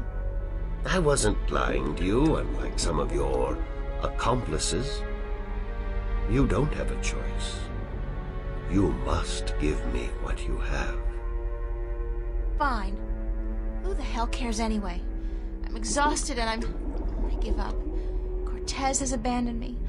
I've hurt my two best friends in the world and maybe you're right. Maybe you're no different from the Sentinel. Maybe they're as bad as you, and maybe you deserve each other. It doesn't matter, you've won. What are you gonna do now? Let me guess. This is where the heroine coaxes a confession from the villain before the final act of the play commences. Very well. I'm all for a satisfying denouement. What now? I have the Guardian, I have the disc, and the jewels, the key to the tower. And soon, if you play along like a nice little girl, I'll know where the gateway is. So you don't need me anymore? Apparently not. I thought I might, so I decided not to kill you. But now that I have the Guardian himself, your role in this game is up. After you tell me what I need to know, of course. Then what will happen to me? Nothing. I'll let you go. You can do me no harm, and I'm not a cruel man. Not unusually so, at any rate. What happened to Cortez? Cortez. I had Gordon take care of him. He was just interfering too much for his own sake. There are rules, and he broke them. He brought you into... He broke the rules. What will you do once you open the gateway to the Guardian's realm? Gordon Alloway will take the Guardian's place in the tower, and he will rule according to my plan. The worlds will be reunited, and the Earth will be one realm, as it was, and as it should be. So, this is all part of your master plan to rule the Earth? When you put it like that, I guess, yes. But I'll be a fair and just ruler, my dear. What's the point? You're like, what, 60? In another 60 years you'll be dead, and then what? Leave the kingdom to your firstborn? I'll be around a lot longer than 60 years. A lot longer. You really don't know me, do you? You really don't know anything about me. Apparently not. How did you get the other 2 jewels? I've had one of them for ages. The other came into my possession only a week ago, as luck would have it, and now I have the last 2 and the disc. Why didn't you go look for the jewels and the pieces of the disc yourself? I would have, but my power over Arcadia has been disturbingly limited until now. The Tyrant have proved a valuable addition to my disciples, and with their help, I've dispensed with most of my opposition in Arcadia. But still, locating the stones would have required the cooperation of the Sentinel. Now, I may be a charismatic man, but I doubt they would have told me anything. And those wretched magical races, you think they would have cooperated? No.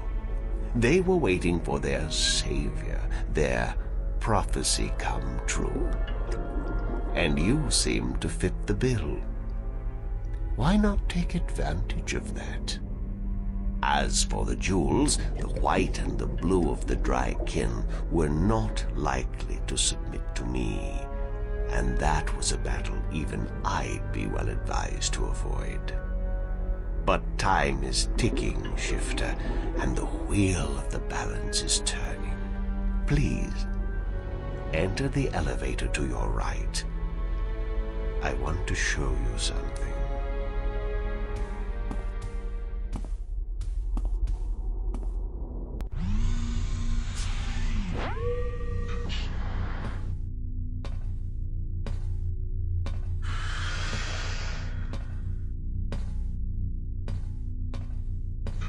What do you think?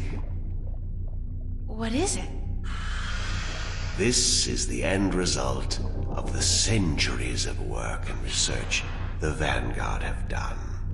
A breeding ground for shifters such as yourself. Warrior shifters. So tell me, what do you think?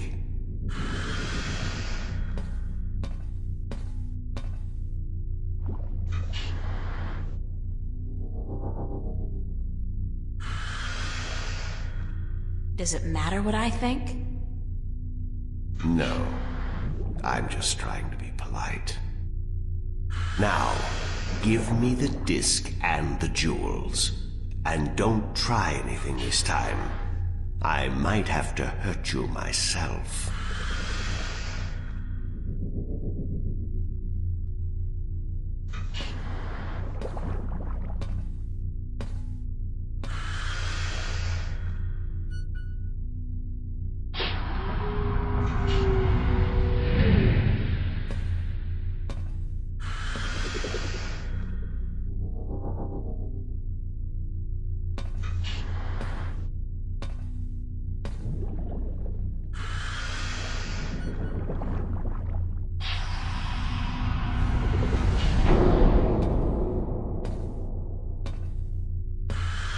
I will ask this one last time, because I am a patient man.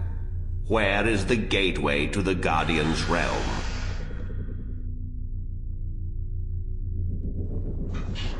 It's in Reading, England. I'm sorry, what? Right by the train station, there's a quaint little coffee shop. In the ladies' room of that coffee shop, you'll find the gateway you're looking for. I see. Humor. What an unfortunate way to end this seance, I have to say. Very well. I'm leaving now, and when I come back, I'm certain you'll be a lot more cooperative.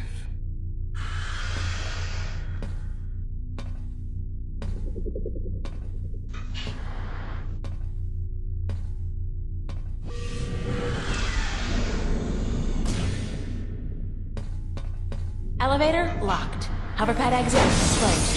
Hoverpad exit From McGowan's little demonstration,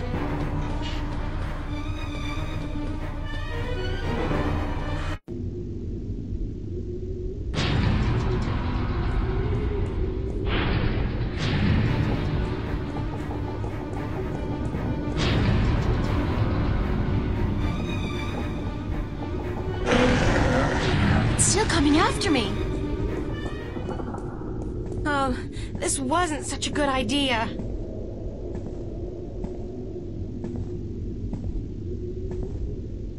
Hey, you want to try discussing things over a hot cup of mocha instead of all this killing April business? It's not. Well, help!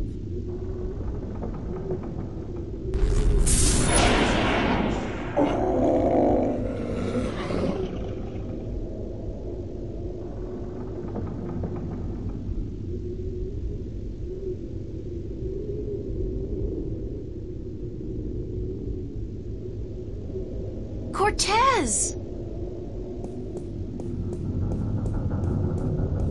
You've been keeping some rough company, señorita. Better be more careful in the future, no? Where have you been? What? Were you worried? Yes, no, I mean, I was scared you were, you know, dead. So you care about me. Ave Maria Purísima. What am I going to do now without you telling me to get lost? Don't joke about this, Cortez. I've been in a lot of situations these past few days where I could have needed your help, but you weren't there. Perdóname. Forgive me, señorita. I've been indisposed. When I finally managed to escape my prison last night, I began looking for you. You left an interesting trail, I must say. What do you mean? For one, the border house, most of Venice for that matter, was under guard. There seemed to be some question as to how you managed to escape the Vanguard agents. Magic. So I thought. You've been picking up a few pointers in Arcadia. I'm turning into quite the Girl Scout. It's amazing how resourceful you can be when you're in a bind. I see. I've noticed. How did the Vanguard capture you? With a small army, and with the help of a very dangerous man, Gordon Holloway. I met him. Not the most personable guy in the world, and he could really do with some sun. Gordon is a creature of pure logic. He was split in two halves when he was a child, one bound to Stark, the other to Arcadia. The victim of terrible Vanguard experiments, I'm afraid. The Chaos Vortex, right? That's him. He's magical and chaotic, half untethered. What some people would call his soul. Gordon would have been Guardian had the Vanguard not destroyed him. I heard the story. Can he still be Guardian? The Vanguard believes so. But if he did become Guardian, he would twist and corrupt the balance to his own benefit. What the consequences would be, I fear to even think. Have you told me everything I should know, Cortez? About? About this. About everything that's happened to me in the past, say, week. I've told you all I can tell you. Yeah, sure. You know, I overheard a conversation between you and your friend, Father Raoul, and then McAllen. Jacob McAllen? He's here? He was. He released that mutant freak on me, so that I'd tell him where the gateway to the Guardian's realm is. Ay, Dios mío. We must get you away from here. He's a very dangerous...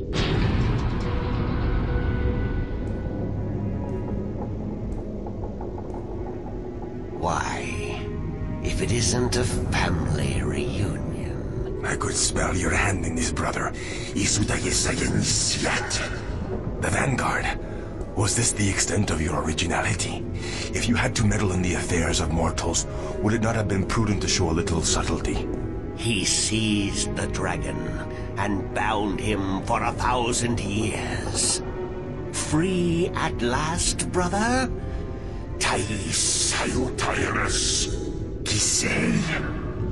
I didn't picture you walking amongst men in a man's body with a man's name. McAllen. The balance must not have dealt you and yours with the best of hands. The balance will cease to be, brother. The scales will topple and the old walls will fall. The age of dragons is imminent, whether you join us or not. Join you? You symbolize all that I despise. You hate and fear these mortals so much.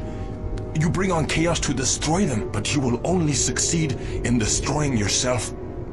Our time will come eventually, but not by your doing. Are these worlds of mortals so important to you that you forget who you are? I never forgot who I am. That crime is yours alone, brother.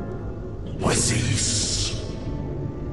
There is still time. You are blood of my blood, kin to my kin.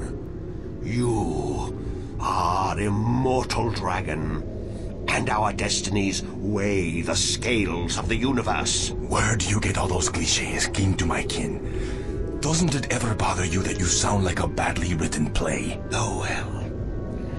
I will not miss your sarcasm, brother. It always felt a little strained. Tabas!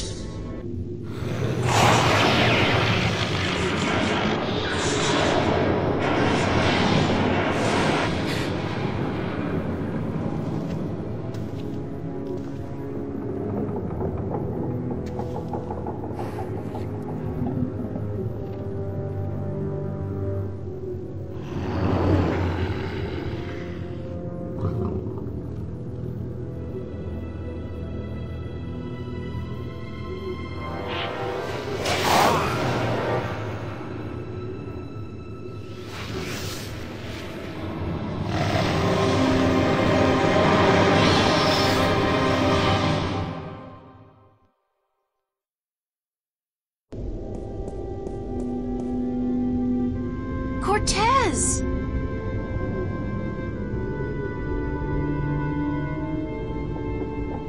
Cortez's watch stopped. Oh God, his heart. That's what Brian said Cortez called it. His heart. His heart has stopped. Cortez is dead. I can't believe that. It doesn't make sense because...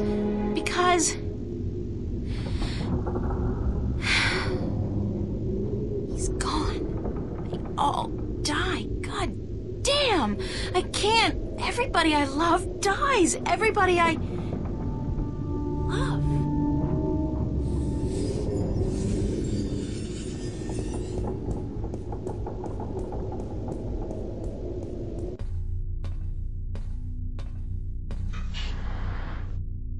It's a fancy safe or containment chamber.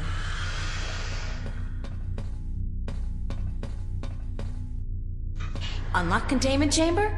I think yes.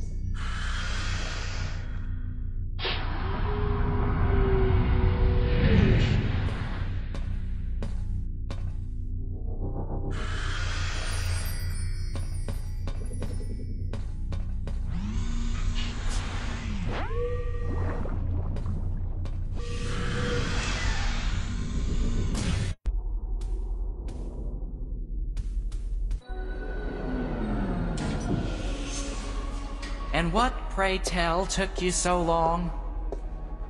Excuse me. I'm talking to you. Stop.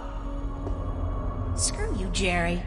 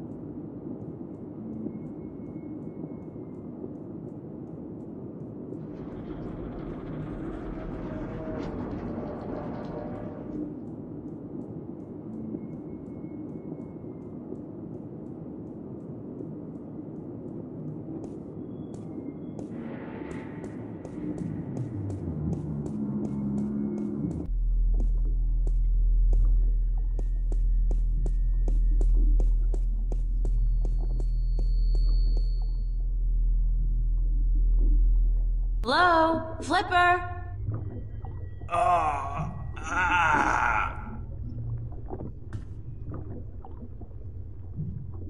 Oh my god, what happened to you? They shot me. They took the fucking map. Who? I'm sorry. I didn't mean to, but they promised me I'd walk again. Who did? Holloway, the Vanguard. I had a deal with them. Then, when you come back, I sent word they wanted the map, information on it. They wanted you. You sold me out to the Vanguard? I'm so sorry. They threatened me with they said you can walk again or you can fucking die. Your choice. My choice. I understand. Just take it easy. Don't move too much. I'm gonna call the cops and then... No! No, don't. I'm dying. They would just put me in jail. Listen to me. April. The map. I deciphered it. They took it with them, everything. But I made a copy. Over there on the screen.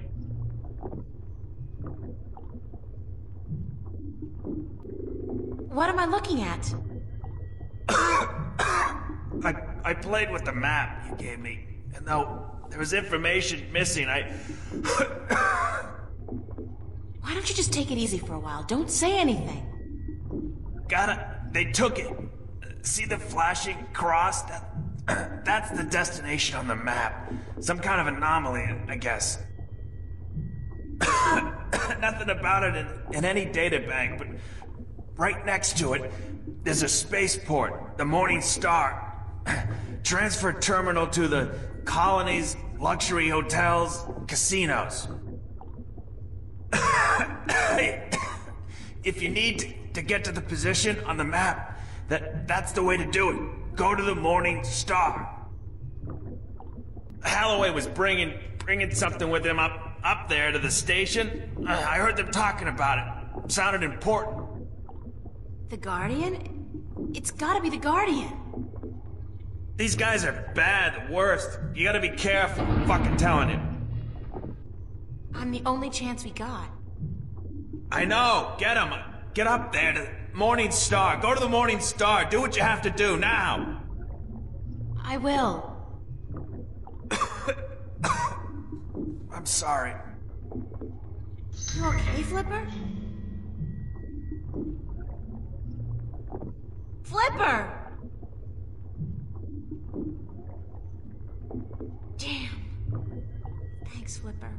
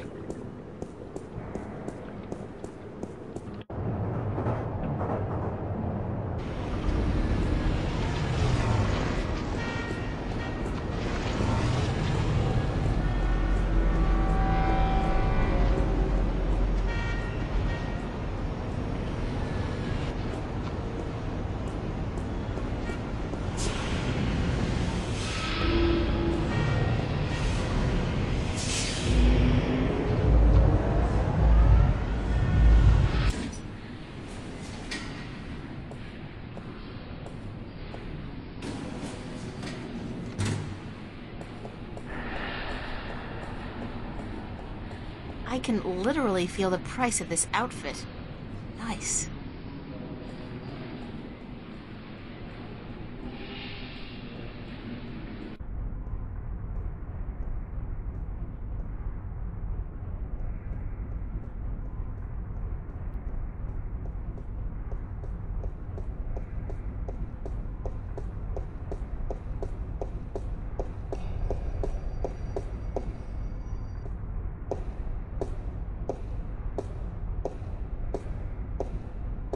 Good morning, ma'am. How are you today?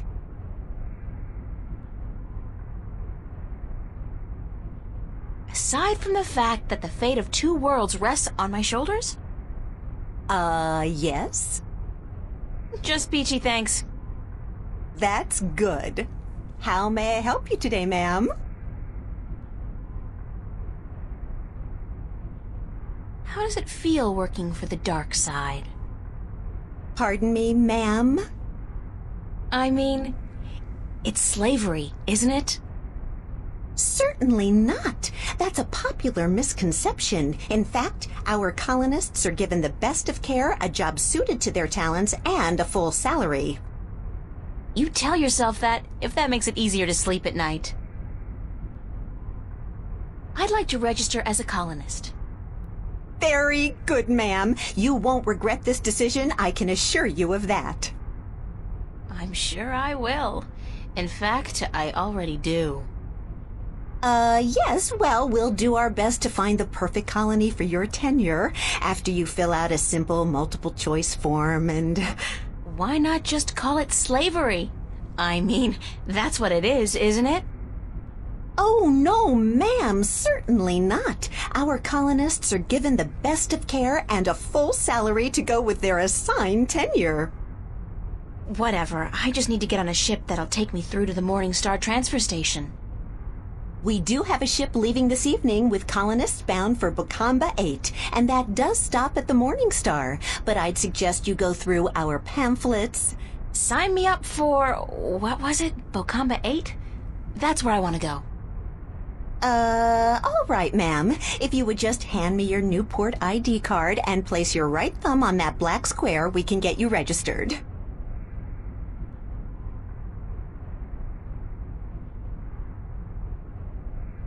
There. That's it, ma'am. You're registered. Now, if you just take your baggage. No baggage. Nothing, ma'am? Well, you will receive everything you need when you get to the colonies, so no problem. Just head up to gate number 1 and wait in our lounge. And I have to remind you that if you choose not to board your ship this evening, you will have committed a corporate offense, and you will be subject to imprisonment. And a nice day to you, too.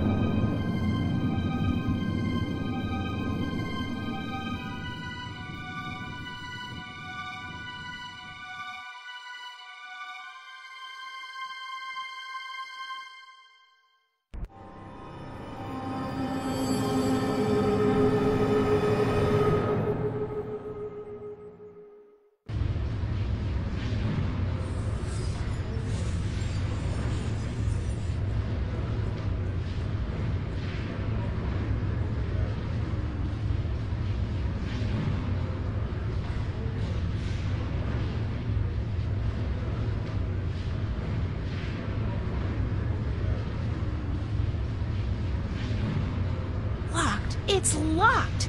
There are 300 women here, and the ladies' room is locked. Good God!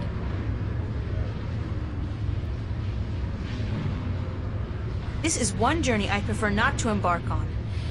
Deep breath. Try not to breathe.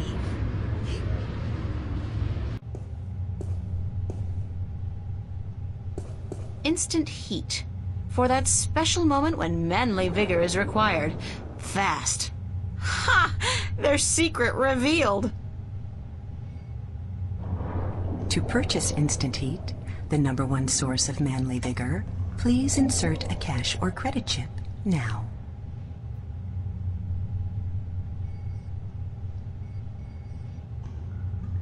Thank you for purchasing Instant Heat, the #1 source of manly vigor.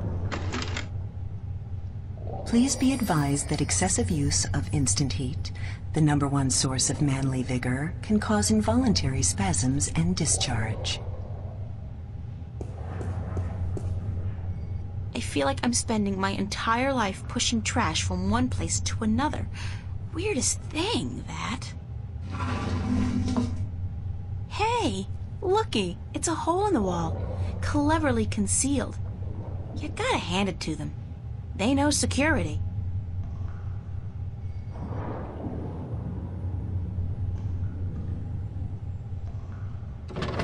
It's screwed tight.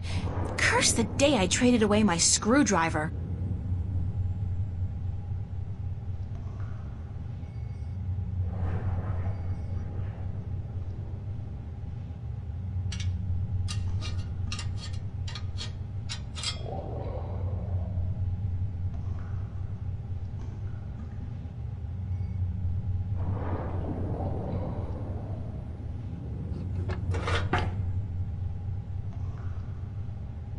I'm orange. There's a light at the end of the tunnel. Looks like it leads into a larger ventilation or service duct of sorts.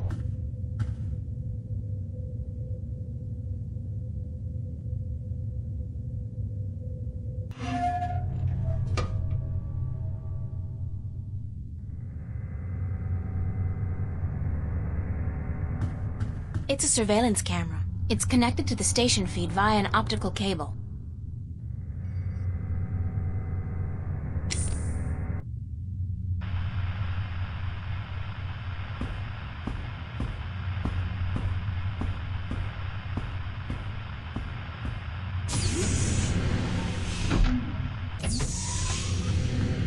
What's going on? Who's there? Hey, hold on, stop right there.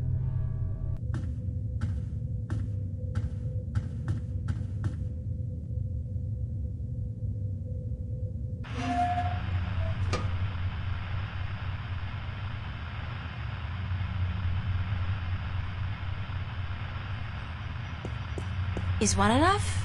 Ah, what the hell. I'll use all of them, just in case. It's not as if I'm gonna be needing them myself.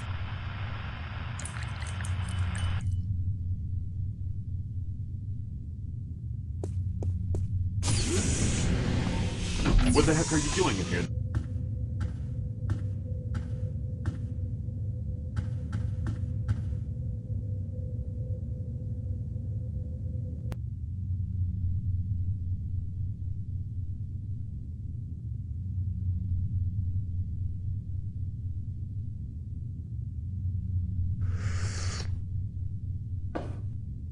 This doesn't taste right. I feel... Mary, Mother of God. I really feel... Goddamn. Madam Joy's Pleasure Suites on the promenade had better be open. This constitutes an emergency.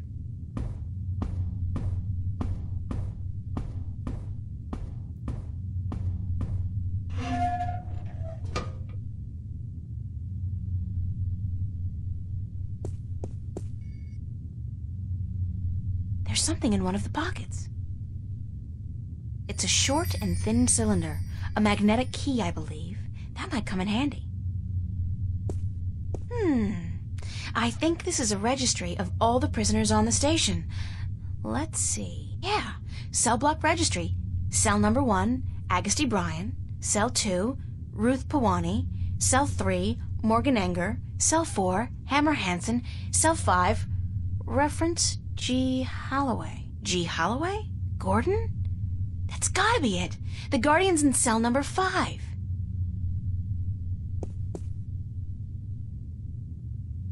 Roger that, Central. Taking a break. Out.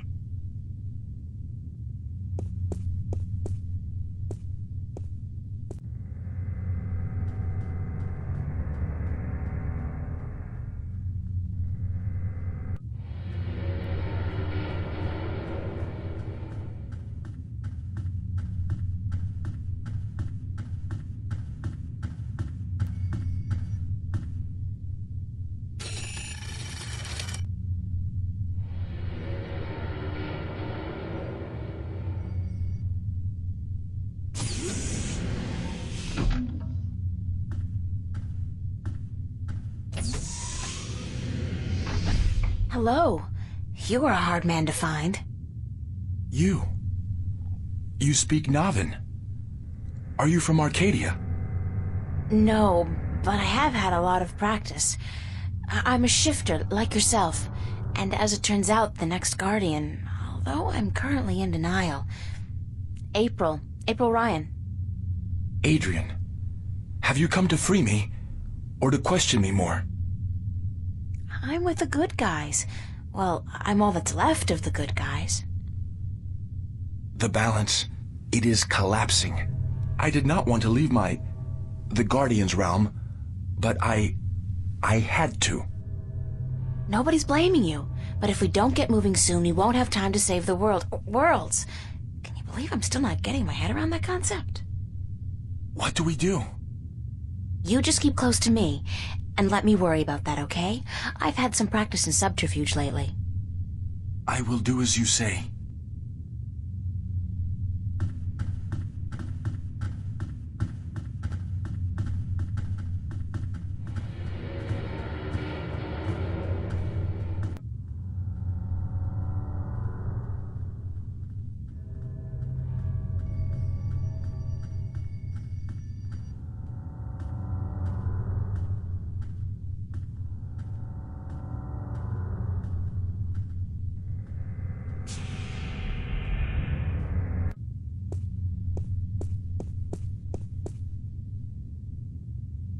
Roger on that command, Central. Moving into position.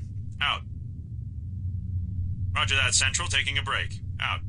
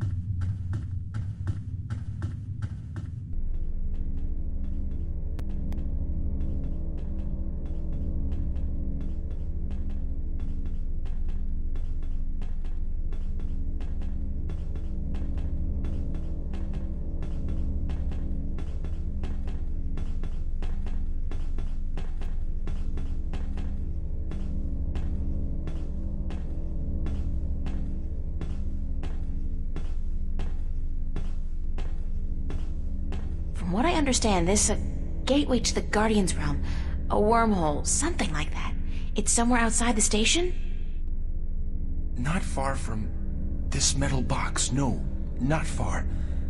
I can sense it. It calls to me. Perhaps a day's journey on foot. We'll be going a lot faster than that, trust me. Stay here while I get everything ready. Don't go anywhere, okay? I will not. Believe me when I say I do not want to go anywhere. This place frightens me.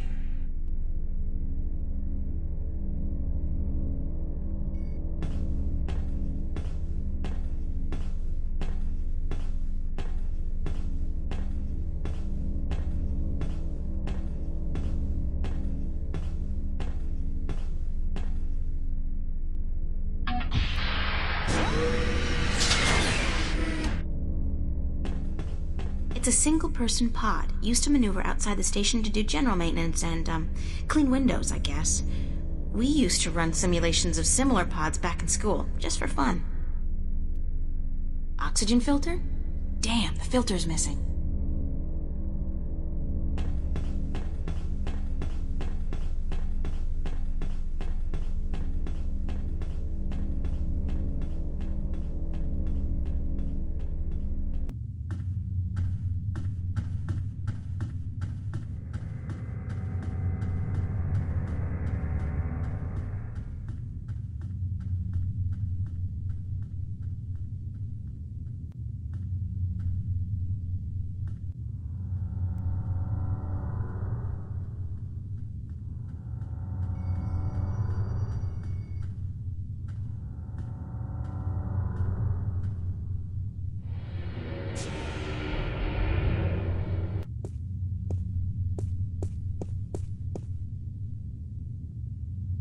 Roger on that command, Central. Moving into position.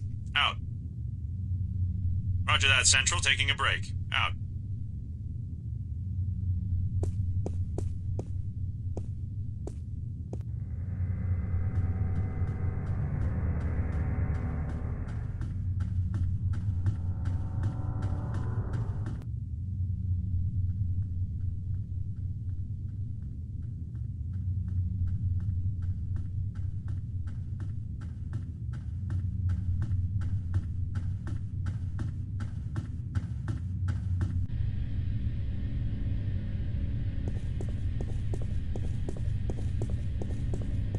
It's an inventory database of all the parts stored in the cargo bay. I'll do a quick search for the oxygen filter I need. Pods, spare parts, oxygen filters. Bingo! They've got a bunch of them in stock stored at L109. L109.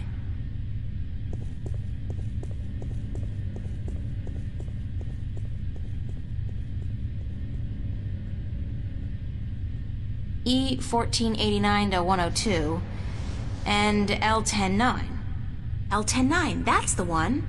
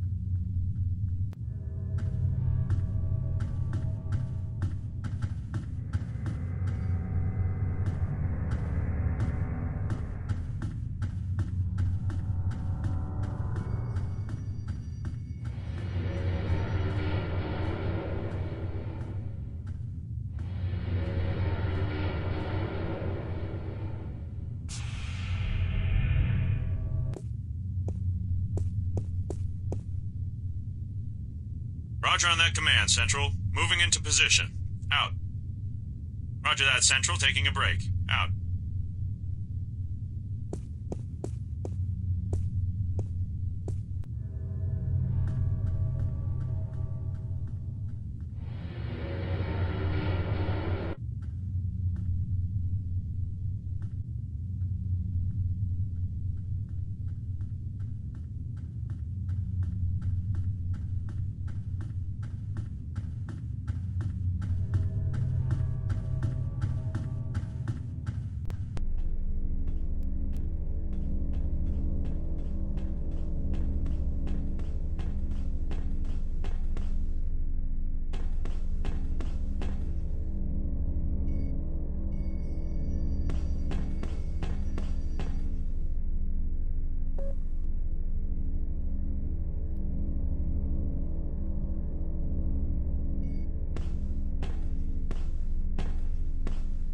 Step into this machine.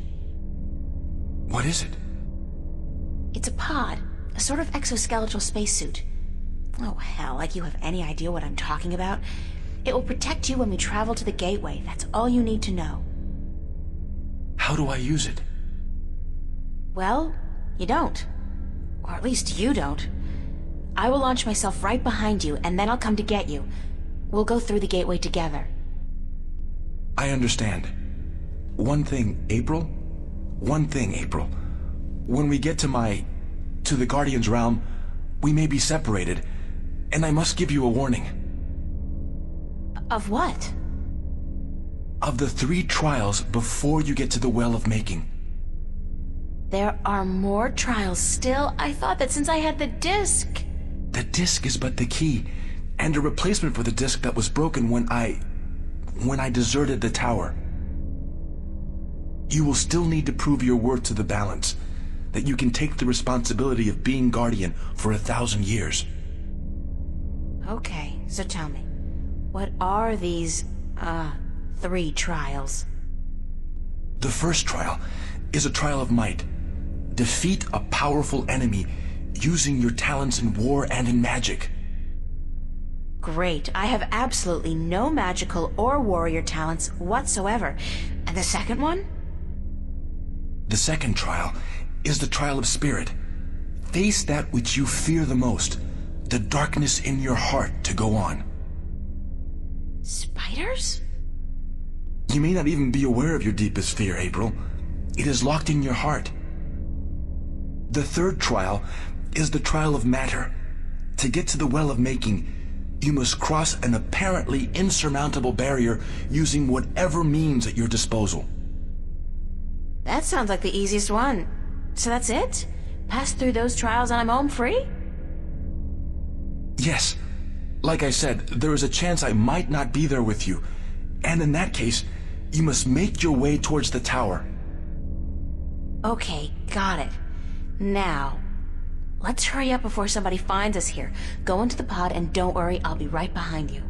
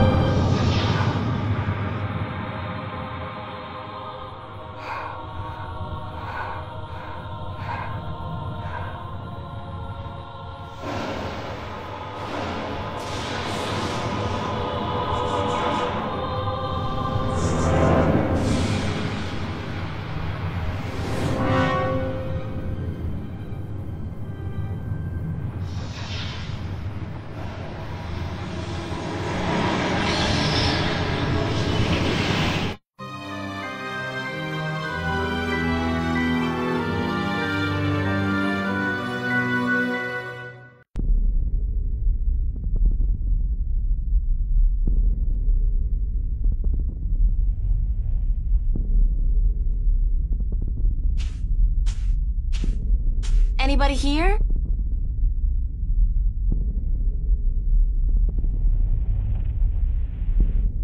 Compared to this place, Arcadia was about as alien as my bedroom. Blue sand. Never seen that outside of a Picasso. That must be the Guardian's Tower. It's either very small or very far away, and from what I know of the balance, it doesn't settle for economy-sized. I think I'm in for a long walk.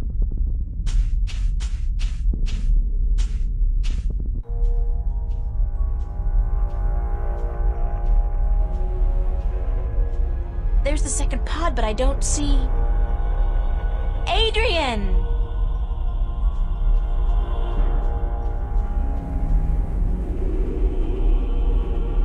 He's not in here, so he must have survived the landing, but where is he?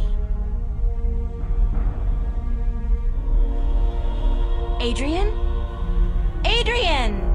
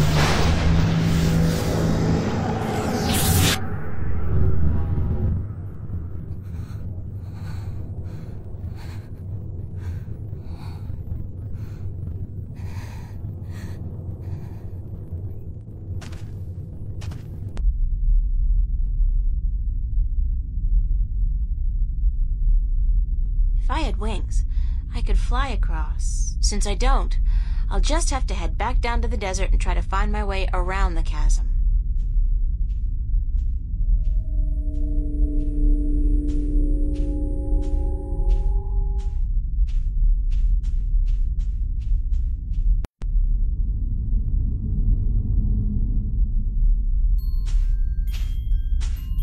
What is this? It looks like home. It's home. It's not... It's like a projection, but it's definitely the kitchen back home. The way it used to look when I was 8 or 9. God. No, what's happening to me? What? Who's there?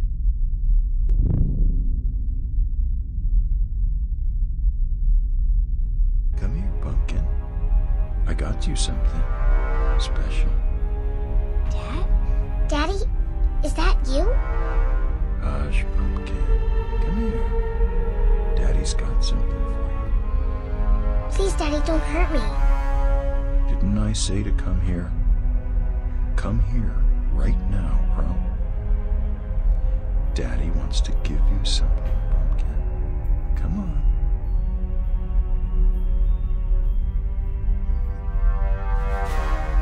Daddy, please, you don't want to hurt me. You're not a bad person. You're not. Really, don't. I'm not your daddy.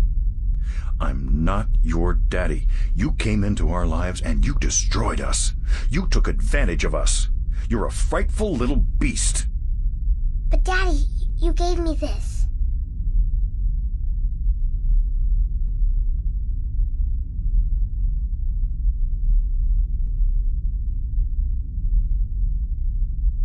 You gave this to me, Daddy. You do care. You do love me. You're just not very good at it. No. You destroyed us. We were a family, and you... God forgive me. What have I done?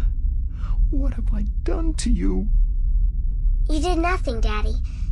It wasn't your fault. It wasn't your fault that I got hurt. I'd been drinking, and she was so beautiful. My little April, you were so beautiful. We wanted to give you a home. We wanted to be what your biological parents couldn't be. A family. That night, when we brought you home, I'd had a few drinks with the guys. I was feeling a little dizzy, and then your mother, she says to me, hold her. Hold your baby girl in your arms. And I take you, and I hold you, and you look up at me with such startled eyes, like it's the first time you see somebody like me. I fell in love with you, my little baby. You were so beautiful, and you smiled at me, and then I don't know what happened, but I was taking a step forward, and I stumbled. You fell to the floor, but you didn't cry. You didn't even whimper. When the doctors told us you would never walk, oh, my baby, I couldn't stand the guilt. I don't know why that made me into the monster that I am. Why I decided that hurting you was the only way I could face my shame. When you started walking, and then getting better and better at it, it was like you were mocking me. I was such a fool, a selfish fool, and now I lost you. Forever. I forgive you. You do? Yes, I forgive you for everything. I forgive you. I forgive you, Daddy.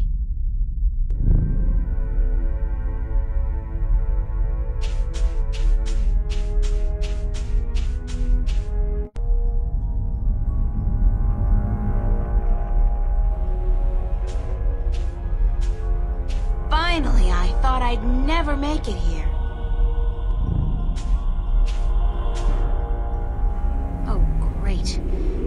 large canyon circling the tower, and there doesn't seem to be any way across.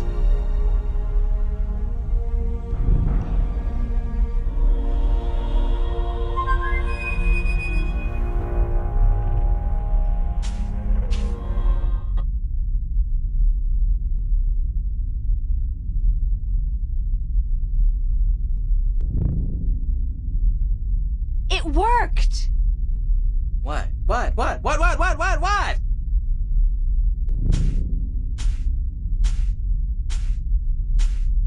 Hello, old friend. April! What the heck? What happened? I used magic to, magically transport you here. I should have known. Swirling blue lights never did anybody any good, that's for sure. And that cute little sparrow, oh, she's gonna be so upset when she wakes up and, Hey, when did you learn to do magic? I picked it up on the way here. Listen, I need you to help me out. I need to find a way across this canyon and into that tower over there. Why don't you just flap your wings and fly then? Oh, that's funny! I kill myself! Flap your wings and fly! Oh, baby! Whew, that's a zinger. I gotta write that down somewhere. Wait a minute. Oh, flap your wings and fly! Jeez. Anyways, when did you ever need my help? Oh, sure, you brought me along, let me do your dirty work once in a while, but come on! You could have done just as well on your own. I mean, you just left me high and dry at the end there, didn't you? Just up and left without a word of goodbye. I didn't mean to leave you like that, Crow, but you couldn't come with me. Oh, sure. Use me, then leave me. Don't worry, I know how that works. I'm not half as innocent as you seem to think. But I thought we were friends. Crow, we are friends. Good friends. That why you gave me the name Crow? Oh, I thought it was nice, all right. Real ring to it. Until I found out what a crow actually is over there in Stark. Crow? Right. Crow. The sneakiest, dirtiest, most despised bird there is. They're like flying rats. You even have something called a scarecrow to chase us off with, don't you? I mean, crows are so stupid. They're scared off by straw people dressed in rags. Huh. And that's the name you come up with? Crow? Bah! That's not... No? No excuses. I can't bear it. Oh, the pain. The pain. That's all I am to you, a flying flea bag? I'm sorry, I can't bear to look at you anymore. I gotta fly. Stay and shut up! But you... gave you that name because of a cartoon character I loved when I was a kid. His name was Crowboy. Crowboy? He was the star of a series of what we call animated cartoons. It's like puppet theater. You can watch on a canvas or a screen. Puppet theater. I love puppet theater. Crowboy was just the coolest bird there ever was. He was a crow and a cowboy. And he had a hat and a lasso and an albatross called Old Whitey that he rode on. He had an albatross? His own albatross? And every week he'd come to a new town where the bad guys were making life tough for everybody else, and he'd sort it out like a real hero. He was a hero? Crowboy? So that's why I called you Crow. I figured you're not a cowboy, so it'll be just Crow. And besides, I think crows are cool. Oh, damn. Me and my big beak. I couldn't keep it shut, could I? I had to say something stupid. I'm so stupid, dumb, stupid, stupid, dumb, dumb, stupid. It was a misunderstanding, Crow. It could have happened to anybody, even good friends, especially good friends. Yeah, but I'm so stupid. Are you gonna keep beating yourself up, or are you gonna help me? Time's running short. Of course I'm gonna help you. Anything for you, April. Just tell old Crow what to do, and he'll do it. Like that. I can be a hero too, just like Crow Boy! Okay, let me think. Crow, I need you to fly down into the canyon to see what's below the fog. Into the canyon? Below the fog? Are you scared? I didn't say that. It's just, well, fog clings to my feathers and... Would Crowboy do it? Crowboy would do it, but he'd be careful not to get hurt, and he'd come right back up again if he saw anything remotely dangerous. Of course! Okay, hold tight, I'll be back soon.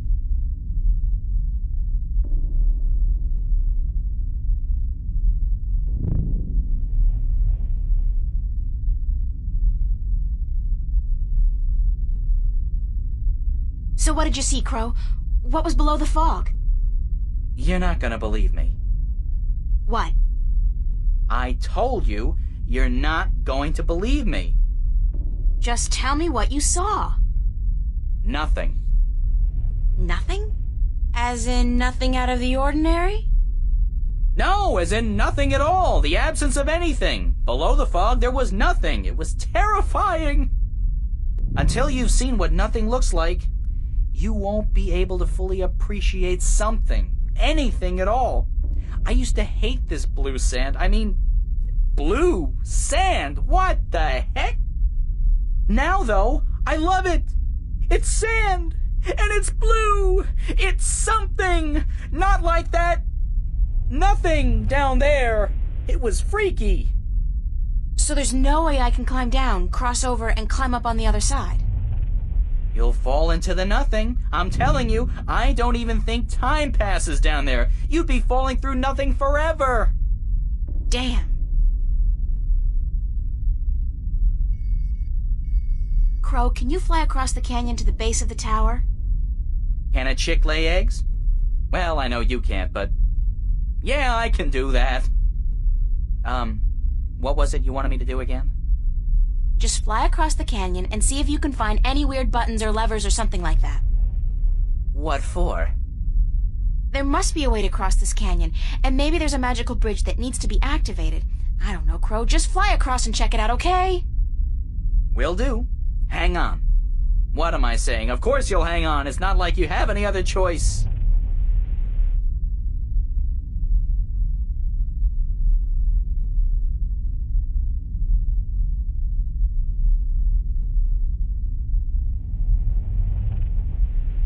What did you find? No bridge, that's for sure. But there's a well on the other side, on top of that conical sandstone staircase right below the tower. It looked magical. It had that no good, stay the heck away blue shimmer to it. So I didn't fly any closer. Who knows where I'd end up. That's gotta be the Well of Making. Well, maybe it can be making us a bridge then. Making us a bridge! I'm killing today. You're easily amused, Crow. My brain's 1/10 the size of yours. What do you want from me? But maybe you got a point. Maybe the Well of Making can help us somehow. It was only a joke, April. I know, but still. Crow, I want you to get me some water from the Well of Making. What? Are you crazy? How am I supposed to carry water back from... Oh, no. No. There's no way I'm doing that. Come on, Crow. Your beak is perfect for the purpose. I don't need a lot of water, and all you have to do is make sure you don't swallow. Hey, magic's got its upsides, I'm sure. I mean, where would social welfare be without magic? But magic water in my beak? No way. What if I did swallow? If I'm lucky, I'll just explode or something. If not, I've heard stories, April, and none of them are very nice. Magic's not a toy, nor is it a food, and it certainly doesn't belong in my beak. Please, time's running short and the balance is at stake. You've got to help me, Crow. Don't you want to be a hero? Hero? Sure. Stooge? No. Oh, curses and damnation and all things mean and ugly. Fine. I'll put my life on the line, tempt fate, and risk a certain and painful death by magical poisoning if... If what? If you'll promise to pluck my fleas for the next, year. 1 year? So honor and glory mean nothing to you? Not as much as a good flea plucking. No. Okay. Deal. Now, fly! Yike!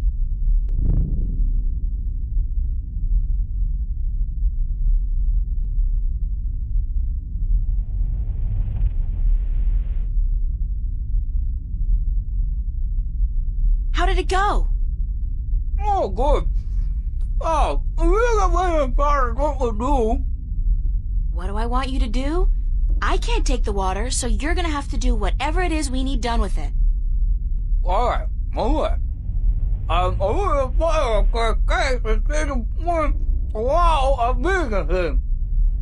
Okay, let me think about it for a second. I got an idea, Crow. You said there was nothing down there, right? The absence of anything. The water in your mouth is magical water from the Well of Making. Whoa. So what if we add the magic of making to nothing? What happens then? Something, right? Something's better than nothing. Fly down there and spit the water out on top of the nothing. Then get out quickly. Something will happen, I'm sure of it. I'm just not sure what exactly. Okay.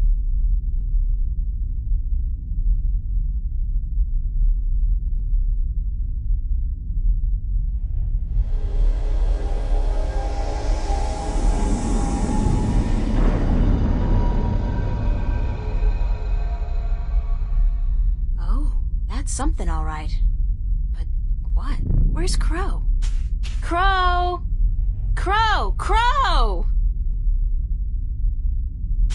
Oh, please let him be all right, wherever he is.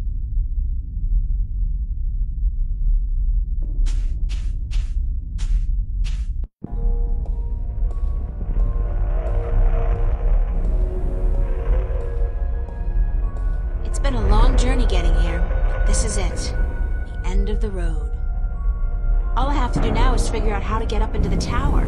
I thought I'd already passed the 3 trials. There's always something. Guess it's not supposed to be easy.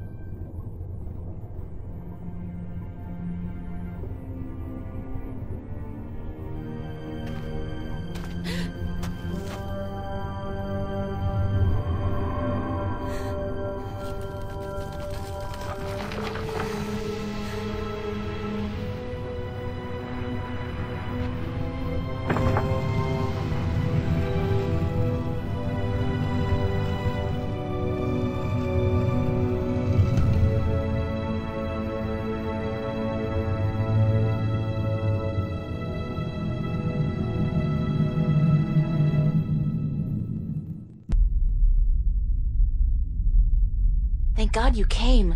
I thought you were lost for good. My path here diverged from yours. You had to pass the 3 trials. You were right in warning me. This place is like a Freudian nightmare. The first psychologist to arrange field trips here will rake in a fortune. I mean, talk about shock therapy. It is a sacred place. Only the chosen few can pass through the desolation. But then why didn't my hand work on the Well of Making? I mean, I passed all the tests, right? That is a mystery. You are to be the 13th Guardian, are you not? The balance has picked you. Your hand should have unlocked the tower, like mine did. Why did it still react to your hand? Even though I left the tower, I am still the current Guardian, and I will continue to be until you go through the ritual and take my place. Hold on. I think we're about to move. The tower is letting us in.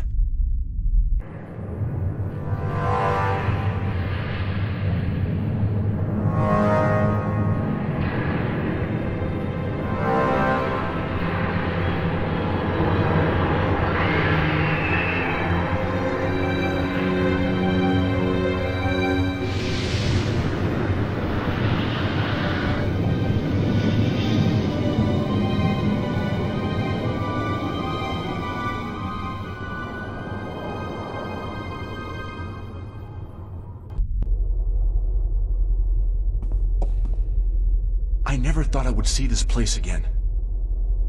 It's cold. Was it always this cold? I do not know. When I was here last, I did not feel much at all. Well, I'm freezing. I spent more than 1,000 years in this tower, and yet I cannot remember ever feeling warm or cold. Being Guardian, there is just the balance, and our duty to it. You didn't feel anything? There are no emotions. Emotions interfere with the balance. I was the conduit between magic and logic, between chaos and order, and I had to be clean. That sounds horrible. It never felt that way. I was content, as far as it was possible for me to be content, until the very end when I became restless. That's when you left the tower? I had no choice. The balance forced me out. I was polluting the flows that passed through me, through this room, and it was time for someone to succeed me. So now it's my turn to be Guardian. Are you afraid? I've never been so afraid in my life. 1,000 years. Everything will be gone when I'm done.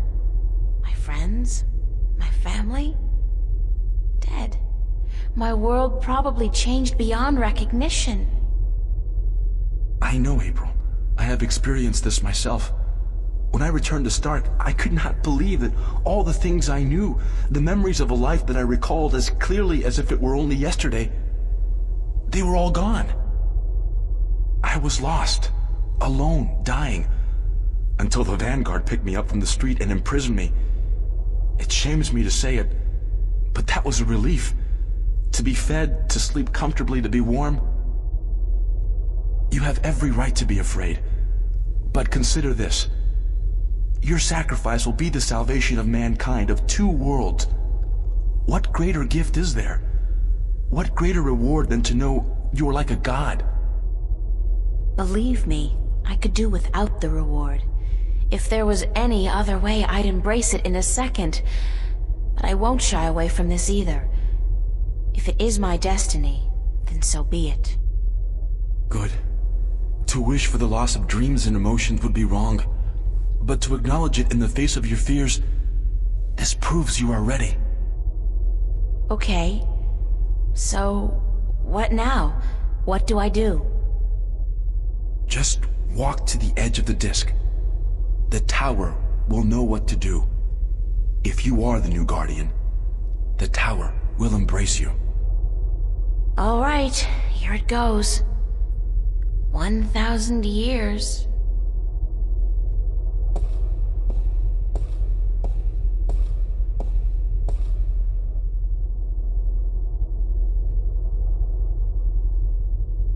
Now what? Nothing's happening. You are right. Then it is as I suspected. What? What did you suspect? That you are not the one chosen to take my place in the tower. You are not the 13th Guardian. If I'm not, then... I think I may be able to answer that question, Miss Ryan. You? How the hell did you get here? You didn't think your little games back at the station would fool anyone, did you? Aside from those moronic and useless guards.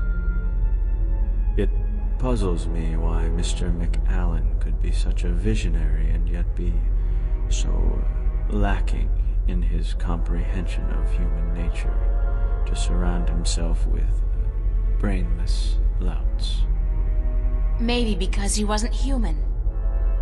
He was not. That would explain a lot. If he was not human, then what was he?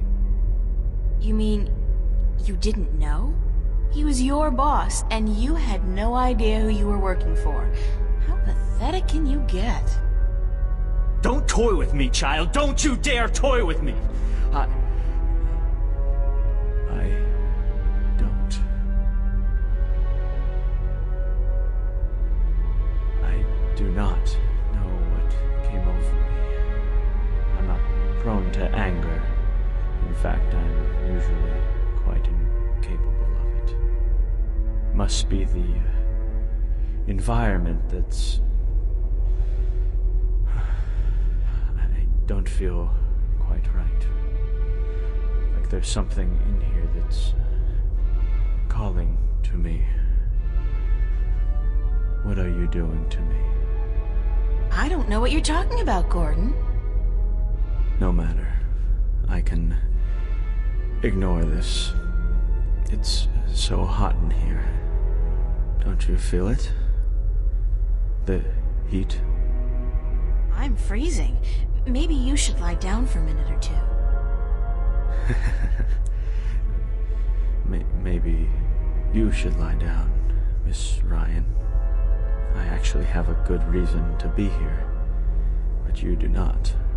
After all, you are no longer a candidate in this race, are you? I may not become the new Guardian, but neither will you. The balance will never accept you. Don't be so sure, April. That's your name, is it not, April? Yeah. I will be the Guardian. The balance will have no choice. Not with you and the previous Guardian gone. And there's something here, isn't there? Someone's calling my name. Someone's... No. No. Not that. Not here. You brought it here, you stupid bitch! Stop!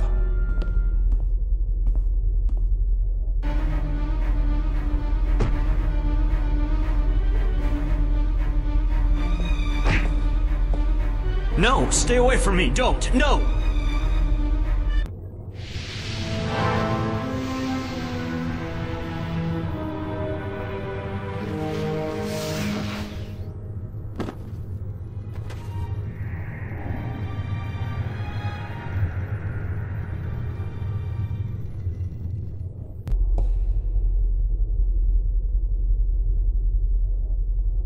What happened to him? I'm alive again. You gave me back my life. I did? You don't sound like yourself. Are you okay? I do sound like myself. And I'm better than I've ever been, April. I'm whole again. So it worked? The joining of two halves? Magic and logic. Order and chaos. I'm in balance now. I am balance. And it's glorious. I'm sorry for what I did to you, April. And to you, sir, I'm sorry for everything. It wasn't you. Not all of you, anyway. It was me, but it misguided me. I wish I could undo all the harm I've done to both worlds. Both as Gordon Holloway and as the Chaos Vortex. But I can't undo my actions. All I can do is make sure they'll never happen again. And the only way to ensure that is by becoming the Guardian. You?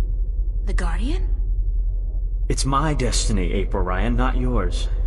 I was born to be the Guardian. And although the Vanguard almost managed to prevent that from ever happening, they didn't succeed. And now, I'm ready. Thanks to you. But what about me? If I'm not going to be the Guardian, then who am I? That's something I cannot answer for you, April. Only you can do that.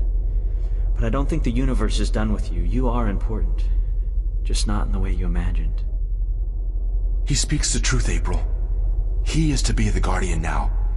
It was always his destiny, even though it was taken from him by the Vanguard. We will begin the changing of the guards now, Gordon. And you, April, thank you. Thank you for your sacrifice, your courage, your kindness. Okay, stop. You're making me feel very self-conscious. I only did what had to be done. Which is more than most people would have done. Your journey here will be remembered, April Ryan. Remembered and retold for all time. Right now, I'm only concerned about what's coming next. Where do I go now? Where can I go? That is your choice to make. But do not fret. This world will never hurt you again. How do I get back to Stark? Or Arcadia, for that matter? Walk.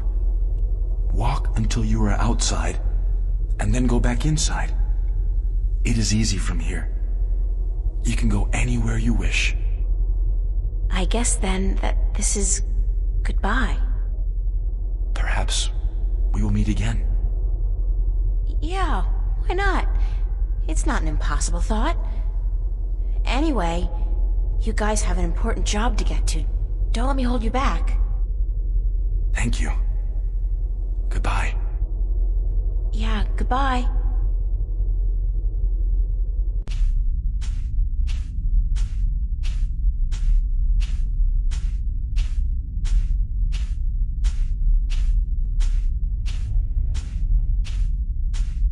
So that's the end of that. Funny. I feel almost melancholy, despite everything that's happened. I'm actually gonna miss this adventure.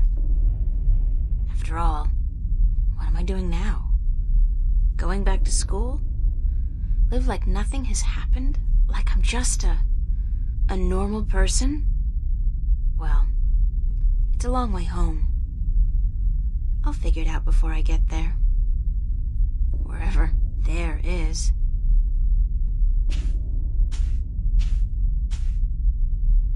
Hey, April, wait up! Where you going? Wait! Don't leave me here!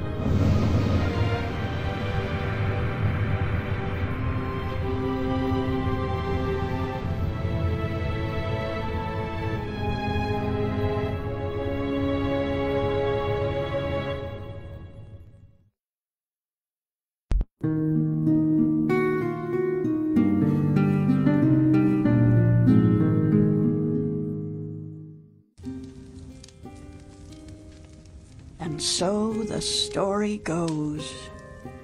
Is that it? But whatever happened to April Ryan? And did that man, Gordon Holloway, become a good and just guardian? That is the end. If you had studied your scriptures, child, you would know that the 13th guardian was the last guardian to watch over the balance. Was it after his reign that the worlds were reunited? During his reign. Not long after the events I have just described. Please tell us more. Tell us what happened to April and about the reunification of Stark and Arcadia. I think I will save those stories for another night. I'm feeling tired, and it is late. I would see you out, but my legs... Thank you, Lady Alvani. We'll find our way out ourselves. Thank you again for your hospitality and for your story.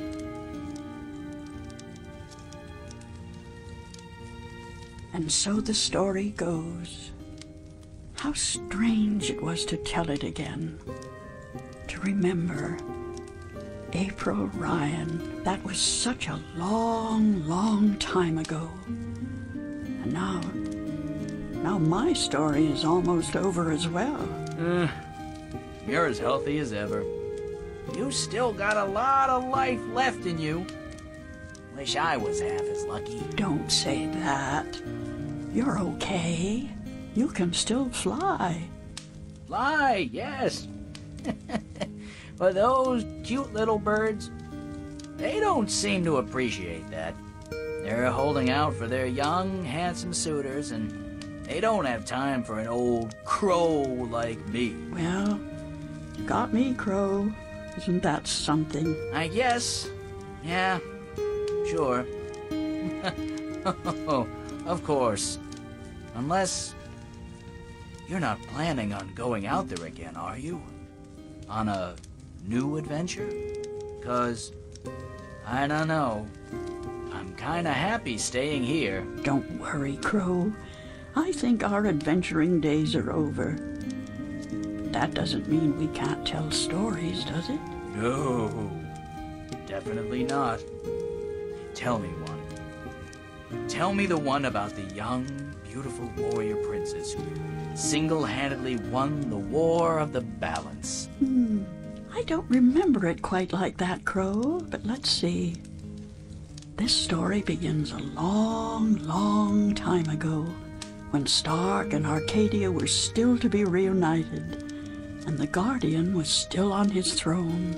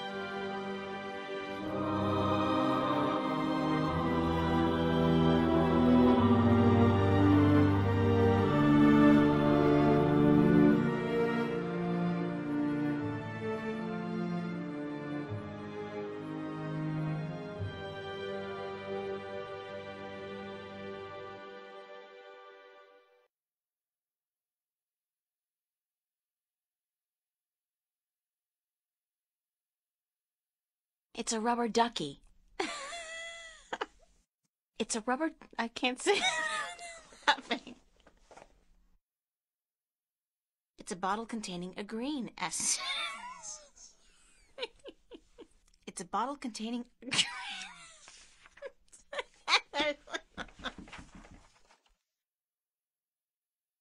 It's Captain Neverbait. Oh my God. My mouth. A map of Shangegriel? Changangriel? Why can't these magical words just have places? Shangegriel. Changangriel? Real. Shangegriel.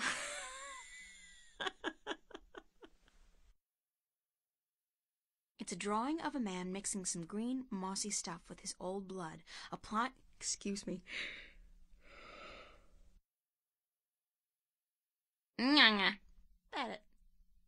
That is.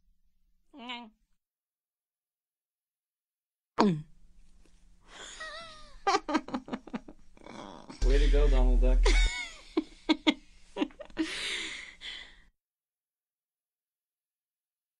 Judging by his ungainly stance, I'd say he's a mariner pining for the sea.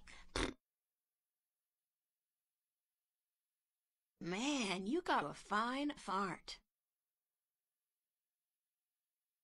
Oh. Well, last time's it's more of a line on the wardrobe. Mm-hmm. 18. Oh! No. Oh. Sorry, it's more like... Okay, 19. Oh!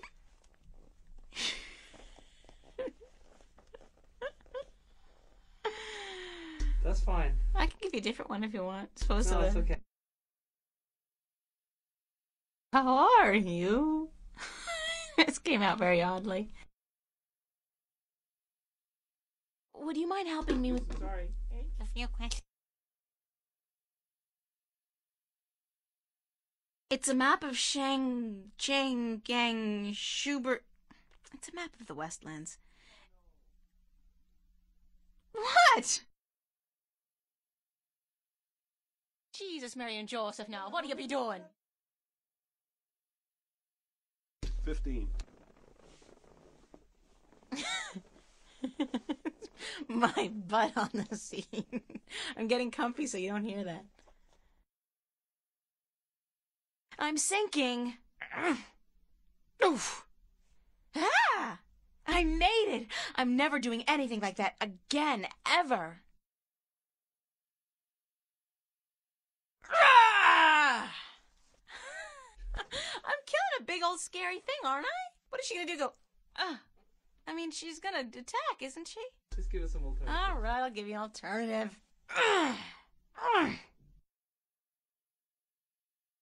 Saying I don't have a script. Oh, say thanks. I have Just say thanks. Thanks. The shades are drawn. The shades are drawn. The shades are drawn. The shades are drawn. The shade.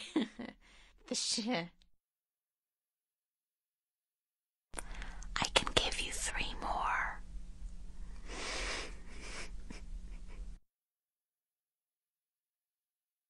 Okay, hook me up. Okay.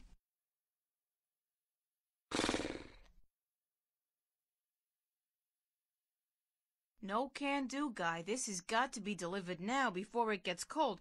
You know how Mr. McAllen hates it when his pizza is cold. Mozzarella. That too. Poor guy's drugged out on Amethyst. They say the first... Didn't I say this stuff already?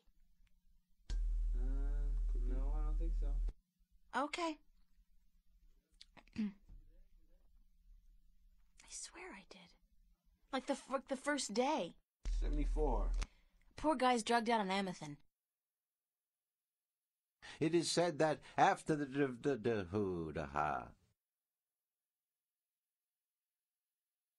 she gave birth to our 3 female children, a Bratha, a Bleaks, and you gotta be kidding. Ah, girl, You're taking me line.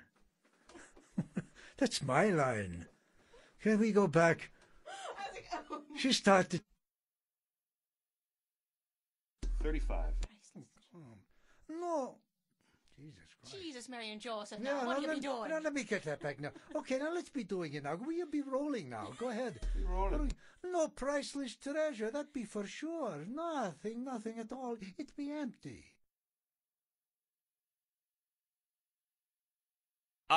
Blow me, baby? Blow me hard, huh? She's enormous.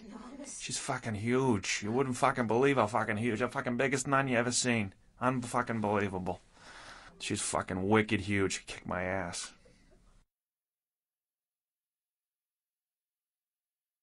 Weird fucking things. They're trying to control these powers he has. They fuck up big time, though. And the kid is totally screwed up. He's split in like 7 pieces. He's like, in some spiritual way, he's one part chaotic, the other part toaster oven, then there's like a logic part, and then he's like plastic. He's completely fucked.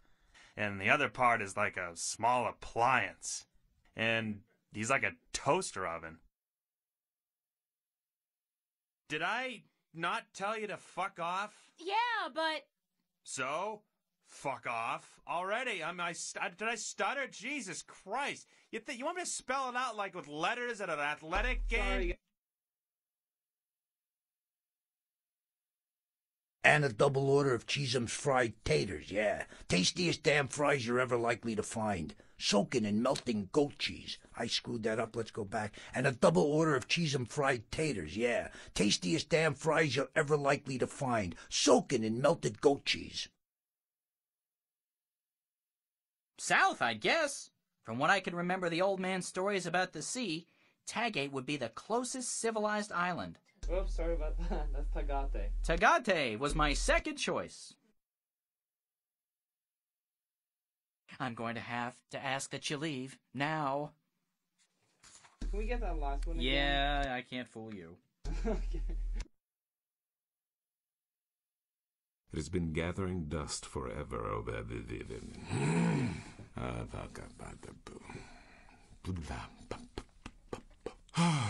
Heavily... Sorry. Oh, I love this. Go ahead. One more. Quack. Quacky. Whoops. Okay. That was too hot. I give more air in there. Indeme res templa sans vermine. Fuck. Want to do it again? Oh, good. All right.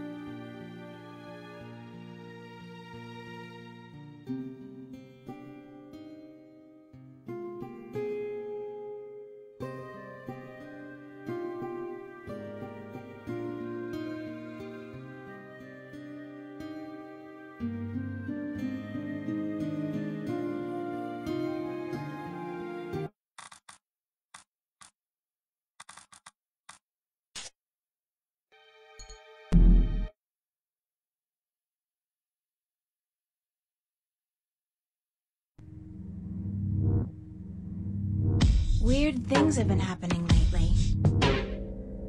Weird things have been happening lately. Weird things have been happening lately. Weird things have been happening lately. Last night, at the cafe, right in front of everybody, this creature appeared out of thin air. Just like your forest. It was only there for a few seconds and then it disappeared, but everybody saw it. Everybody. The day we met, we clicked instantly.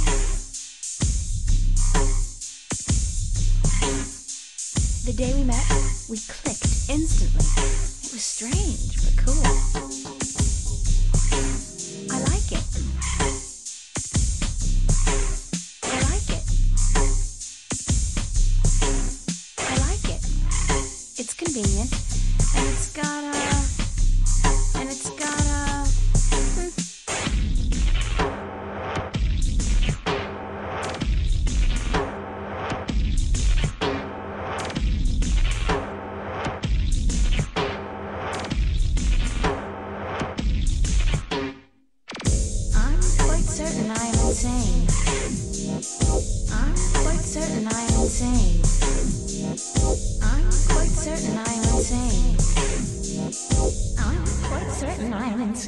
Definitely.